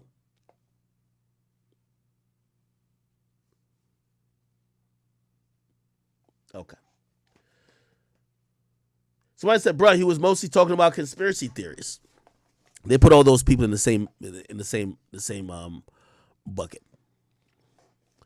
People in the manosphere and people who do look how they treated Alex Jones. Look how they do Alex Jones. They realize that, and I'm gonna tell you why I look in the manosphere and conspiracy theories shit, right? They put those in the harmful content conversation. Who determines harmful content? Society for them. They look at the left. Oh, well, this is how people should talk about male and female dynamics. And if you're getting on here saying that men and women aren't equal or women should be your property or whatever. They're like, okay, all right, that's bullshit. For them, that's how they look at it. They're like, well, that's bullshit, but at least nobody really ain't fucking with you like that, that we need to care. They're like, wait, what the fuck? Oh, your shit keep going up? All right, we gotta get you out of here. All right. Oh, you keep saying that, you know what I mean? The Matrix. Oh, yeah, conspiracy theories. Okay, cool. Okay, that's cool. But you know what they realize? They're clipping everybody before they get to Tate level, just like they're going to clip you before your conspiracy theories start building such a crazy audience that you get to Sandy Hook, like Alex Jones did. They're not going to let you get to that. So again, I always say to people, how much are you a content creator and how much do you believe the shit you say? Because if you just believe the shit you say, you're acknowledging that by definition of your content probably getting you bigger, you're going to get banned. And when you get banned, you should have already acknowledged it and shouldn't be looking back. You shouldn't be sad about it. It is what it is. If you do certain type of content, which YouTube is telling you they don't fuck with, you can either double down and be like, yo, just let me get the biggest I can because I'm probably going to have to move over to Rumble, or you start adjusting to be like, okay, cool. How could I not be falling into this, path of deletion? Okay?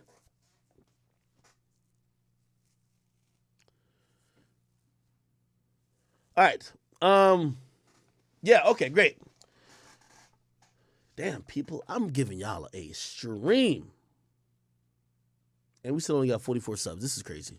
Man, y'all playing me. I gotta move to Rumble. Now I'm playing. All right. Oh, this is what I was trying to do. So, what the fuck? This is a website. Yeah, website, I don't even know. Instagram.com Ball Alert. So Ball Alert actually posted this. I keep telling y'all, and this is what I started on yesterday when Youngboy called me. Essentially, what's going on now is, let me see.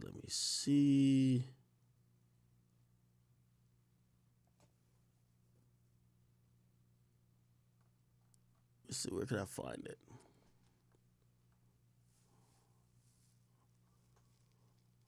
I think I probably passed it. I'm gonna find it. I'm gonna find it. Don't worry. Scroll down a little bit. Right here. Okay. All right, people. Okay. So here's the point. This all stems from, it's the new school versus the old school. Nicki Minaj is in a very interesting stage of her career. I'm gonna just speak just completely free and open. Nicki's in a very interesting part of her career. Now, you might be like, what does this got to do with Nicki? Everything has to do with Nicki. The whole female game is controlled by somehow Nicki or Cardi. Okay? Everybody, and most people fall up as being pawns under both of them, right? Basically, Cardi, and we're not talking about necessarily rap skill or talent or anything like that. We're just talking about how rap has gone for females in a while. Everybody comes in calling themselves the queen. And what happens is it's basically like a, it's like a monarch in a way where, there's just a bunch of queens that succeed themselves, right? So before of course, Nicki Minaj, we had Lil' Kim. And when Lil' Kim was here, there was a whole kind of campaign and a really separation of the industry, and a really a bitter one too, where Kim and Nicki clearly, there was pretty much odds there. Because Nicki was the new girl and Lil' Kim was the old wave, you know what I mean? And not calling her old or anything, but shit, it just is what it is. The new generation of females were becoming barbs. They love Nicki. That's just what it was, right? Again, unfortunately, when it comes to female rap, it's almost like it's not a passing of the torch. It's like, yo, you gotta throw the old chick out the castle in a way, right? And while that happened, there's a lot of people that had resentment. Some people believe that, say even Charlamagne getting jumped, they believe that was a fucking byproduct of comments he made about Lil' Kim. Lil' Kim also came up to the Breakfast Club to kind of address certain shit about her and Nicki. It's a whole bunch of stuff. And I'm just trying to show you the origin. Somebody's going to take this and be like, well, you're just attributing everything to it. If you know, let's keep it real, right? So essentially what's happening now, right? We're in 2022. Nicki Minaj is about how old is Nicki? Nicki's turning 40, I believe, this year, right? How old is Nicki Minaj?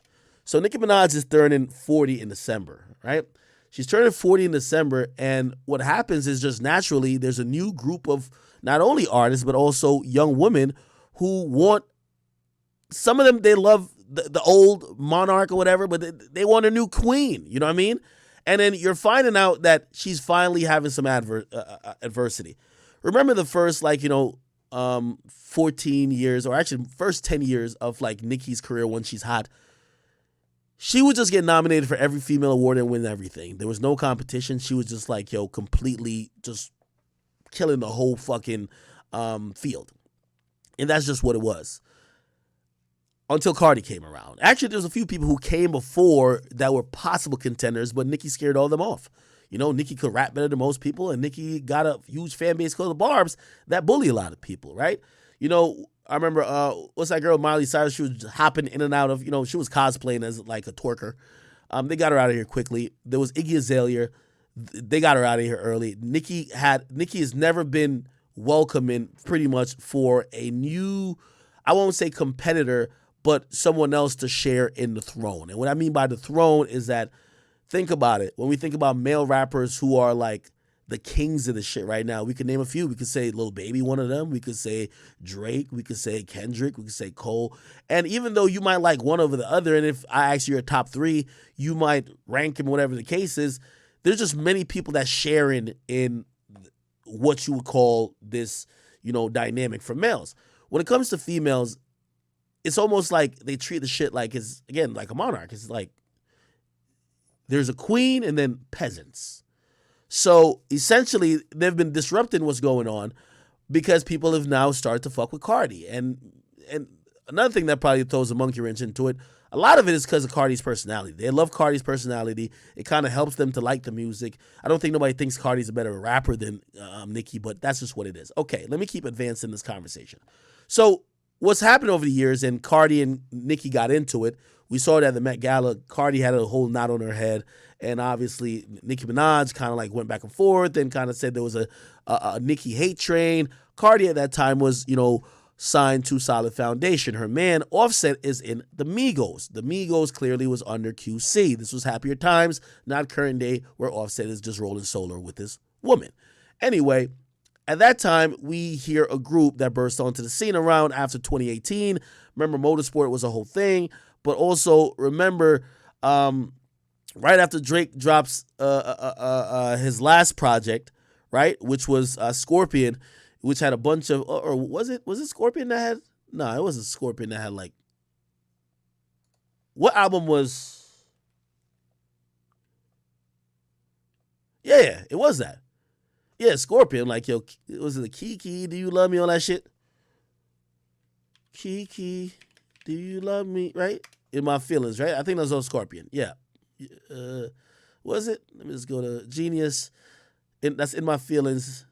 Damn, am I forgetting Drake songs that was on albums? Holy. That Henny doing a wonder on me. I'm playing. Okay. Yeah, it was on Scorpion, right? So he's rapping about, like, we kind of got that New Orleans bounce in there. And JT and Young Miami was on the joint, you know what I mean? He's literally rapping about, I realized later Kiki is his ex, right? But he also says, maybe later in the shit. Okay. Risha, do you love me? All that shit. JT, do you love me? Riding for me. Anyway, that was pretty much the introduction, at least for me, for the City Girls. City Girls come out then.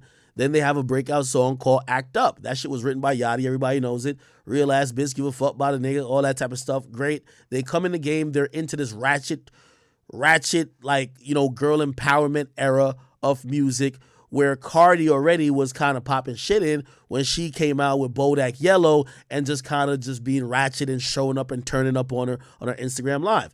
A lot of women were kind of folding into that mold. So, the City Girls was just, there's a whole City Girl thing, then City Boys. It is what it is.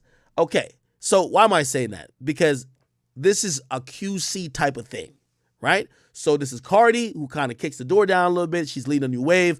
City Girls come underneath it, blah, blah. And Nicki and Cardi, they're beefing.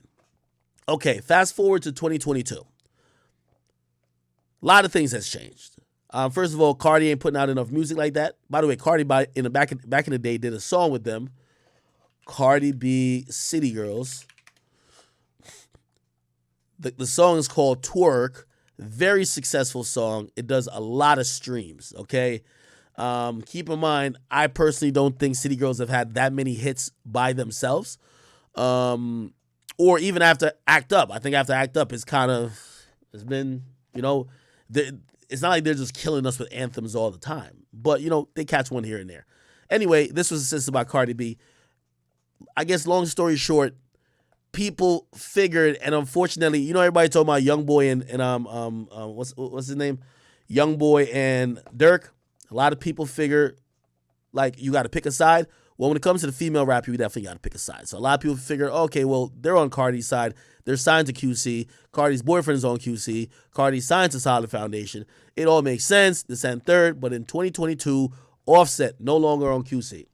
Offset doing a solo thing. Offset rocking with his girl. His girl is backing him up, right? His girl is basically not rocking with P and QC over their situation.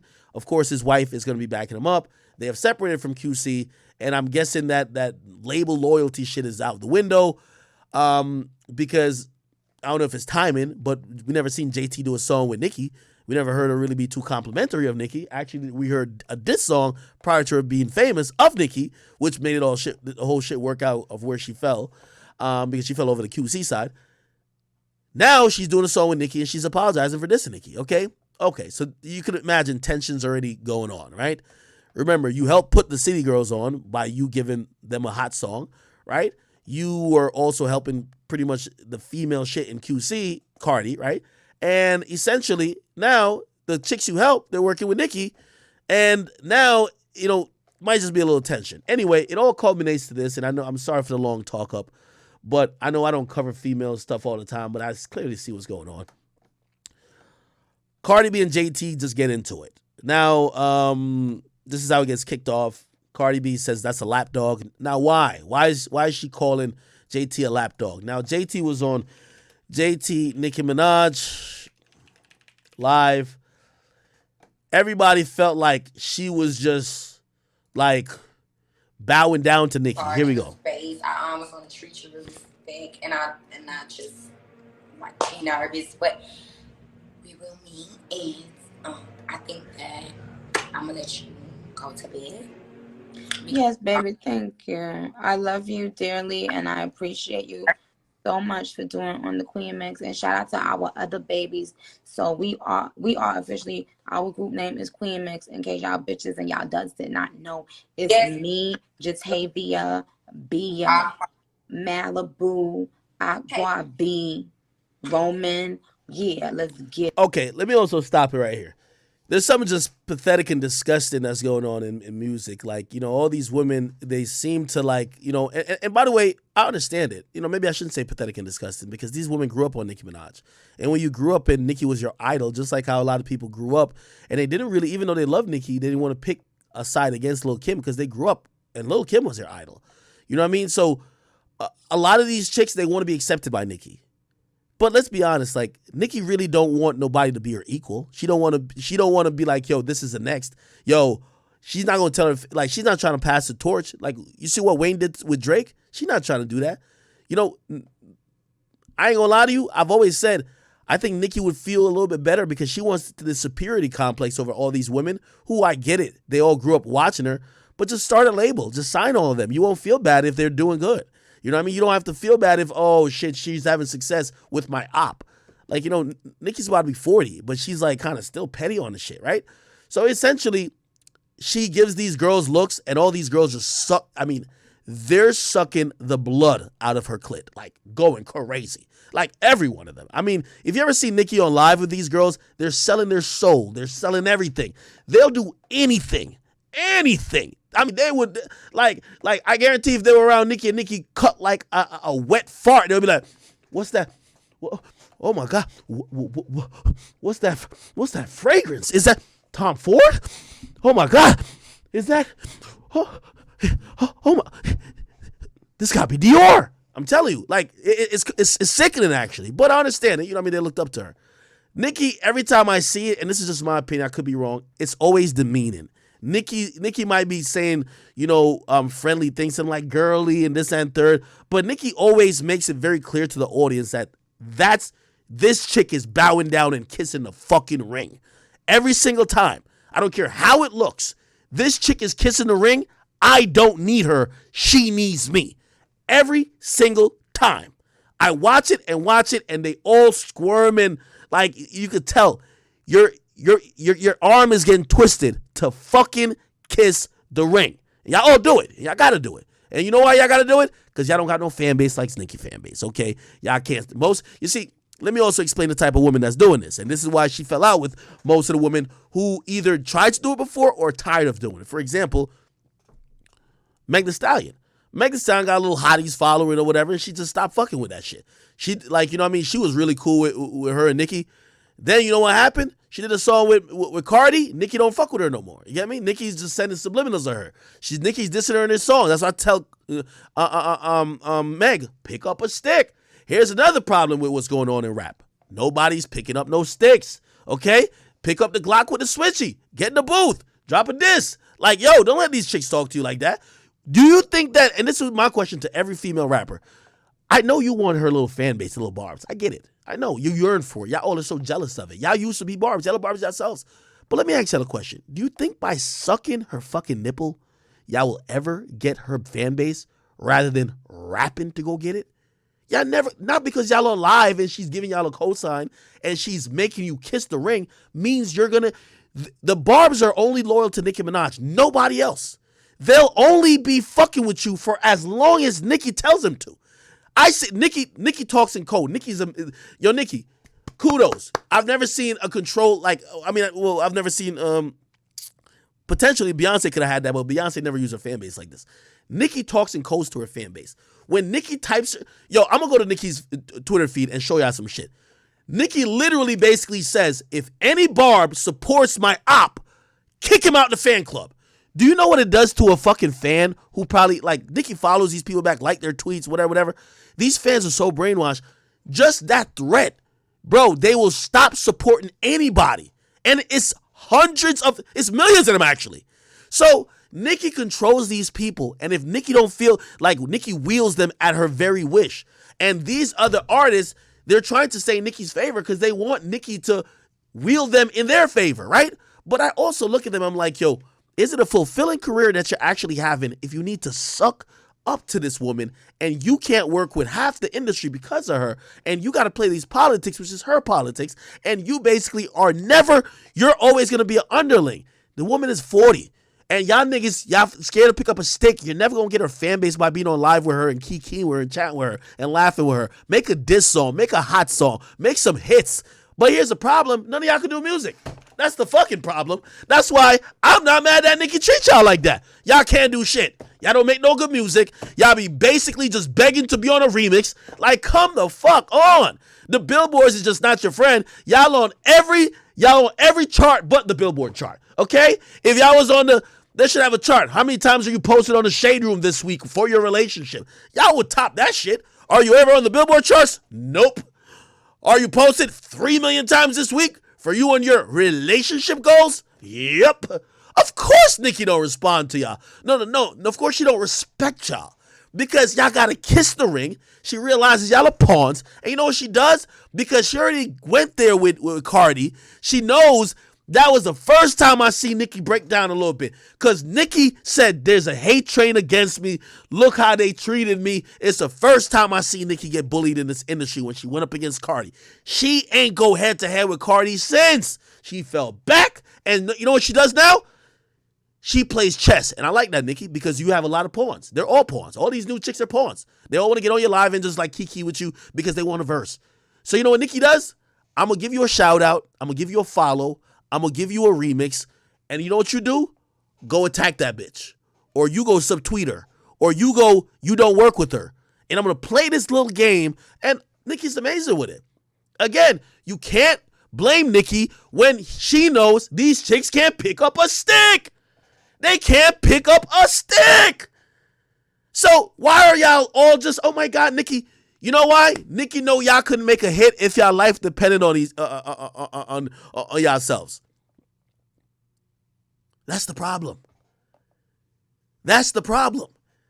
And this is why, in reality, Nicki ain't going to motherfucking where. We haven't seen, like, even though I love Cardi, you know, Cardi's a really nice person. We talk all the time. But I don't know if Cardi is the person to knock Nicki off, really. I don't think Cardi will be the woman to succeed Nicki. I don't know if her musical drive is there. I don't know if she will be, I don't know if she'll be, it takes a certain type of person to be the queen. And Nicki became that person. Nicki wanted to be that. That was her only life goal. I think Cardi's happy with family. And I think Cardi, I don't think Cardi yearns to be that. I think she just likes doing music when she wants to, but she likes chilling with her husband and chilling with her kids. Nicki, it took Nicki until 38 till she had a kid. She ain't married none. She ain't let none of these fuck niggas get her pregnant before now. She was all focused on her career. The person who's probably gonna knock Nicki off, we don't even know. And that person's gonna want to be exactly like Nicki. They're gonna sacrifice the same things for Nicki because what you're gonna watch is there's a certain type of archetype you have to be to become the queen. And Nicki knows, Nicki checks every new chick really quickly to see what type of time they on. If they're a threat. And she usually gets them out the paint early. Glorilla gonna do it? No. To be that, you have to be a sex symbol. You have to be a sex icon for the whole world. That's not Glorilla, I'm sorry. Glorilla still can't rap like Nicki. Like, Nicki could rap with niggas. It's just not there yet. Trust me on this. It's like, the person ain't here yet. What Nicki's fighting against is that she don't want to be like, she's still in the ring boxing because girls like Cardi used to make the narrative of how she used to run shit look like she was getting old and she was being bitter. Cardi and them used to embrace the new girls. There was a time that Nicki was not doing all this with all the new girls. Nicki just recently started doing this, really, where she got all, like, she hopping all their songs. Yeah, and by the way, good for her. Kudos. You got to give her credit. But let's keep it real. There was a time Nicki was just talking like, yo, you bitches are my sons. She wasn't really working with these chicks. She was working with niggas. I would say Cardi started embracing a lot of these girls way before. A lot of people used to say when they did deal with Nicki, it would be a lot of jealousy and shit like that. Or like, you know, kind of, yo, I'm fucking with you to keep you underneath me. It is what it is. So anyway, I know I'm going all over the place, but this is a long conversation, right?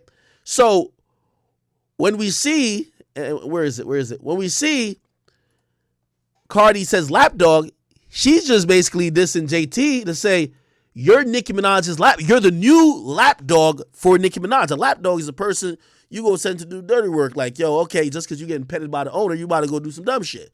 Feel me? Clearly, I guess it was DMing her or something because JT caught the sub and she responded, wiener dog. I didn't get that one, but okay. And then she said, I hope you don't think you no bully. I bet. Let's keep it going.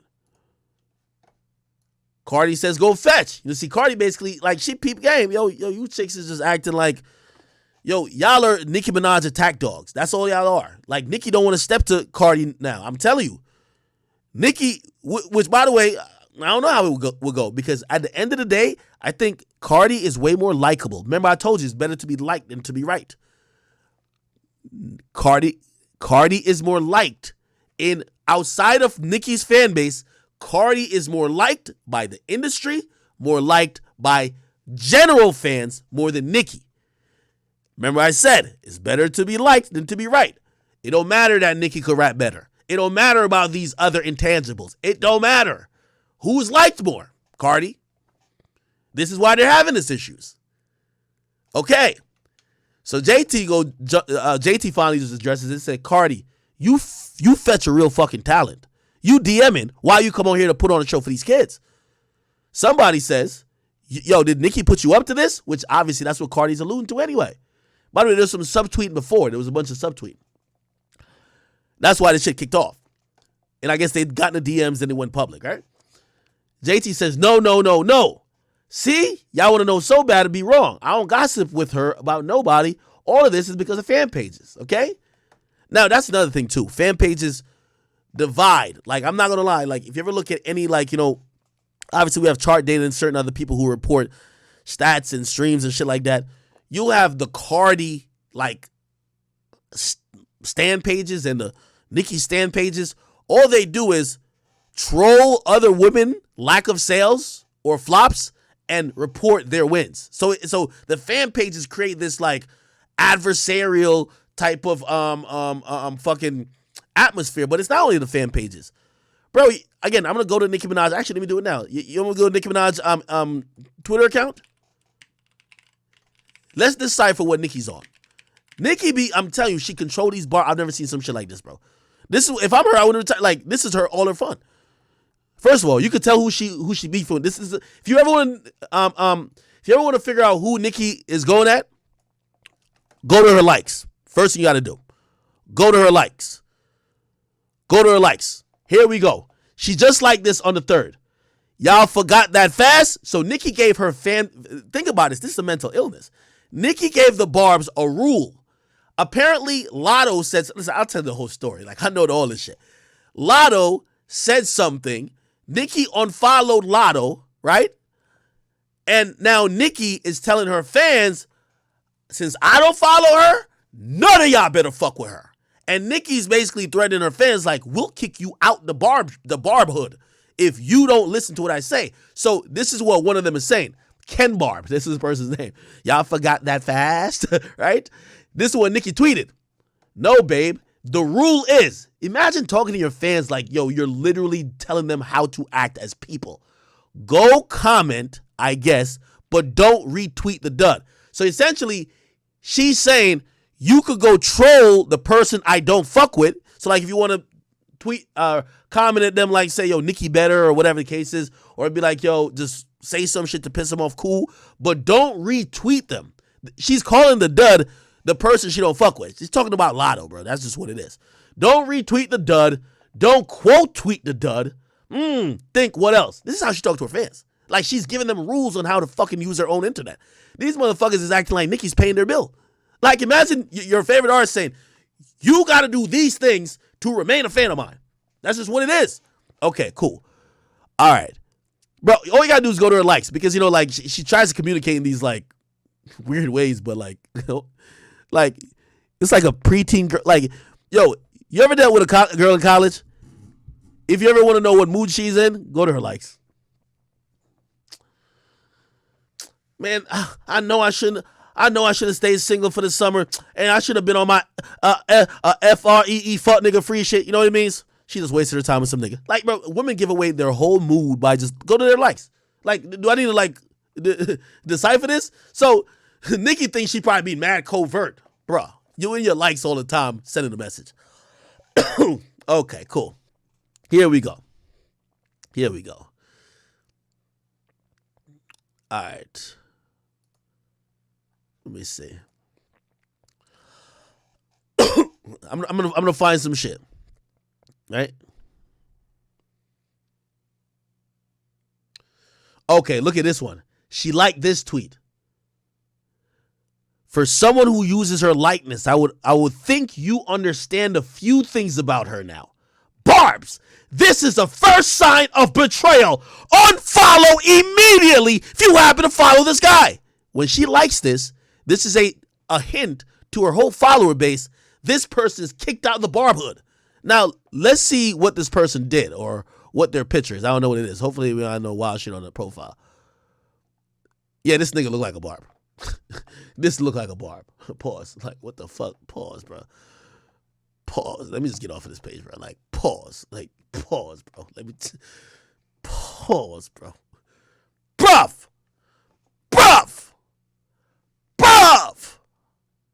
Okay.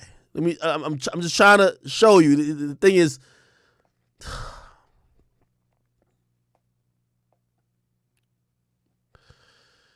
here we go.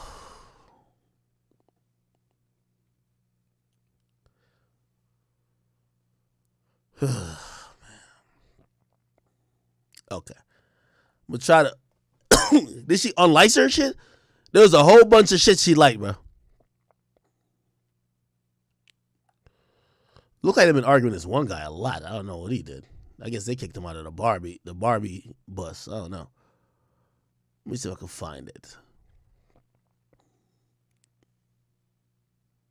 Here we go. I'm gonna find it.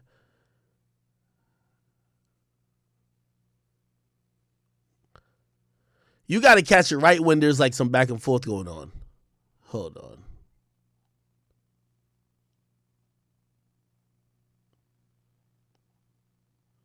Oh my God, bro. This is like so dangerous being on Twitter.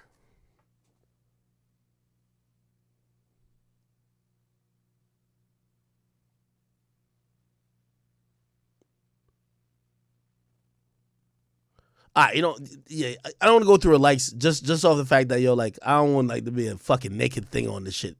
Or a nigga with his dangling out, bro. I'm going to keep it 100 with you, bro.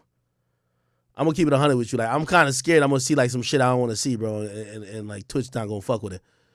Okay. Anyway, when she tweet out shit like this, she dissing somebody. I don't know who she dissing. I think this is for Cardi. Obsession. Okay. Anyway, what did she say here? This is how she controls these motherfuckers, bro. Dear Barbs, I was about to go to bed, and it dawned on me. I forgot to tell you guys something. It's the most important thing. Yo, Nicki like a cult leader, bro. Like, she's like a cult leader, bro. I kid you not. I mean, shit. It's a thin line between fan stands and like, yo, this is just a fucking cult type shit. You feel me? I'm trying to make sure there's no like nudity and shit like that.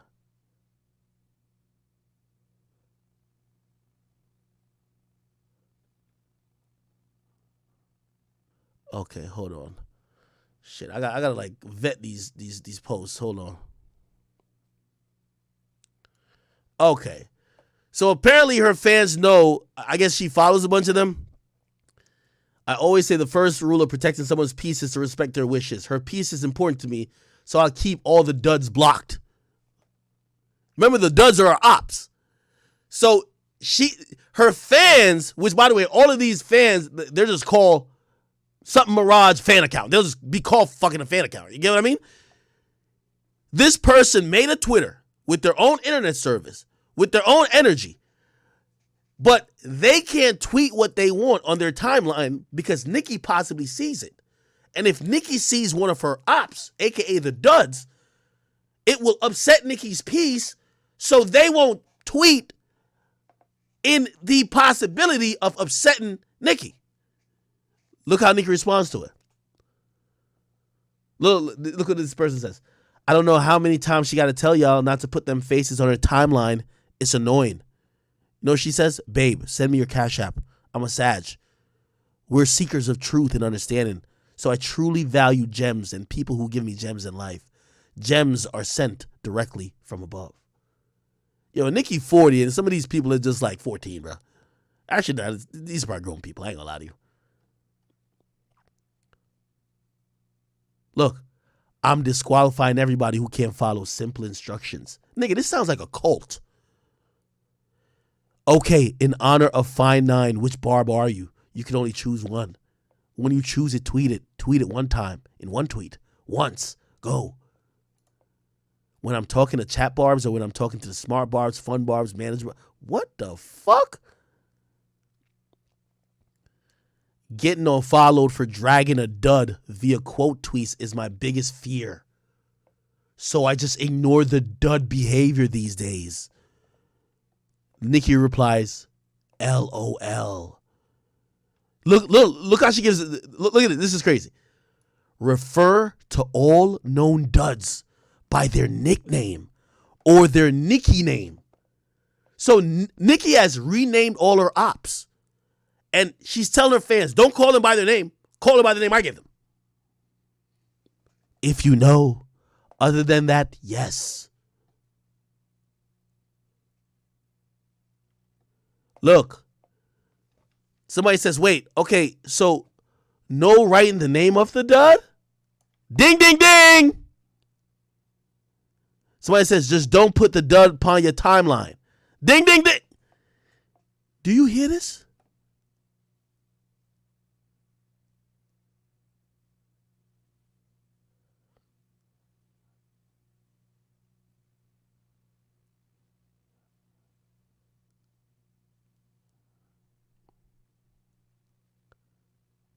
Let me tell you this, man.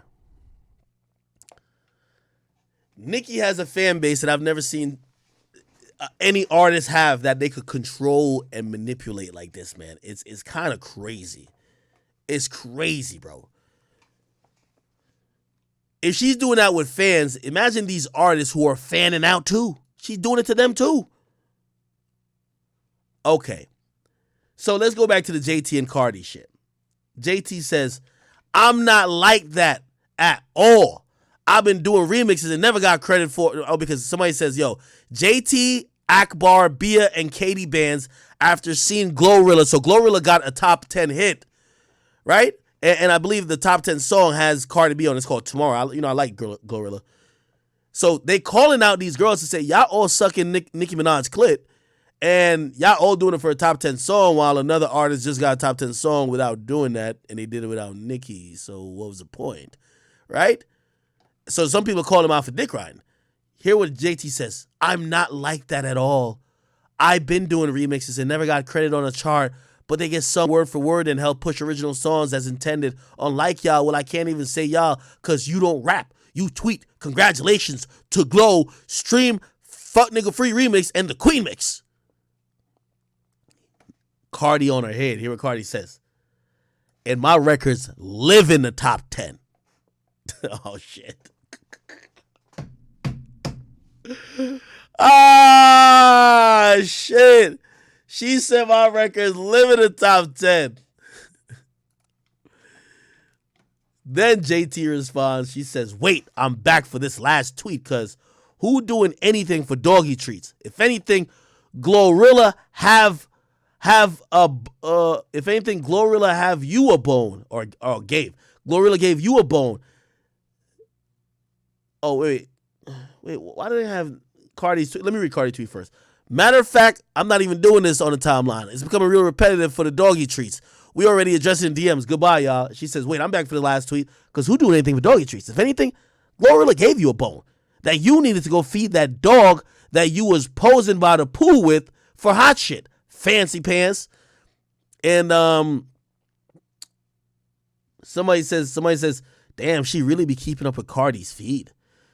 And then JT says, yes, because I had no problem with her. Wrong, bitch. That was y'all making a fake ass problem and she went for it. So JT saying she never had no problem with Cardi B and that fans made an issue out of it and Cardi B bit for that. Then this one right here. So Cardi says, so wait, me and you talking in the DM, woman to woman, but you take it to the timeline and throw shots, call me a bully and a wiener while you playing dumb and you talking about talent. Ha! You forgot. I think she said that like, I remember, I seen it somewhere else. You forgot that P was telling you to rap like me. Like there's a video of P saying that or something like that.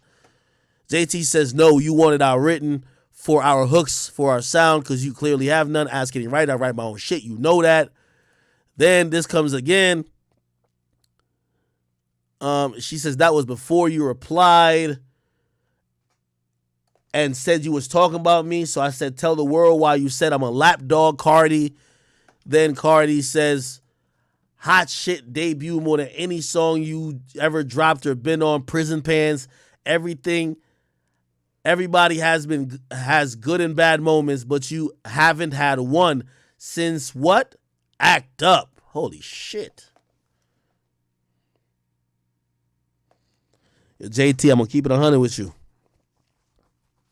And I want to be neutral in this, but Cardi right. This is why all them the shenanigans for the features, they're always gonna diss you like this. They're always gonna be like, oh, you don't have no songs by yourself because it looked like y'all just dick ride Nicki. Like, bro, like that's what I'm saying. Some of y'all need to pick up a stick, like pick up a pen, write some lyrics, pick up like some beats, make some hot songs, grow your following, and then people wouldn't call you dick riding. They wouldn't say that you're like jumping for doggy treats because you want to get on a Nicki song that you could chart high. You could be like, no, I don't need a Nicki song. I chart high by myself. But none of y'all could say that except Glorilla and Cardi B. And probably Meg. And Doja. And I'll throw Lotto in it. Lotto got big energy. That shit was rocking. But has anything else but big energy went crazy? Anyway, let's keep going. Cardi said, I definitely didn't. P wanted me to put me into your writers because y'all numbers making pennies. The talent speak for itself. So she shows a screenshot that the song she did with them has 270 something million views, and then the other songs barely have, like, I know y'all can't see it, but it's like really low. It's like 20 million each, pretty much. Then she says, I guess Cardi says, didn't I hit you back in the DM 20 minutes ago? But I got to come in the timeline for a response, and you're mute already, but you're steady arguing here. Like I said, this shit for a show, opportunist. And JT says, maybe both are timing off, but how am I an opportunist? You called me a lapdog for no fucking reason. Makes sense. But back to the DMs I go, okay, it don't look like JT trying to beef, bro.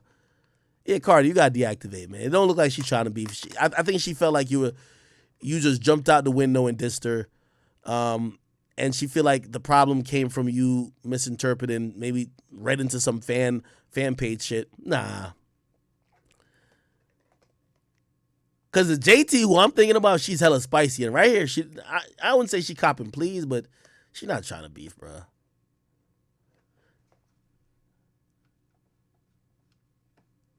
Yeah, I don't think Cardi trying to beef. Then also, what happens next, JT says, I wish I would ever let a chart make me feel less of a star. I literally came from nothing and did this shit with the rap I wrote on the road while hitting licks. I did my time like a real bitch, and a bitch ain't scratched me in there, and always for extra chicken on Thursdays, and always for extra chicken on Thursdays. I ain't never shamed. Yeah, JT's grounded. She's grounded. But this is definitely cope. It's like, yeah, don't shame me because I don't got no hits. Like, I came from nothing. You know what I mean? Then she said, so don't talk to me about no charts. None of y'all. I done been in rooms with top writers and told me they shit was and told them they shit was whack. Same writers that quick to drag female rappers. Oh, I wrote this and that. The shit's embarrassing and sad. Then she said the industry not even designed for girls like me to win. Let's be real. All this shit is politics. P always told us to get that shit out the mud, grind hard. I laid down because I get discouraged from all these labels paying for every motherfucking thing. Damn. I feel bad for JT now. I guess this is what they were talking about with P saying they should rap like Cardi. Here we go. Then like when Cardi recorded her song, how it's a minute before that beat kick in. You want people to just be sitting there listening, like feeling you what you talking about before you just come in and talking that shit. You know what I'm saying? Okay. You know what I'm saying? Okay. Yeah, listening like when Cardi recorded her song, how. Damn. It's kind of sad because, as I said, I don't think JT wanted to. I think JT's naturally happy she got a song or she's on a song with Nicki, but fans are gonna like hype it up. I think Cardi probably did bite. You know what I mean? She bit the bait. But regardless, like, let's just think about the bigger picture here, man.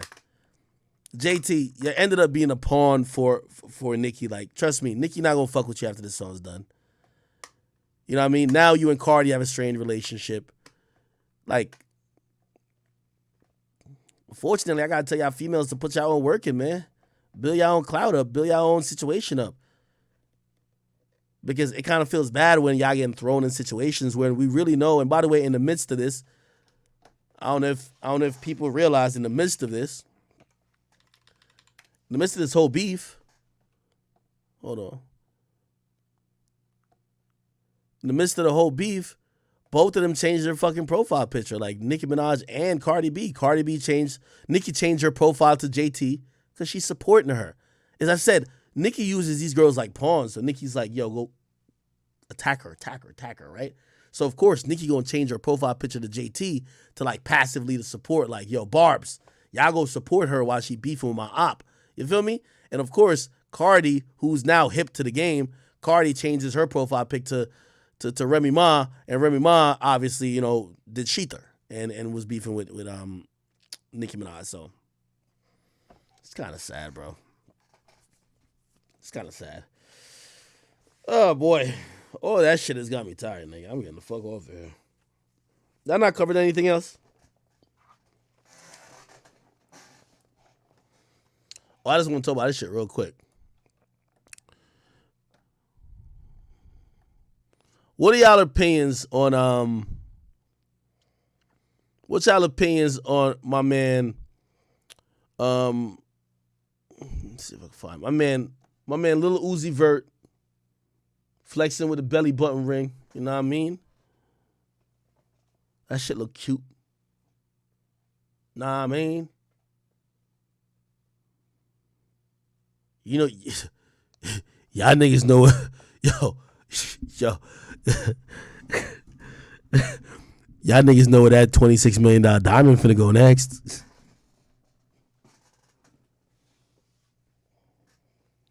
Y'all gonna be mad till y'all see that $26 million diamond up in there.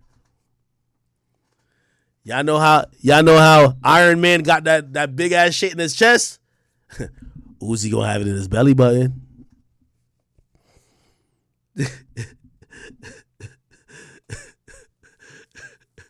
Yo, put it like this, man. Uzi the only nigga who could do this, bro.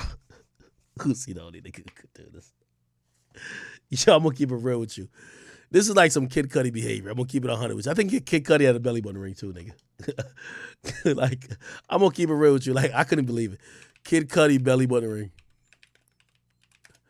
Like I'm gonna keep it 100, bro. You ever seen Kid Cudi? When I seen Kid Cudi in his crop top, I was like, fuck, nigga. You might as well have a nipple piercing, bro. Like, dog, what we doing, bro? Bruv.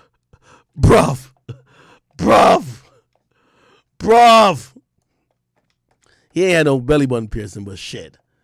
You gonna rock the crop top, nigga, at least put a belly button piercing that niggas can see it. Like, what you trying to show off, nigga? Your navel?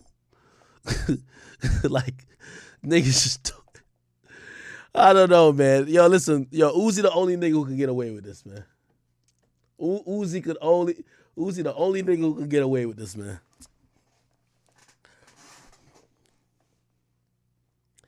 Now, the obvious questions are gonna come up. Do we think Uzi is like bi-curious or gay?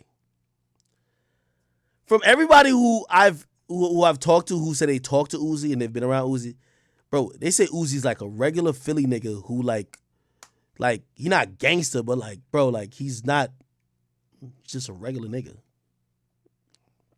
He's not on some I'm confused. Like, they even be telling me like, yo, every time y'all see him act emo online, that is not how he is in person.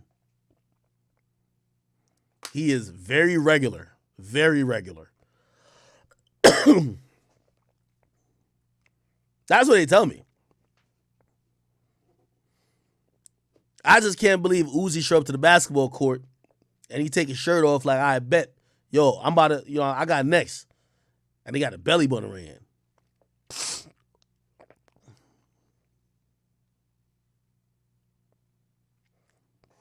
Does JT got a belly button ring?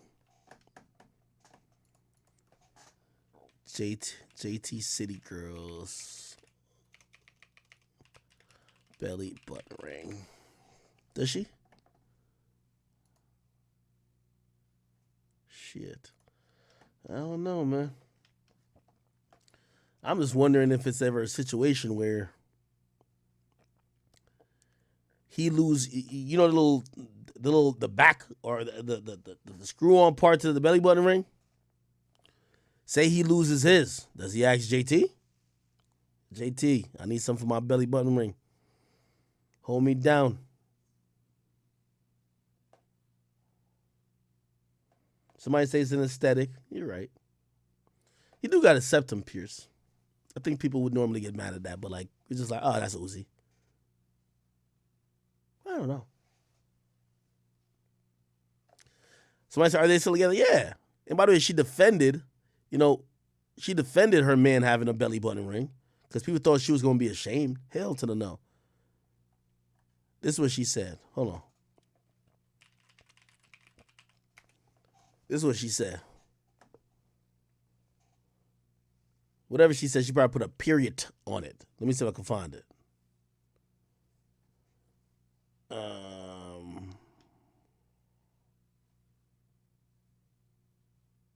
Where is it at?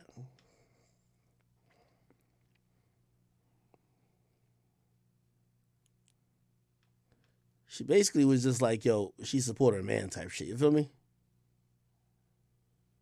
Where is it?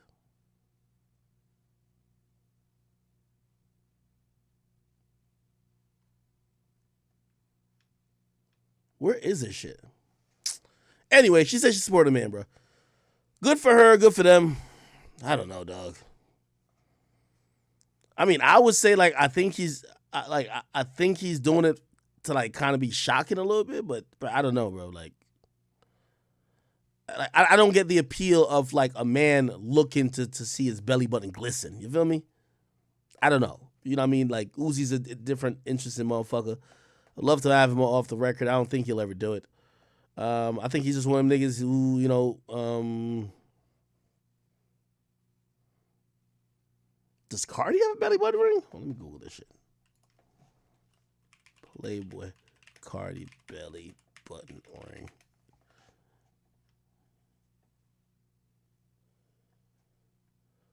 Nah, Playboy Cardi don't got no belly button ring. I don't think so.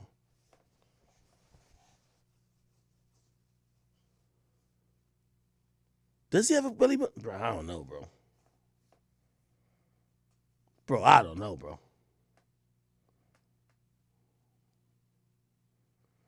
Somebody said Drake at the Apollo.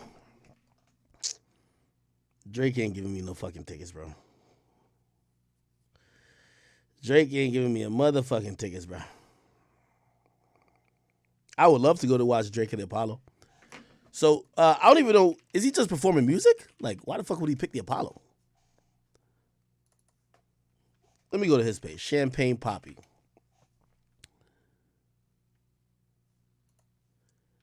Live from the Apollo, November 11th.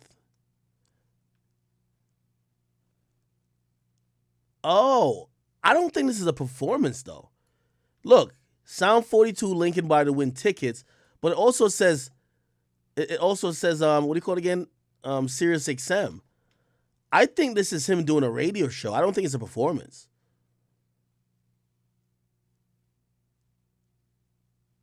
I see some people say Showtime at the Apollo. If y'all don't know what that is, let's Google it, bitch. Showtime at the Apollo. Like, I gotta imagine some shit like this, you know? Village of Harlem I gotta think, because once I hear Sound 42, I'm thinking he's hosting. So he's hosting and he's gonna bring up a lot of people he plays. You feel me? Singing, dancing, tapping, chewing bubble gum. We don't know what they're gonna do. But the performance of all time. Yeah, I think he's gonna be hosting and he's just gonna bring up a bunch of artists. Like, who knows? Maybe he brings up Ice Spice, maybe he brings up whatever. They perform a song and you know what I mean? It'll be like an event. James Brown.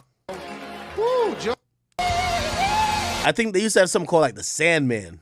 Let me see, where's the Sandman at? They would basically get you the fuck off stage if you like you were horrible.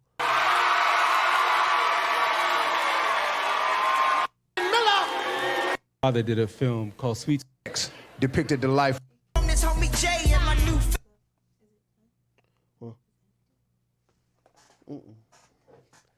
So I don't know. I would definitely love to go see what it is. Kanye posted again. What that nigga talking about?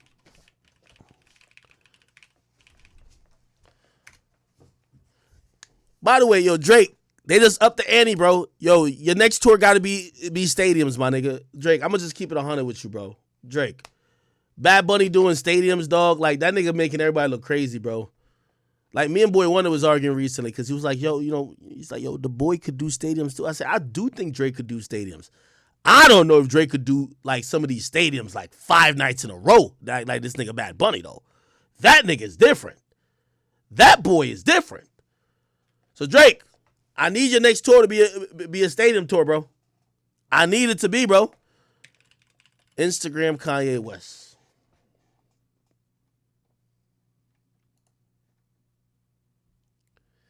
Here's my latest response when people ask me why I made that T-shirt that says White Lives Matter. They do. Okay. Okay, I guess. All right. I have an enabler over here. Just poured me a shot of Henny.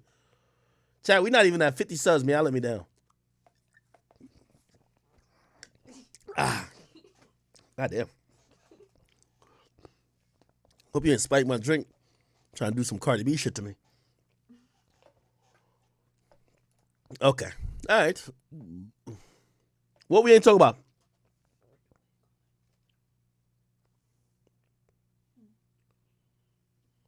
What we ain't talking about?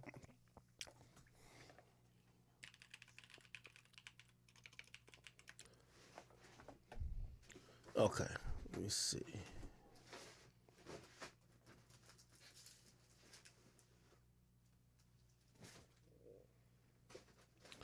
Oh shit! I ain't gonna lie, man. This shit was so shocking to me. Lil Zay Osama, bro. Jesus Christ. You know, and I'm gonna give credit for this quote to T Grizzly. Having a Glock with a switch in New York is the equivalent to having a rocket launcher, nigga.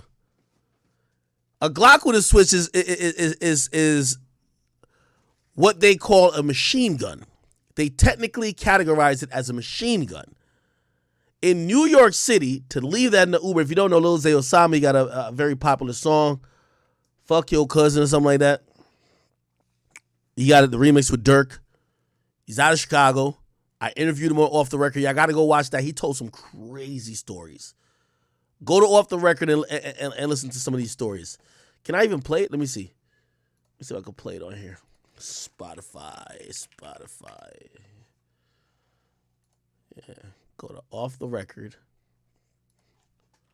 Off the Record. Zay Osama. You could probably type it all in there. It's episode 122. Here we go. All right, man. All right. We here. Yo, welcome to another episode of Off the Record podcast, man. Yo, I'm watching it here, but damn, how does it? Yeah, OBS won't show it. I'm gonna go to one of the interesting parts. Here we go. Juvenile life. Juvenile life. You got to do till you 21. Jesus Christ. Yeah, so I was 15. And when I went to jail to do till I was 21, they altered my timing to the system wrong, meaning they fucked up my timing in the system. They weren't going to let me skate. I was going to skate. I was going to go out another part of the door and I can't get up with my daughter. He told me how he got shot like 4 or 5 times and the cops came in, they were doing a crime or whatever. So the cops came into the hospital. He was handcuffed to the bed and the cops said, yo, listen, we about to go get some donuts real quick. If you could get out of here, we won't even lock you up, nigga. They basically uncuffed him and they said, yo, you could leave right now. You won't go to jail. And he said he just couldn't, the nigga got shot. He just couldn't leave. He couldn't make it up to really leave the hospital. And they came back and they said, yeah, we was going to let you go, but now you got to go to jail, nigga. This is what it is. Anyway. Shit. Anyway, that's Lil Zay Osama. His real name, and I'm reading the article here, Isaiah Dukes is being held in jail without bond after being arrested in New York City for allegedly leaving a loaded firearm in an Uber. It's ridiculous, ain't it? XXL obtained documents citing that the Chicago rapper was in possession of a loaded modified Glock 22, a 40 caliber pistol with a switch that would allow the weapon to have rapid fire capabilities. A switch is highly illegal. It's if you don't know what a switch is, if fully automatic guns, they're heavily regulated. There are some, the majority that are would be not in military or police use. If you do have one, it would have to be grandfathered in before, I believe, 1984 or something like that. So basically, there's really no guns that should be fully automatic, right? However, people these days, especially with 3D printing and all that type of stuff, and shit, I don't know if y'all know about ghost guns these days. People nowadays could modify weapons and also make weapons, actually. You know what I mean? And what happens now is that when you have a regular semi-automatic weapon, you could modify it to be a fully automatic weapon with what's called a switch. Apparently, it's a really small device. I don't want to give too much details about it, but I mean, shit, it's public. Everybody knows what that is now. It's highly illegal. It's super regulated. And from what I've been told, it's supposed to automatically trigger a federal crime. So usually the feds come in once they see something with a modified gun like that. Usually the feds are really interested in that case because that's when you get the ATF, which is what does ATF stand for? ATF,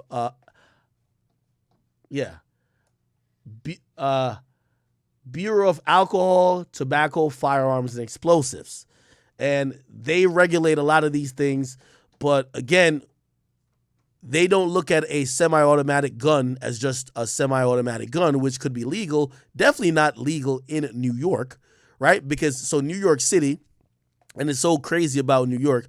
New York City, you're not permitted to have a. Oh, really? They only give permits out for you to have a gun if you're a LEOSA personnel, right? Which means you're former law enforcement, right?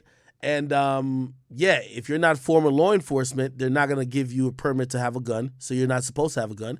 And if you're caught with a gun, they're usually saying mandatory about 3 years. So when you get caught with a gun, you're not from here. Not only that, you're a prior convicted felon. You also did juvenile life. Not sure if that matters or whatever. But also, you have a modified gun with a switch, which means it's now essentially, they call it a machine gun at that point. It's considered a machine gun. You're probably looking at some good time. Now, I don't know if he got out on bail. I don't think they're going to let him out on bail. Given his criminal history, they're probably just going to keep him. And when they do keep him, if he can't bond out, he's probably just going to have to take some time. I'm telling you, this is New York. They're not playing around with it. In Illinois, from what I hear in Illinois, they'll lock you up in Illinois. Oh, my gosh. She's trying to get me drunk, chat. Either she's trying to get me to get off stream, or she want me to get lit on stream and turn it up for y'all. We'll see. You ain't spiked this, did you? Anyway. So here's the thing. In Illinois, they'll lock you up with your gun. They give you a summons. They'll give you your gun and even an extra case of bullets and a couple extra cartridges, and they'll tell you good luck. Let you right back on the streets. That's how they give it up in Illinois. Illinois, ill place. You know what I mean? We're talking about Chicago. Chicago, they catch you with your, you know what I mean, your handy-dandy handgun. You know what I mean? They're going to be like, all right, bro, you should have made us catch you, but at least you ain't lacking. I bet we gave you some more bullets for the road. And, of course, you know what I mean? We oiled, like, we oiled the fucking the gun. And we definitely made sure we gave you a couple more cartridges in case you need to reload the blicky. That's just how it goes. Yes, that's how they do it in Illinois. They give you your actual gun back on the way out of the station. All right, take this, man. Be safe, bro. You good. In New York, you're going to jail. You're going to jail, okay? This is how it go. Going to jail. Except, I guess if you have a lot of money, because I ain't gonna lie, Dirk caught 3 gun cases in Chicago. That nigga never went to jail at all. I'm gonna be honest with you. That nigga was in there probably for a weekend. That nigga was out. Didn't Dirk get like 3 gun charges? That is kind of spooky. Lil Dirk, gun charge, 3rd. Oh, never mind. I never seen this. Dirk clears rapper of violation and process. Oh, they dropped this shit. See, that's what happens when you have a good lawyer. You see, a weak ass lawyer gonna make you take a plea. A good lawyer gonna stretch it out and make sure the shit gets dropped. Look, you know what? Your college kid, like, this is a peace treaty. I'm gonna click on your shit. He beats the 3rd gun charge. Okay, listen. I'm giving you some ad clicks right here. Go ahead, man. All right, he beat the gun charge. There we go. There we go.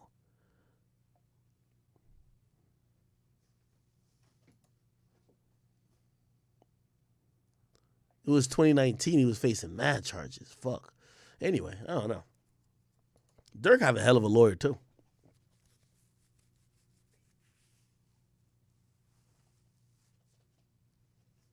Somebody said the girlfriend took the L on one of the cases? Really? Good shit, man. If you wouldn't... Wait, it's not India who took the L, right? Who took the L for Dirk? Dirk and India got to work out. You know what I mean? India put in enough work. She got a couple kids for him. They got to work out. Like, of course, Dirk gonna fuck some hoes on the side, but, like, let that nigga live. You know what I mean? However, he got to do right by India. India was a real one. She been stucking with him. Oh, yeah. The white girl took it? OTF Nikki took the charge? No, she didn't. OTF Nikki took the charge. Lil Dirk. Y'all capping. Did she ever do an interview about it? No way.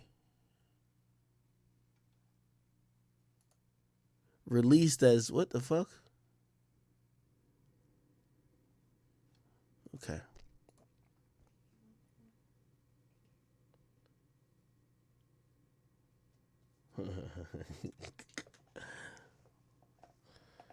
Yeah, you could get another shot, man, but damn, I'm still getting on stream, man.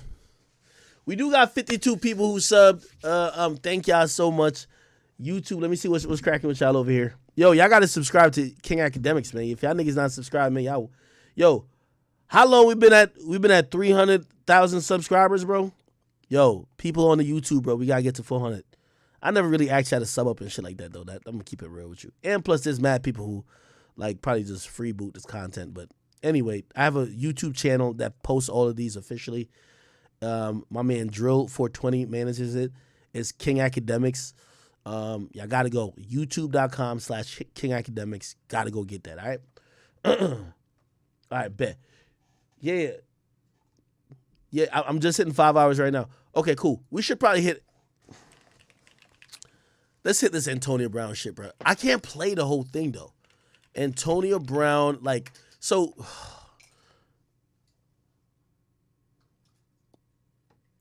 Okay, I wonder if shit. Is this gonna show like his dick? Hold on, pause. What's this? I don't know what these motherfuckers are talking about. I'm not, but all right, never mind. We'll just talk about this first. Anyway, hold on.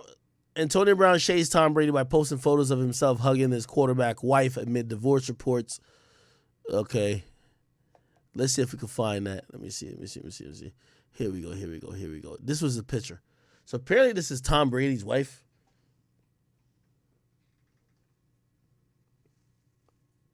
Did you just switch liquor on me? We ran out of the Henny. She just switched to Jameson. Let me see how much you got in your cup. Let me see it. Oh, you wildin'. You trying to do the Cardi B.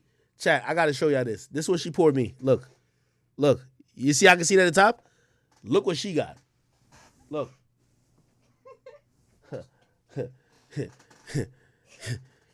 You on your Cardi B vibes, huh? No, nigga.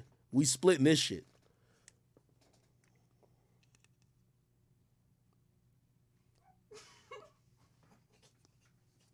Don't laugh. This ain't funny.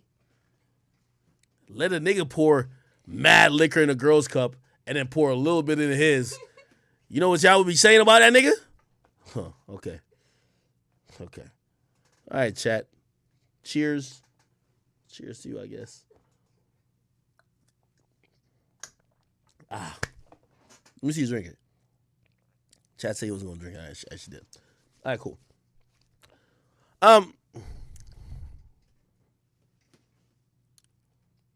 I want to see Antonio Brown back in the NFL.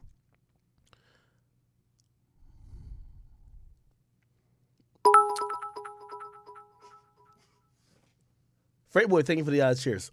Okay, here's the unfortunate truth. I think Antonio Brown has made enough fuck you money. And I know, like, what's better than 1 million? It's 2 million. Like, you could always have more money. But I think he's genuinely comfortable. He's made about $80 million in his career. Okay? He knows he's not going to go broke in this lifetime. Right? And he's not one of those guys who's going to play and chase. And, you know, he's gotten to the point where he's saying fuck you to the coaches, to the rules, to conventional shit. He just wants to have fun. And that number might be varying and different for many people, but I don't think he wants to be in the NFL if it's not on his terms. Now, it's not going to be on his terms ever, and this is why I say that Antonio Brown might never be back in the NFL. One of the greatest players, if you ask me, in terms of, like, definitely receivers. By the way, definitely going to affect his Hall of Fame bid. However, his career, it could have ended much differently, but if you really ask me, bro, the nigga, he's rich, and he's just not about to listen to nobody no more. And I don't think he really cares if he plays that much. Somebody said that's Brady old lady. Yeah. That's Giselle Bundchen, whatever her name is. Giselle Bundchen. Okay? They say Antonio Brown ruthlessly went after his old buddy Tom Brady during the quarterbacks reported rough patch with Giselle Bundchen trolling Tom Brady by posting an old picture of him hugging a supermodel after the Super Bowl. I'm going to be honest with you. It looks like she's hugging him. Yo, I'm telling you, man, journalism, bro. He ain't hugging her. She's hugging him, nigga. Right? He's raising his hand. Her hand around that nigga's neck. AB, who once lived with Brady, okay, it's a little bit disrespectful. Yeah, that's wild. I'm going to be honest with you. Like, even with all that shit that went on, I do believe Antonio Brown got to have some type of respect for Tom Brady. Tom Brady did vouch for him.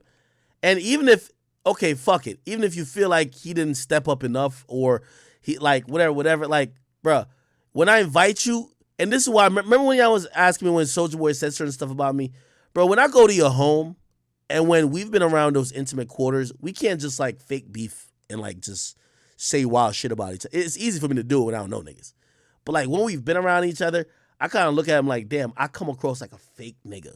Just like I've been around AB, he's treated me very nice. I really, like, you know, I'm commenting about the situation, but I think he's a very dope individual. I'm going to be honest with you. And that's just all my personal experience. But I do think this is wrong. Dog, you stayed at my house. My girl was probably there. She was probably making you breakfast. She was probably, like, helping, you know, the whole situation, everybody be comfortable. And yeah, I'm going through a divorce, and granted, you're not in the NFL right now, and you're just going to throw something up on your social media, just, like, playing around with it. Like, I still love her. She still got my kids. Like, dude, like, what you doing? Like, is the beef with us that deep? You know what I mean? Like, I don't think so. And I think, you know, these are one of those things I think AB crossed the line with. But I don't think AB thinks he crossed the line with this, because look how AB treated his own baby mama.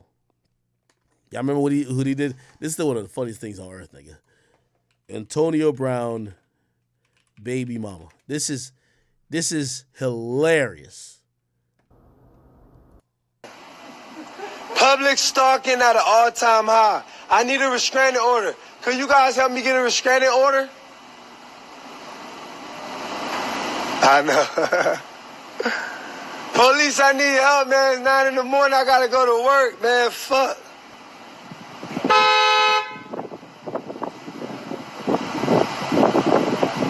Police, could you help me out? What the fuck? I pay taxes here. Can I get some fucking justice? Is there any justice for a black man in America? What the fuck? By the way, when I went to AB's house, the Bentley was there, bro. The Bentley was there, nigga. I got a whole lot of money, whole lot of police, whole lot of groupies. Hey, sir, can you at least get the kids in the house, sir? I ain't sitting there trying to have a conversation with her. Yo, sir, why are you guys still talking to her? She's in an illegal car. She's trespassing. She was evicted. Sir, slam her. Sir, can you slam her? What the fuck? They would have slammed me. Keep in mind, this is baby mom's nigga. This nigga cold, bro.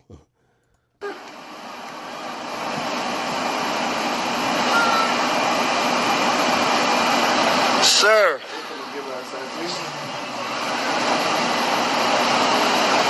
Hey, little man. Little rental cop, man, he can't do nothing, man. Damn, she's so jealous. I don't know if y'all remember this story. So, like, basically his girl or his baby mama was like, she came to pick up the kids and take them to school. I guess she had a key to his Bentley. And she's like, well, I'm taking our kids to school. I'm going to hop in the Bentley. Like, you know, when they were together. Is it still raining? I'm hearing rain. Where's Shorty at? No, she not. Yo, it's been raining for 4 days in New York, New Jersey. What the fuck going on? Like, nigga, I'm finna build an ark. Anyway, his girl came to pick up the kids, bring them to school. I guess she had a key to the Bentley. They're not together no more. Here's the thing, though. A lot of women think that the privileges that they're allowed and afforded while they're with the nigga, just because they have kids or whatever the case is, they're allowed afterwards. So she was like, well, I'm going to bring our kids in the Bentley. And obviously she was going to drive the Bentley back to wherever she's staying at. And AB was just like, no, you're not bringing my car nowhere. If you taking our kids to school, go in an Uber with the kids and go to school. You don't get to drive the Bentley when you're not with me no more. Bentley privilege is revoked. Hey, Steph, join me in the live. Fuck, we need to entertain these people. Fucking three police at the AB residence. What are you talking about? Sir, what is she doing in the car, sir? Sir, what the fuck is my car moving? Sir, my fucking car is flat. What are you doing? Sir, what the fuck are y'all moving my car?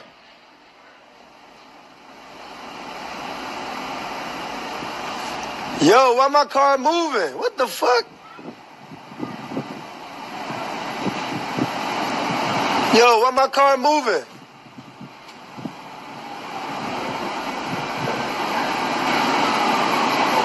Hey, I need my keys out her hand, bro. Fucking. This don't take that long. If I was in some illegal shit, you're not in trouble. Did you tell her she's not in trouble? What the fuck? Yo, why does it take this long if I'm illegal? I'm in my residence. What the fuck? This is a perfect example, you heard? Ain't no justice for us out here, man. You heard? I need a full-time fucking security. Sir, can you get my keys from her? She's stealing my key. Yo, I need my key. You got the key from her?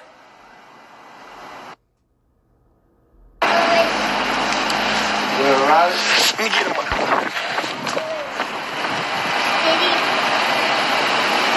Punk ass cops. Restraining order. Shit. I let her in the gate to get the key. Ain't nothing in the past, bro. You guys keep playing. I need my key. Can you get my key? Hold on. Can you get my key from her? How you working on it, bro? I just called the police. She's evicted here. She shouldn't be here. She got my keys for stealing. How long you gonna work? And you guys been here for 40 minutes and nothing happened. Nah, how long is it gonna take to work on it? Oh my god. Anyway, that's some interesting piece of content. I do want to get to this real quick. Who just sent me this? Is this Snapper? Snapper. I think this is Snapper. Yo, I do read DMs and shit like that, so I think Snapper sent me this. We gotta look at this real quick. Salute to a chat nigga. Culture millennials. Can I not spell? MILLENILS. Yeah. What the fuck? Culture millennials. It's right here. I want mad spelling bees back in the day, chat. I was mad smart. I graduated with like mad degrees. Like, don't even try it, okay? Here we go. Oh, thank you for posting this, by the way. Yo, y'all gotta go check out. Yo, let me just pause the stream right now. If you niggas ain't go to... Where are you right now? Oh, shit, I was gonna play Sneako shit. I ain't do it. Yo, everybody go to Spotify. We got the hottest interview out right now, man. Tory gave 2 interviews, one to The Breakfast Club and one to Big fucking Act, nigga. I want y'all to go to Spotify. This is what we gonna do. Everybody, I need plays from everybody in here. Go there. Type in Off the Record. You're gonna see me pop up with DJ Akademiks. Number 1, if you're on your mobile device, you're gonna hit 5-star. We gotta make it 5-star. We gotta let them know the chat niggas we heavy out here. You feel me?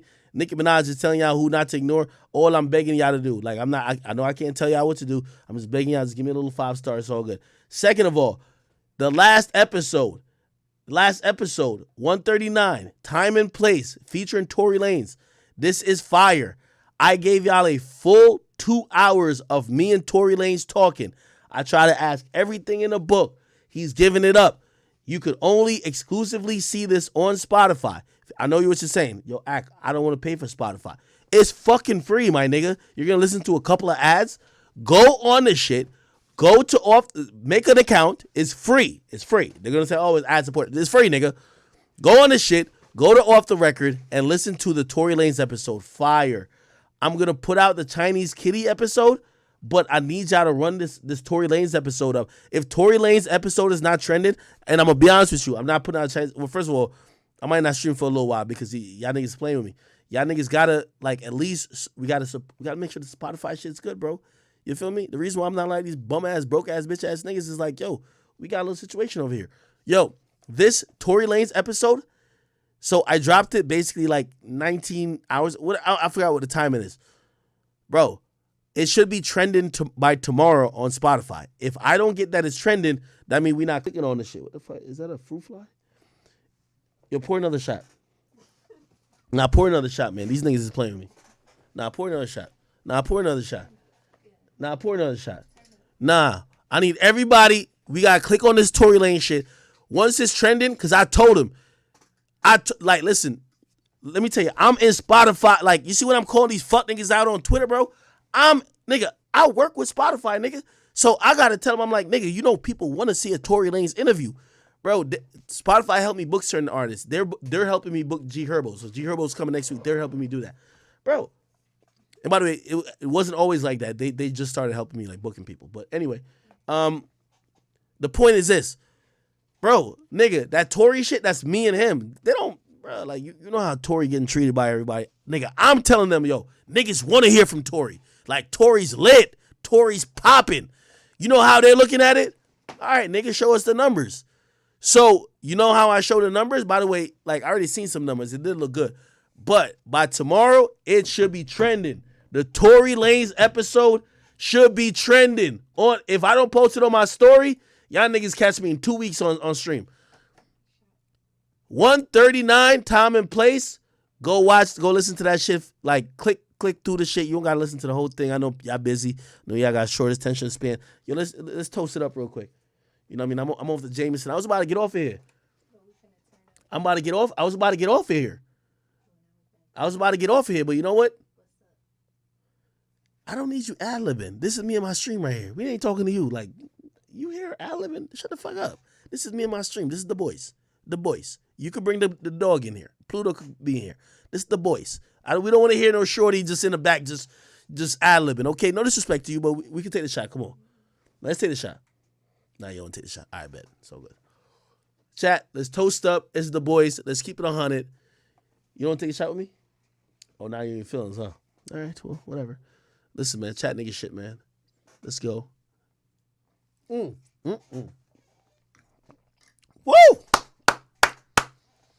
Fucking go, man.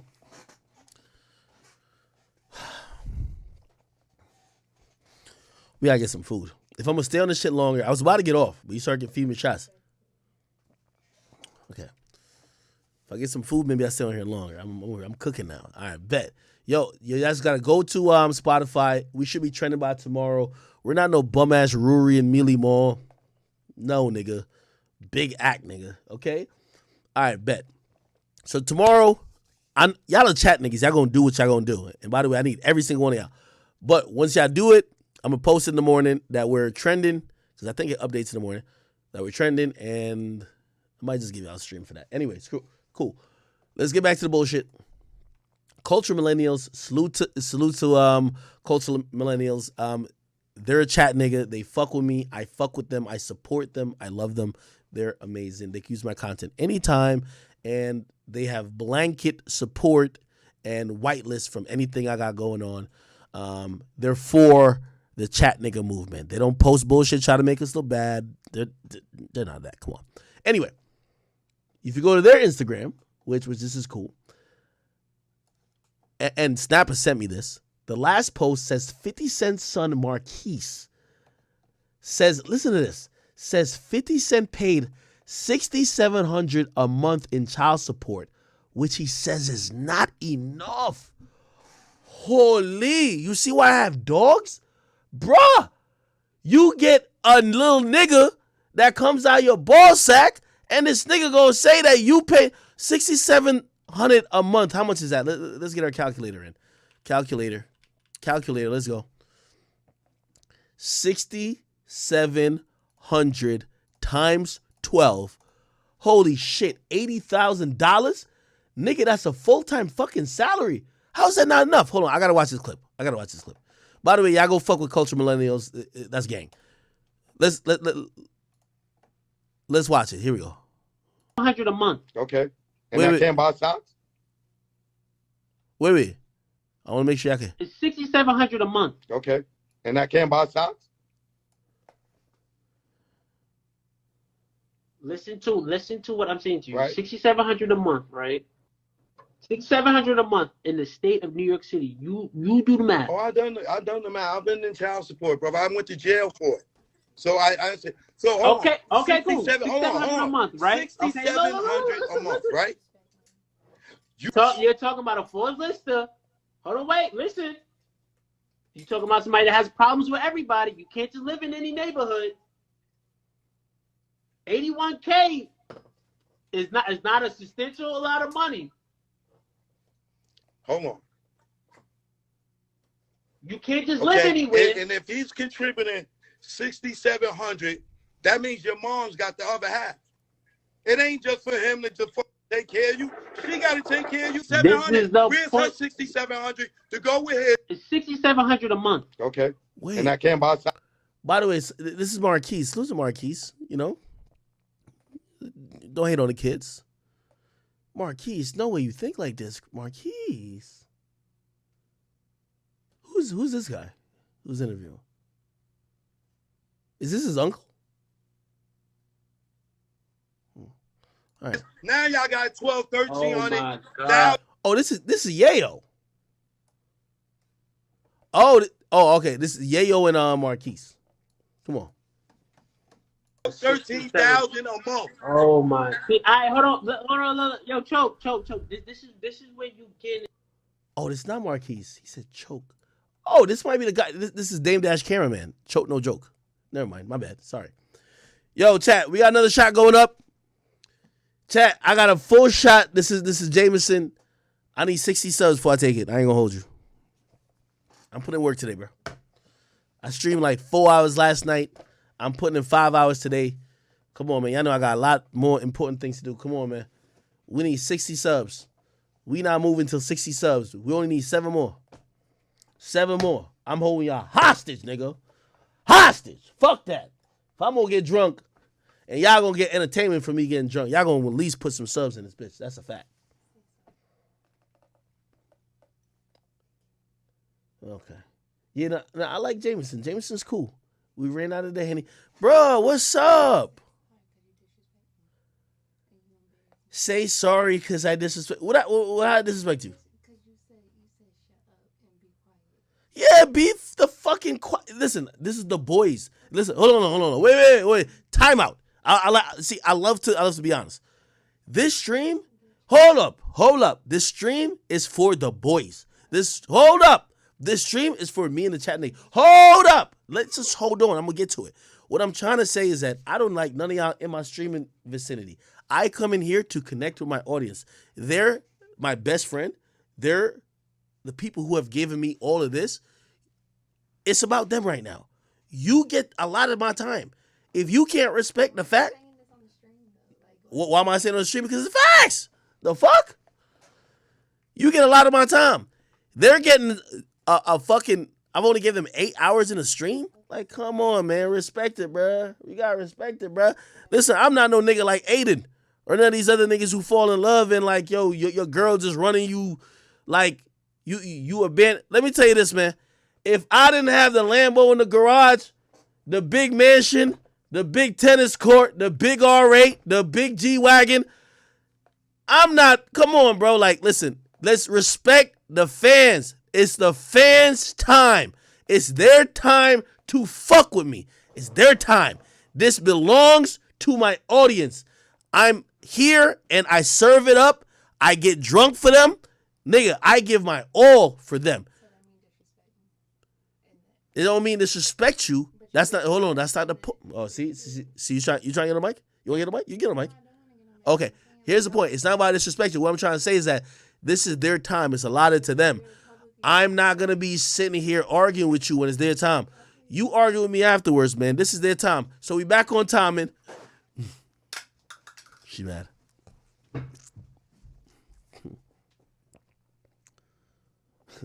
Sorry, like, I've just always been like that.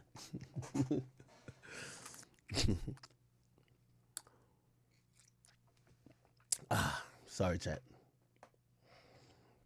So,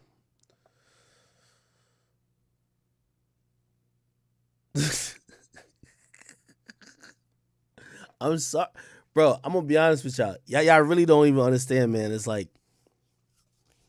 I've told any girl I've ever been with, it's just like, yo, I know why we have a situation. Like, y'all, I would never, like, salute to the mirror. I would never be that. I would never be the person that's so much in love that I forget why I even caught your eye. You know what I mean? It's like, bro, we just got to be honest. And no, I'm not trying to disrespect nobody, but when I'm on stream, I tell every person this. When I'm on stream, my time, my energy is dedicated to the people who support me. And it's not only the people here, it's the people who's going to be here, who's going to watch this shit afterwards. Like, bro, I got to give my all. This is what I do. I don't have none of this without this. And it's no disrespect, but I won't let anybody interfere with this time. That's just honestly what it is. I've seen a lot of people come and go, but I would have had nothing without y'all. If my mom would have been still working, I would have never had, nigga, I would still be recording out of the back of a fucking, Mazda 3. That's just what it is. So I appreciate everybody who comes into my life, but just for the moments and the hours that I try to give to my audience. Like, I woke up today, I hung out with the dogs, I took them out this and third, I ate real quick, but I promised I was gonna come back on stream at noon. I'm gonna be on stream. I don't care what's going on. All that other shit's for the birds. You know what I mean? Like, let me tell you this. You ain't never gonna catch me, there ain't no relationship with no pussy that's greater than what I got going on over here. I'm sorry to tell y'all. So I love y'all, and we're back at it. Let's go. Come on, man. You got time for that shit. This is where it goes down a bad path, brother. This is what I'm trying to tell you, bro. Yo, bro, 6,700. If I told you right now, right, you got to start your life over right now with 6,700 a month and rebuild your life. Yes. Can you do it? With 6,700, I can. I'm gonna add a little more context to this because they live in New York. So in New York, but I think this guy right there, he made some good points. If 50's paying $6,700 a month, that's not the totality of what's supposed to be supporting a child. By the way, $6,700 a month over the span of about 10 to 12 years is over $1 million. So $1 million, let's say for 12 years. It's about 12 years. If you're getting $80,000 a year, it takes about 12, 13 years to get to about $1 million. I get it that he lives in New York or his mom has lived in New York, but the dude made a great point. This is supposed to be half and half. Like, child support ain't supposed to be, oh, let's live off daddy because daddy's whatever. Now, granted, I understand what he's saying. 50 got enemies, this and third. Here's the point I would also make to that. 50 don't fuck with slow bucks in them. 50 don't fuck with certain niggas. You were taking pictures with them. He still had to pay his child support while you were taking. So maybe he cut off the personal relationship, but he still had to pay. Do you get what I mean? Nobody ever asked, okay, well, granted, maybe the mom is spending more time, but like, does the mom have no financial or fiduciary, responsibilities in this whole relationship? Anyway, let's keep playing it. You have 6,700, yes, I can. I'm from the I'm from either budget. 6,700, I'm good. That's what I'm month, saying. nigga. I'm comparing it to yourself. Yo, okay, I'm gonna give y'all another reality. I think only one of my brothers make over $6,700 a month. I retired my mom. I used to do her taxes because I used to do the TurboTax for her. She never made over $6,700 a month. By the way, that's $80,000 a year. My mom, I never even, and she had two jobs. Like, even up until a couple years ago, she had two jobs. Add both jobs together, her teaching, and she used to do some stuff at the hospital. Add both of them together, shit. She lucky to be cracking 65. A 70 would be a great year. That's two jobs.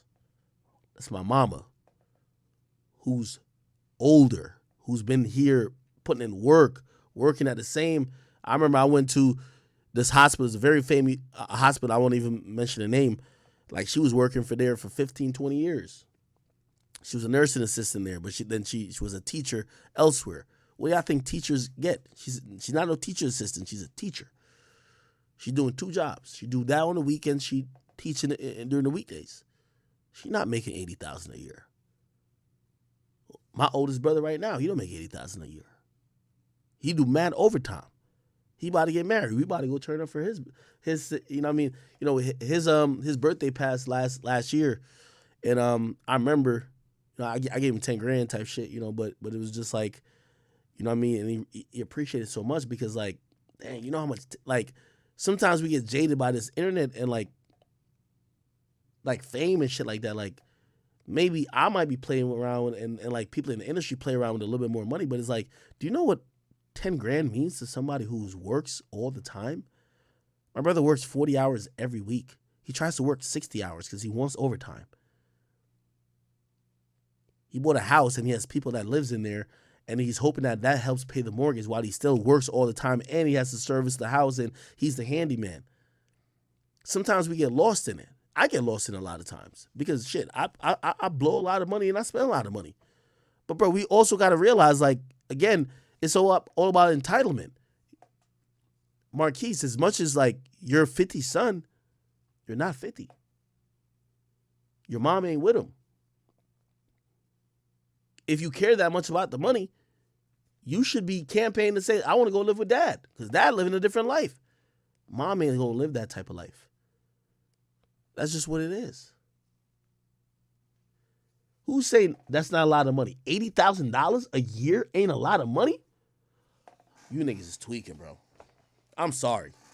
Bro, I'm sorry. I'm just not gonna let y'all. Bro, I get it. Yo, in entertainment, that's not a lot of money.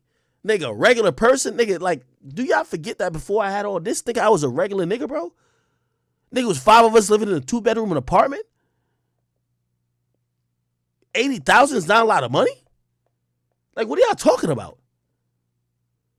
And we're only talking about child support. That's child support. Child support. That's just to raise you, pay your bills, give you a little bit of spending money. That's it. That's not to pay for. By the way, also, I ain't gonna lie, man. Y'all niggas are jaded by this industry shit, man. Y'all jaded by it, bro. Y'all jaded by it, bro. Don't make the experiences of other niggas make you feel like what, bro. I'm telling you, if I wasn't me and I went with my career, I would have probably started off maybe $90,000 if I started off like with my biomath degree. Quickly probably moved up to like 120, and I would have hopefully tried to grind into like, you know, maybe 200,000. But nigga, you know how crazy I worked just to even get that degree in college? Most people didn't do that. That's not the average American, bro. The average American is not making $80,000. Nigga, like, all right, hold on. See, now we gotta, let's be realistic. Median income. Let's go New York City.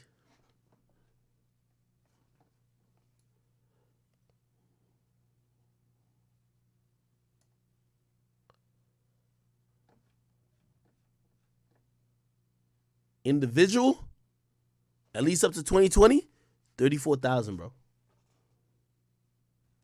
Let's go Texas. Let's go Texas. Matter of fact, you know what? Because there's a difference between median and average. Average income, Texas. Look, here we go. Well, they still pulled up the median. 31,000 for an individual. Household is 63,000. In Texas, average household income is 63,000. Bro, $80,000 a year is above all that shit. Like, what do we? Like, I feel like y'all have like an unrealistic expectation.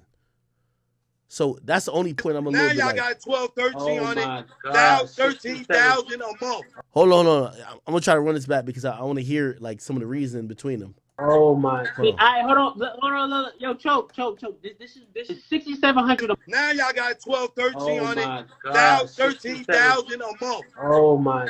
Hold on. Yo, choke. This is where you get it. This is where it goes down a bad path, brother. This is what I'm trying to tell you, bro. Yo, bro, 6,700. If I told you right now, right, you got to start your life over right now with 6,700 a month and rebuild your life. Yes. Can you do it? With With 6,700, I nothing. can. You With have nothing. 6,700, yes, I can. I'm from the. You What? have I'm from Edo. nothing. 6,700. I'm good. That's what I'm saying. Month, nigga. Stop comparing it Yes. to yourself. With 2 Choke, kids. this is what I'm saying to you. Choke, this is where you go wrong. You gotta stop comparing it. You comparing it to yourself, bro. You comparing it on your standard of lifestyle, bro. You cannot do that. Can't do that. Listen, Choke. I jumped out of a burning house, brother. I had nothing. Okay. Now y'all got 12, 1,300. Oh my Now God. 13,000 a month. Oh my. See, hold on. Yo, choke. This is where you get it. This is where it goes down a bad path, brother. This is what I'm trying to tell you, bro. Yo, bro, 6,700. If I told you right now, right, you got to start your life over right now with 6,700 a month. I guess. By the way, he's talking about He's talking about. Can you do it? With 6,700, my bad. I ain't trying to play the same thing over again, but hold on. You with have 6,700, yes, I can. I'm from the. What? I'm from Edo. 6,700. I'm good. That's what I'm saying. Nigga. Stop comparing it to yourself. With 2 Choke, kids. this is what I'm saying to you. Choke, this is where you go wrong. You gotta stop comparing it. You comparing it to yourself, bro. You comparing it on your standard of lifestyle, bro. You cannot do that. Can't do that. Listen, Choke. I jumped out of a burning house, brother. I had nothing. Said the burning. I don't know if I know that story. I don't know if I need to rehash it. Anyway, let's go. I know what it feels like to have nothing. All right. I had to rebuild my life over with 6,700 a month. Marquise, I know you feel like that ain't a lot of money, but it's a lot of people here watching right now. It's girls that's getting $81,000 $200 a month child. I know what it feels like to have nothing. All right. I had to rebuild my life over with 6,700 a month. Marquise, I know you feel like that ain't a. Nah, that's wild. Marquise, man. If you wasn't the son of 50, you think differently, bro. You know, I don't have a problem with Marquise even complaining. I don't. But I think he needs to show his privilege before he complains. He should say, bro, I'm 50 Cent's son. 50 Cent done beef with everybody in the fucking world. He's made it where it's I got to move a certain way. It's uncomfortable for me to do certain things. I'm on save. That's when I could be like, okay, I get it. But when you're saying the money just raw on its face value ain't enough.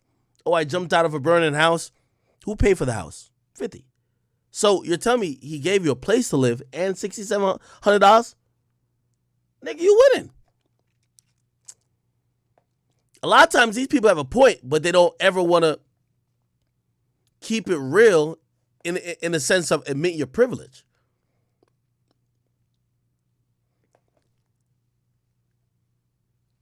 This nigga looks like 50 more than 50 look like 50 at this point. And I feel bad for them, you know what I mean? Because, you know, obviously shit happened, but 50 clearly, like, man, 50's a different beast, bro. Like, you know, I don't want to speak too much on his family, but, bro, he really pays this kid dust. Like, he doesn't pay him no mind, bro. Like, if you look at 50's Instagram, bro, he only cares about his new kid. And, you know what I mean? Like, a lot of people always say, like, nah, you ain't gonna never, like, you know the term, like, you dead to me? Like, people like, nah, you ain't never gonna, like, just ignore your son. Bro, look who he posts all day. This is his new son. By the way, you want to know, and by the way, this is going to be the test for his new son. Because you remember what he said? He said, oh, shit, that's your mommy out there with Puffy, LOL. Remember what I told you the other day? These bitches be crazy. The test for his son? See, 50 a dude, he cares about loyalty. If his son remains loyal to him, even more than his mom, his son going to be set for life. 50 don't respect disloyalty.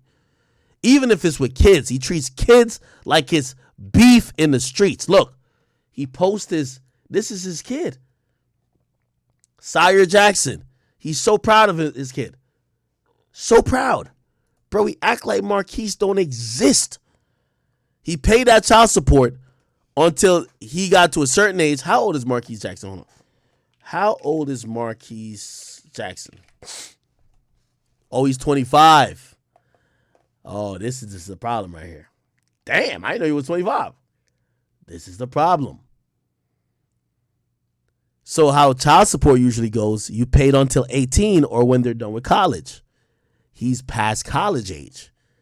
He got to make it happen for himself now. I'm going to keep it real with you. I don't want to get too political, but let me just be honest with you. And I don't want to say he should. I can't ever say he should choose between his mom and his dad. That's not the conversation.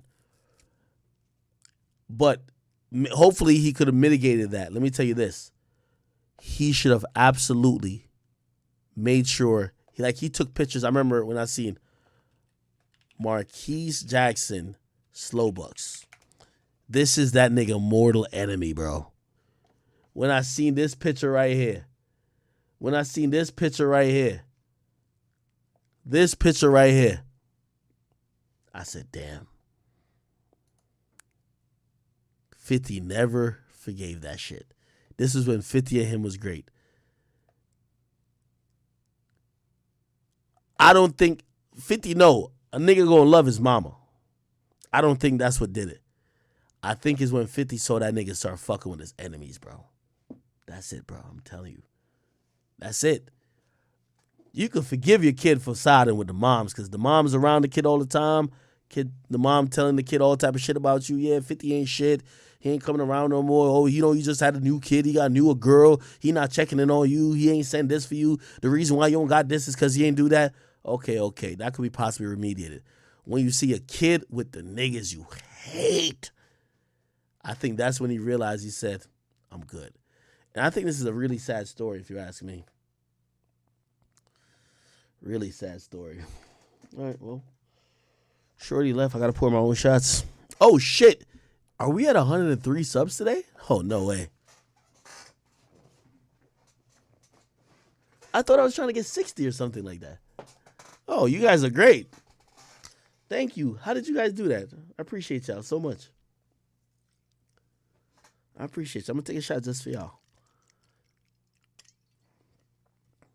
Yeah, I think she got mad just because I was just like, but, bro, I tell every woman, let me tell you this. I think women believe this entertainment shit that I do. It's like, yo, oh yeah, that's just that. But really, it's me and you or whatever. And I'm like, yo, I need y'all to realize, and if you really ever could even possibly love me, you have to know who I am and where I came from. I sacrificed everything in my life for this. I was at my lowest. I had zero options, and the people brought me up. That has to be respected because I respect it with my heart. And if you can't understand that, and if you think you're just like, oh, because, oh, yeah, maybe I fuck with you or I love you or some shit, it's you're not gonna have that respect for this moment, these times, because I don't stream that often. You're gonna always find yourself on that side of the fence where, bro, I remember those moments, every time I meet people these days, yeah, I know you for this amount of time. I remember in there's niggas who fuck with me that's been commenting on my shit since 2010. I used to have a regular job sneaking away in the back trying to record videos, trying to get an audience. You're not going to get me to do no Wabi and Namir shit. You ain't going to get me to do what most of these niggas do. You get a chick who looks good and all of a sudden it's like, oh, yeah, fuck your audience. No, my nigga. And if that can't be respected or that can't be acknowledged, I'm good. So it is what it is. I thank y'all for y'all support. I'll take a shot. I'm still here though. Woo!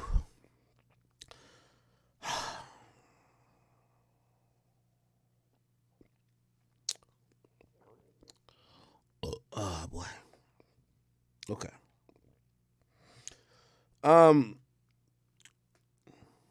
I feel like after I wanted to do YouTube videos after this. After I pass out, bro, I'm gonna be done. Give me some YouTube videos ideas, please.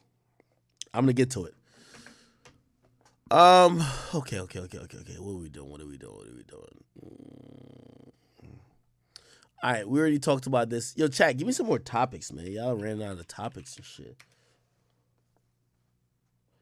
Don't run out of topics. I see y'all on YouTube. Don't run out of topics. Y'all ran out of topics? Bro, I don't even want to talk about this Blueface shit, bro. Like, should we even talk about the Blueface shit? Like, we could. But, bro, like, this shit is just like... Let me get Twitch back up on here. Hold on. Did I fuck around and mess this up? Yo, chat. And by the way, the Twitch chat specifically, I'm elated. Twitch told me to do the stream goal shit. I didn't want to do it. They're like, no, just try it. And I'm like, bro, I don't tell people to really like fucking sub and shit like that. And I'm like, what's a good number? And they were like, well, you average like 40 or 50 people that sub every time. Let's see if you get 100. And I'm like, I'm gonna just be honest, I didn't think y'all would do it. So I just want to thank y'all, and I want to I appreciate y'all a lot for that. Okay. What the fuck was I about to do? Talk about DDG. Why y'all want me to talk about DDG so much? Okay, y'all want me to talk about sales? We could talk about sales. You want me to talk about sales? Okay, it's fine. Okay. I talk about sales. Chat, I'm gonna tell you something about integrity. I'm not gonna say who.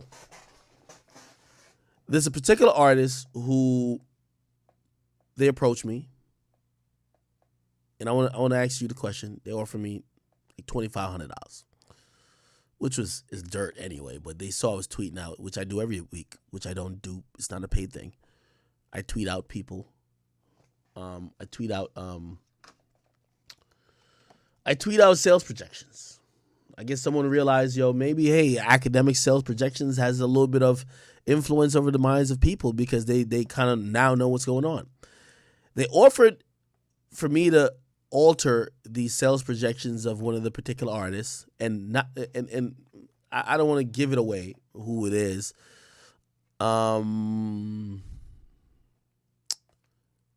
But I also don't want you to assume it's anyone. It's not Tory or Kid Cudi. Hopefully that didn't like lower it too much. I don't know. Anyway. And they wanted me to, they were like, hey, could you just tweet that this is what's going to be their projections? And I said to the person, I said, bro, I don't know if you think I just tweeted for fun, but I do projections myself. That artist is not scheduled to sell what you want me to say they would sell. They're like, well, we'll pay you just to say it. Nah. And I said, you know what? Because, you see, reputation is the key, man. You got to guard it with your life. And if I lie, everybody's going to know. The file numbers are going to come in. And if I just, whatever. So for that little money you was about to offer me, I could have blew up my whole credibility, and I would never do that.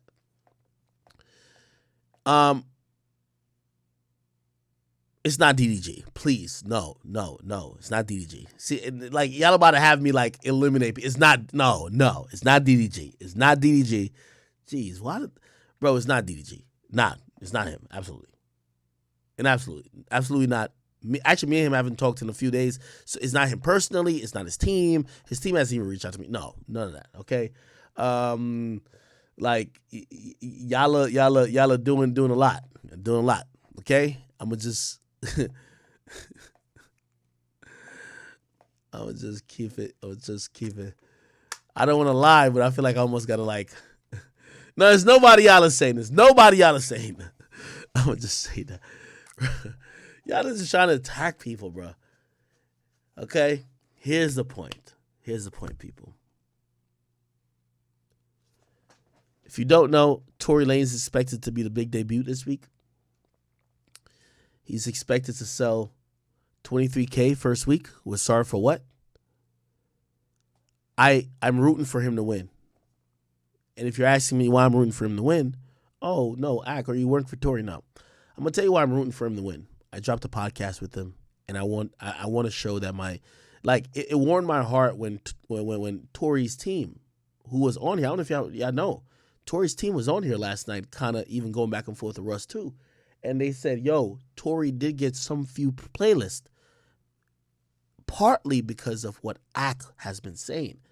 He's been so loud, so vocal. He's brought these conversations to light, and people don't want to get embarrassed. They started giving Tory a little bit of playlists. You know what that meant? And it meant more than anything. It means we matter. You know, these people go on for months and end by saying Ak don't matter, he ain't shit, why we care about him, get him out of the culture. But to even get acknowledgement to say, yo, listen, if we see something wrong and we talk about it and we bring it up and we try to be true and fair, doesn't matter. Because I used to be a fan trying to call out the true and fair shit and it didn't matter. So when I'm in a position now, when I hear somebody acknowledge like, oh no, it mattered, I respect it and I'm so happy for it. And yeah, I want him to win. He did an interview with me. And I'm sorry, this is going to sound selfish, but a lot of these niggas, they do front on me still. And for the nigga who do come to my platform and do an interview, I know I won't ever get nominated with these motherfuckers who are supposedly the best hip hop platforms, but shit, I want people to know that my platform do matter. And you know how you know someone's platform matters? Because niggas had to come and fuck with you because they wanted to win the race. So he's the only one out of the people who did. Actually, DDG did too. DDG did too. And I want DDG to do great. I want DDG to do absolutely great. I want you to support him too. But this is how I look at things. Tory came to town. He did 2 interviews. He did Breakfast Club. He did me. I want him to win. DDG invited me to his house. He was so pleasant. I've always been cool with DDG. We talk all the time. That's my guy. I want him to do great. And by the way, I'm hoping right now, if you don't know, he's around the 15K mark. 13 to 15K. I want him to hopefully get over the 15K. That would be great. I'll be happy if he gets that. DDG's a good guy. He's not, I know a lot of y'all want to look at him like a YouTuber. He's not just a YouTuber, bro. He's making great music. He's trying. And we could talk a lot about music. Shit, there's one joint I seen some people like, yo, he sound like Dirk. He do sound like Dirk a little bit, but this shit sound fire. Has he sound like that before in the past? A little bit. Let him rock. Let him grow. Let him learn. Remember, I was one of the niggas who was like, oh, you're just a YouTuber. I've realized that he's putting in the work, and I respect him for that.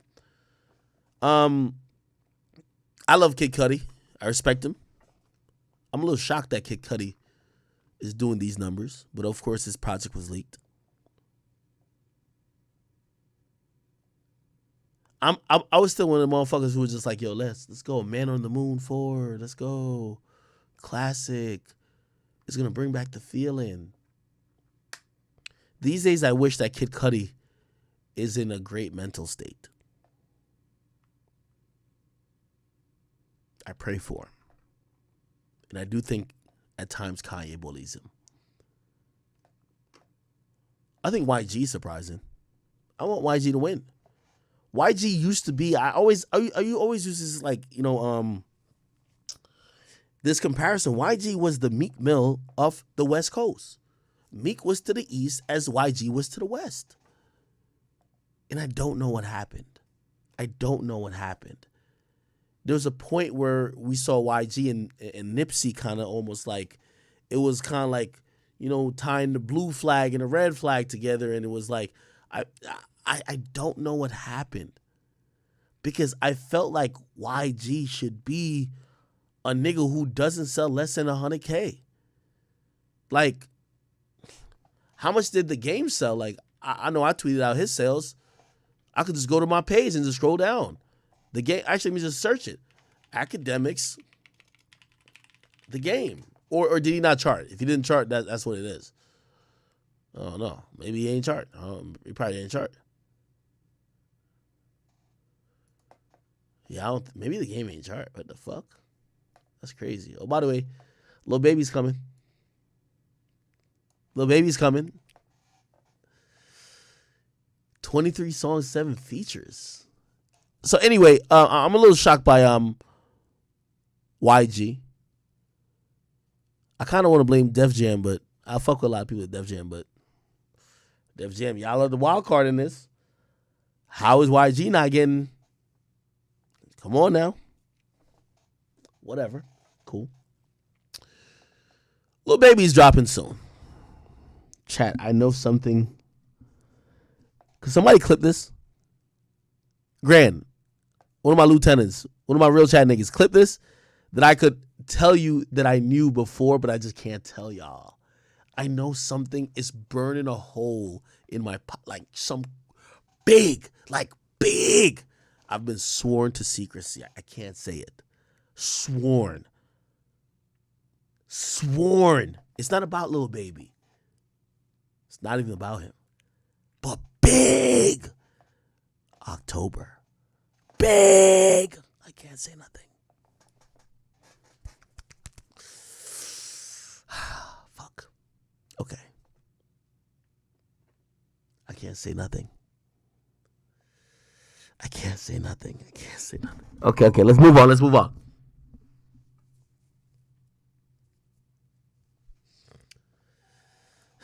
on. Okay. Lil Baby's coming. 23 songs, 7 features. I didn't like Detox. Detox was ass to me. I felt disappointed by him rolling out Detox as the first song because I'm expecting Lil Baby to know the shit. He should know at this point why we fucking with him. You know what I mean? Okay. The storm is coming. Remember, Big Act told you that. But for those who think I can't keep a secret,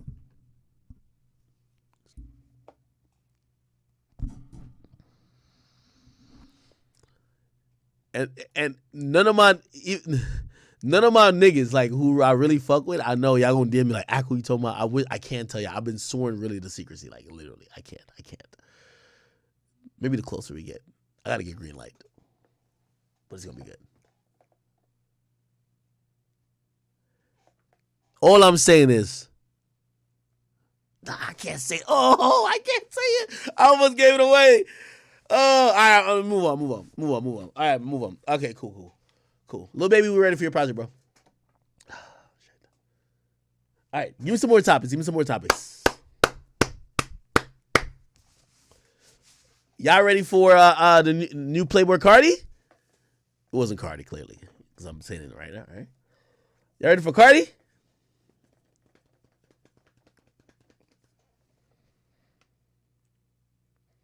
I'm gonna hit up Cardi. Let me ask y'all a question. Who's hotter right now? I want to see the spams. I want to see y'all spam it up. Cardi or Uzi? Cardi or Uzi?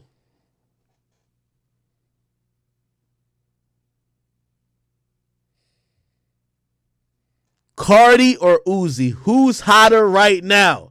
Make a poll. I need a poll. Nah, I need a poll. Mods, make a poll. Hey, can we do a poll on YouTube? Hold on. Mods, how we do a poll on YouTube? I know y'all gonna do it on Twitch. How do I do poll? Okay, let me see. Just do like, okay, poll. Wait, here. I'm gonna do a poll.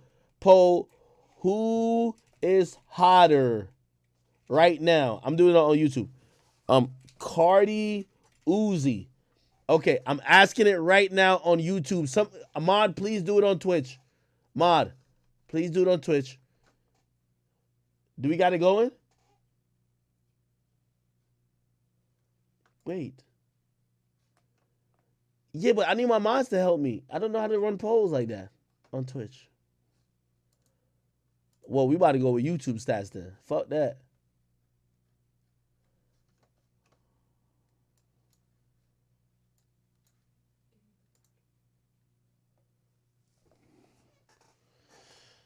Now she returns. The Scorpion King returns. Wait. Okay, wait. Could somebody do it? Like, bro, my mods. Oh, okay. All right, somebody did it. Yo, y'all gotta vote. I gotta see who's hotter. Shit. All right, right now, Uzi's in the lead on YouTube. Let me see what's going on Twitch. Oh, Uzi in the lead on Twitch too. Really? See, it's like the devil over here. Mad at first, comes back. Let's take a shot.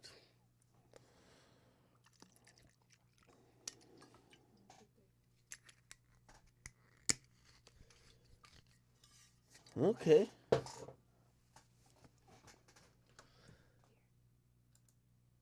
Okay, I think Uzi's winning both of them.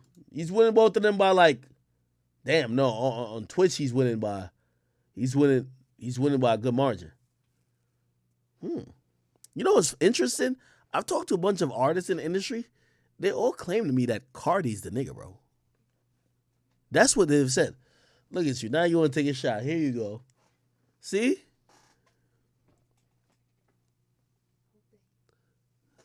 Love y'all, chat. This is for y'all. Actually, no. 3 more subs. We want to get it going on. 3 more subs. 110. I'm going to take the shot. 110, because I'm about to pass out. Damn, now Uzi's going crazy on Cardi and Twitch. But on YouTube, it's close. YouTube is close. Twitch, Cardi, Uzi got about a landslide. That's interesting. Wow, okay. All right. Okay. A lot of industry people, they be like, they talk about Cardi like he's like the next Kanye. I kid you not, I swear. A lot of these industry niggas talk about Cardi like he's the next Kanye. Yeah, Uzi won on Twitch. And on YouTube, Uzi looked like he's going to win by 55-45. About so. Okay. All right, Simpin, I see you, boy. Thank you for the sub. One more sub. I'm taking a shot. That's what we finna do. All right, cool. What are we doing, though? I feel like we were about to talk about some other shit real quick. Yo, y'all have had me here for 6 hours. Jesus Christ. Let me see. No, I'm waiting on 110 subs. I can't, I just got 2. All right, bet. Come on, now we can take it. Yo, chat, if I don't upload no YouTube videos, blame these niggas who made me take a shot. And her. I got 3 YouTube videos to do. Yo, chat, I've been back on my grind, ain't I? Streaming more, getting the podcast popping, still on the IG grind, and I'm back on the YouTube. I got 3 videos to do tonight. I got to figure out some way to be alive. Fuck. Somebody says, oh, okay. Y'all want me to talk about the finesse 2 time shit? What Ebro say about me? Wait. What Ebro say about me? See, like, nigga, I know I've been drinking, bro. Don't, like, bruh. What do you say about me now? What Ebro say about me? Where?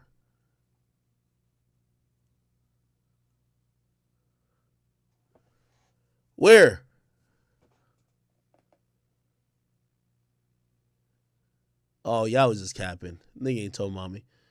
And also, I'm gonna keep it real with you. Like, bro, I'm not about to keep going back and forth with Ebro. Like, on Baller Alert.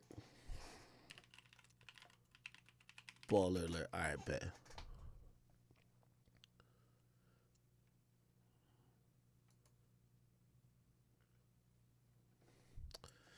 Okay, here we go. He says, exclusive. Ebro said he'll confront Akademiks for popping all that shit, but he don't come outside. Yo, Ebro, where do you live at? I live in Jersey, nigga. Where do you live at? All of this shit, like, yo, bro, stop it, bro. Like, I hate when niggas start talking like that, bro. Like, niggas be talking like they big bad gangster, like you don't got to show up to a 9-to-5 job and get a COVID test before you walk in, bro. Stop it, my nigga. I hate when niggas start talking like this, like they're like some super gangster. Like, my nigga, you work a corporate job. You work at Apple, nigga. Literally, if you fart in the office, you might get fired, brother. Like, stop acting like you're some gangster, bro. Let me see what you're talking about. Recently, with the whole, everyone's talking about the baby stuff. Have you ever? Yeah, I put fire on y'all niggas' ass, and I'm not scared. I'm not scared to say it. I'm glad I did it, because all of y'all, you see a nigga like Ebro, bro. Me and Ebro don't got no issues. I just had to tell that nigga that you can't use Apple as your personal toy to fuck with people you don't like. That's facts. Or blackballed anyone from on the radio. I can't. By the way, I started that conversation, so all y'all niggas be like, see, I got TMZ putting the pressure on your ass, nigga, and I'm gonna keep that conversation up. I'm sorry. Act stream, act Twitch, off the record. This is where we start real conversations. When's the last time a real conversation got started from Hot 97, nigga? The blackball, they're running up on you outside of your radio station asking you about what a nigga said on Twitch. Who really got the goddamn cojones, or really who got the clout out here, nigga? Stop it, bro. I don't have that power. No. So that's cap. You don't got that power? You're global head of hip hop. You don't have that power to blackball somebody? You're the global head of hip hop. Nigga, if I am the manager of the fries and burgers, you don't think I have the authority to say, yo, we only cooking fries for 2 minutes, not 3 minutes now? You don't think so? What? If the fans ain't coming to your concerts and the fans aren't streaming your music, the music is on every platform. If the fans really want to go stream your shit, they type in your name and they go stream your shit. Yeah. Yeah, you coming outside your big corporate job, nigga, that you got to drive to every day, nigga. I wake up, sip Henny, get my dick sucked, get on stream, nigga, pop my shit, and I don't got to go nowhere. I own all my shit, and Hot 97 not paying you niggas more than I'm getting. So what the fuck we talking about? Are you and Akademiks, like, what's your relationship right now? I mean, are you guys, Oh. if you saw each other? Oh. Nigga, TMZ not at my crib. Nigga, I do everything in my crib. Y'all niggas at y'all corporate jobs, dressed up, hoodied up early in the morning because it's cold as fuck. Y'all got to show up to your job at 5 a.m. I get up when I want to, my nigga. I stream for my audience. I tell them what's up. All right, yo, we about to be lit off some Henny. We talking to Russ. Yo, I'm going to get up this time. We chopping up at this time. Like, bruh, of course y'all tight at me, nigga. Speak or... I would go over to Akademiks and be like, yo, you was popping all that shit. What you got to say now? Yeah. But oh, okay. Not on that type of time. All right, cool. He don't come outside. Ebro, first of all, here's a public invitation right now. Yo, Ebro, don't even be on that shit, bro. Like, I hate when they say that type of shit. Don't come outside. I don't come among you industry niggas, my nigga. I don't come among you industry niggas. I be doing way more than y'all. And also, y'all can't control where the new influence comes from. Ebro, nobody's scared of you. You have a great invitation. Where I record my podcast, where everybody sees it all the time, is 15 minutes away from you, nigga. I'll send you the address. Just DM me. You can meet me with anybody you want. You could bring LL Cool J. You could bring anybody in the fucking world. I'll be there. Don't say the whole you don't come outside shit. Because you pussy ass niggas say the same shit when niggas get shot in the streets and killed. Why don't you talk about them going outside? Because y'all don't see me in the same places where y'all hang out. Y'all say I don't go outside. I go wherever the fuck I want to go. I don't have to be up at MS Communications at 5 a.m. just to get a $300,000 check. I'm gambling $300,000 a year. I don't give a fuck what y'all niggas on. So good for you. But don't be this whole you don't come outside shit. Ebro, my headquarters, I don't have to go to Hot 97 no more. I'm not no peon. You got something to say to me, nigga? Bring your ass over to my headquarters. I'm located 15 minutes away from you. I sent you to Addy. Anytime you want, we'll be there. Bring anybody you want, and we could do whatever you want. We could talk, we could argue, whatever you want, nigga. Let's see if I come outside. This is how you got to get these niggas. Same way how that pussy ass nigga Rosenberg was talking. I said, I bet I get a boxing ring. We could box it out real quick. Like, nobody got no cameras or nothing. You know what he says? Bro, I got a problem with you. I was just trying to say, like, yo, I'm not jealous of your success. All right, shut the fuck up, nigga. Ebro, stop with that don't go outside shit, nigga. What outside are you going? You go to concerts and you go home. You have a child. You're a family man. You're a corporate man. What outside? Yo, why is corporate niggas talking like they're gangsters? Boy, you got a whole nigga. Yo, you got mad at Taxstone or one of these niggas when they posted your baby mama. What outside of you? Stop with this outside talk. This is the type of talk that gets people killed. Because you're a corporate man. You work at Apple. You work at Hot 97 MS Communications. You're not no gangster. You know what this outside talk came from? Niggas who's outside in the streets. You're not in the streets, brother. Nobody's scared of you. I could give you an address. You won't show up there anyway. And this is an open invite because I want you to come to my place because I want to see you face to face and I will have the conversation. I don't threaten violence. I don't do that online because you see, all y'all niggas that do all that bullshit online, I don't threaten violence. I want to sit down with you, debate, but I want to debate on my platform. I don't got to come to Hot 97. I feel like I hold the cards now. Fuck y'all niggas. So if you need an address to show, if you want to see me, I'll send you the Addy. Just DM me, nigga. Okay. So the baby though, like I know they tried. Is there any? Do DJs have any say? Nigga, you getting pressed by TMZ because of what? Big fucking act started the fucking fire under you pussy ass bitch ass niggas who do radio and other things. Riddle me that. What songs get played on the radio? Yeah. So and the fan because the You TMZ nigga, we ain't talking about radio nigga. fans really dictate it. Yeah. The fan, all programmers, all radio people, all DJs. Y'all clip it, send it to Ebro. You said you wanted to see me. I don't come outside. I'll be outside when you show up to my headquarters, but I bet this bitch won't do it. They're out in the clubs. They're looking at social media. They're seeing what people are sharing and streaming. If people are fucking with it, people play it. So from the outside looking in, what do you see? You made some news recently with the whole everyone's buy his album. It didn't really take off. I mean, people were saying that, you know, at least on social media, people were saying that he hasn't evolved musically. That's what people were saying in the comments. The people were saying, yo, this nigga use so much deflective tactics. That's why I'm saying he won't come to my fucking headquarters. I would really debate you. Bro, it's easy to talk about what people are saying. Let's talk about your power. Let's talk about your power in this real industry. When you talking about what people are saying, how much does what people are saying affect what you do? Let's talk about it. But I know the game with Apple Music, nigga, because I was negotiating a whole fucking contract over there, nigga. Everything goes through legal, nigga.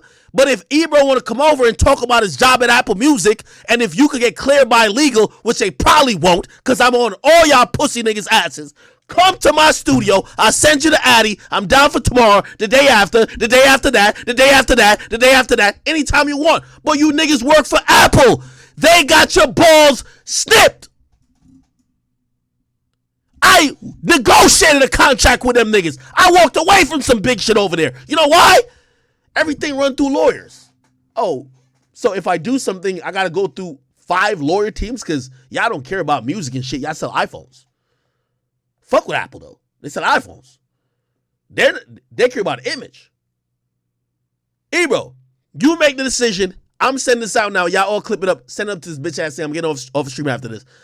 If this nigga really if he think he the guy, he would be like, yo, I'll show up to your studio tomorrow.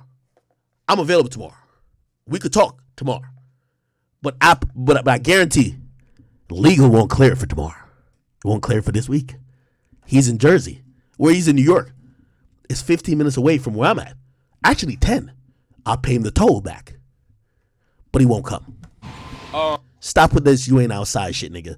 You have a fucking kid. You have a fucking fiance or baby mama, nigga. You're not no gangster. Leave the outside talk for the niggas who are actually in the streets getting it in. And then the word came out, his tickets didn't sell. So to his concert. So is that the DJ's fault? My favorite shit is when artists is on the come up. I built this myself with me and my fans. As soon as they shit start slipping, yo, I'm being blackballed. Nobody want to play my music. Here's the fucking problem with that statement, you fucking bozo. Nigga, you work for Apple Music. They cut you a check to do your fucking job. This ain't an ego trip. This ain't your playlist, nigga. You don't see Apple. You don't see motherfucking, well, rest in peace to Steve Jobs, but you don't see nobody who runs or owns or operates or was on the executive board for Spotify or Apple tweeting at these artists like they got a personal agenda. So when these artists saying whatever they say, they're assuming that these fucking platforms ain't fucking with them. But you work for the platforms and you acting like you taking it personal, nigga. Which one is it? I thought you built this shit yourself. Man, tell this bitch ass nigga to hit me, man. He can show up to my spot anytime and we can have a conversation. I'm not showing up to no fucking Hot 97 either. But I guarantee this bitch ass nigga won't. If you talking about outside, nigga, I'll send him the address exactly where you gotta be. But I guarantee the same pussy nigga who's on there talking to TMZ about I'm not outside won't come outside to meet me where I need to be, man. Okay? I'll take the shot. Let's take the shot. I'm getting the fuck off stream, man. Oh, you don't got no liquor. Listen, man. Chat, I love y'all. I'm getting out of here. Send this fucking clip to this nigga. He won't send no addy. Another bitch nigga who don't want to really actually link up but talk shit.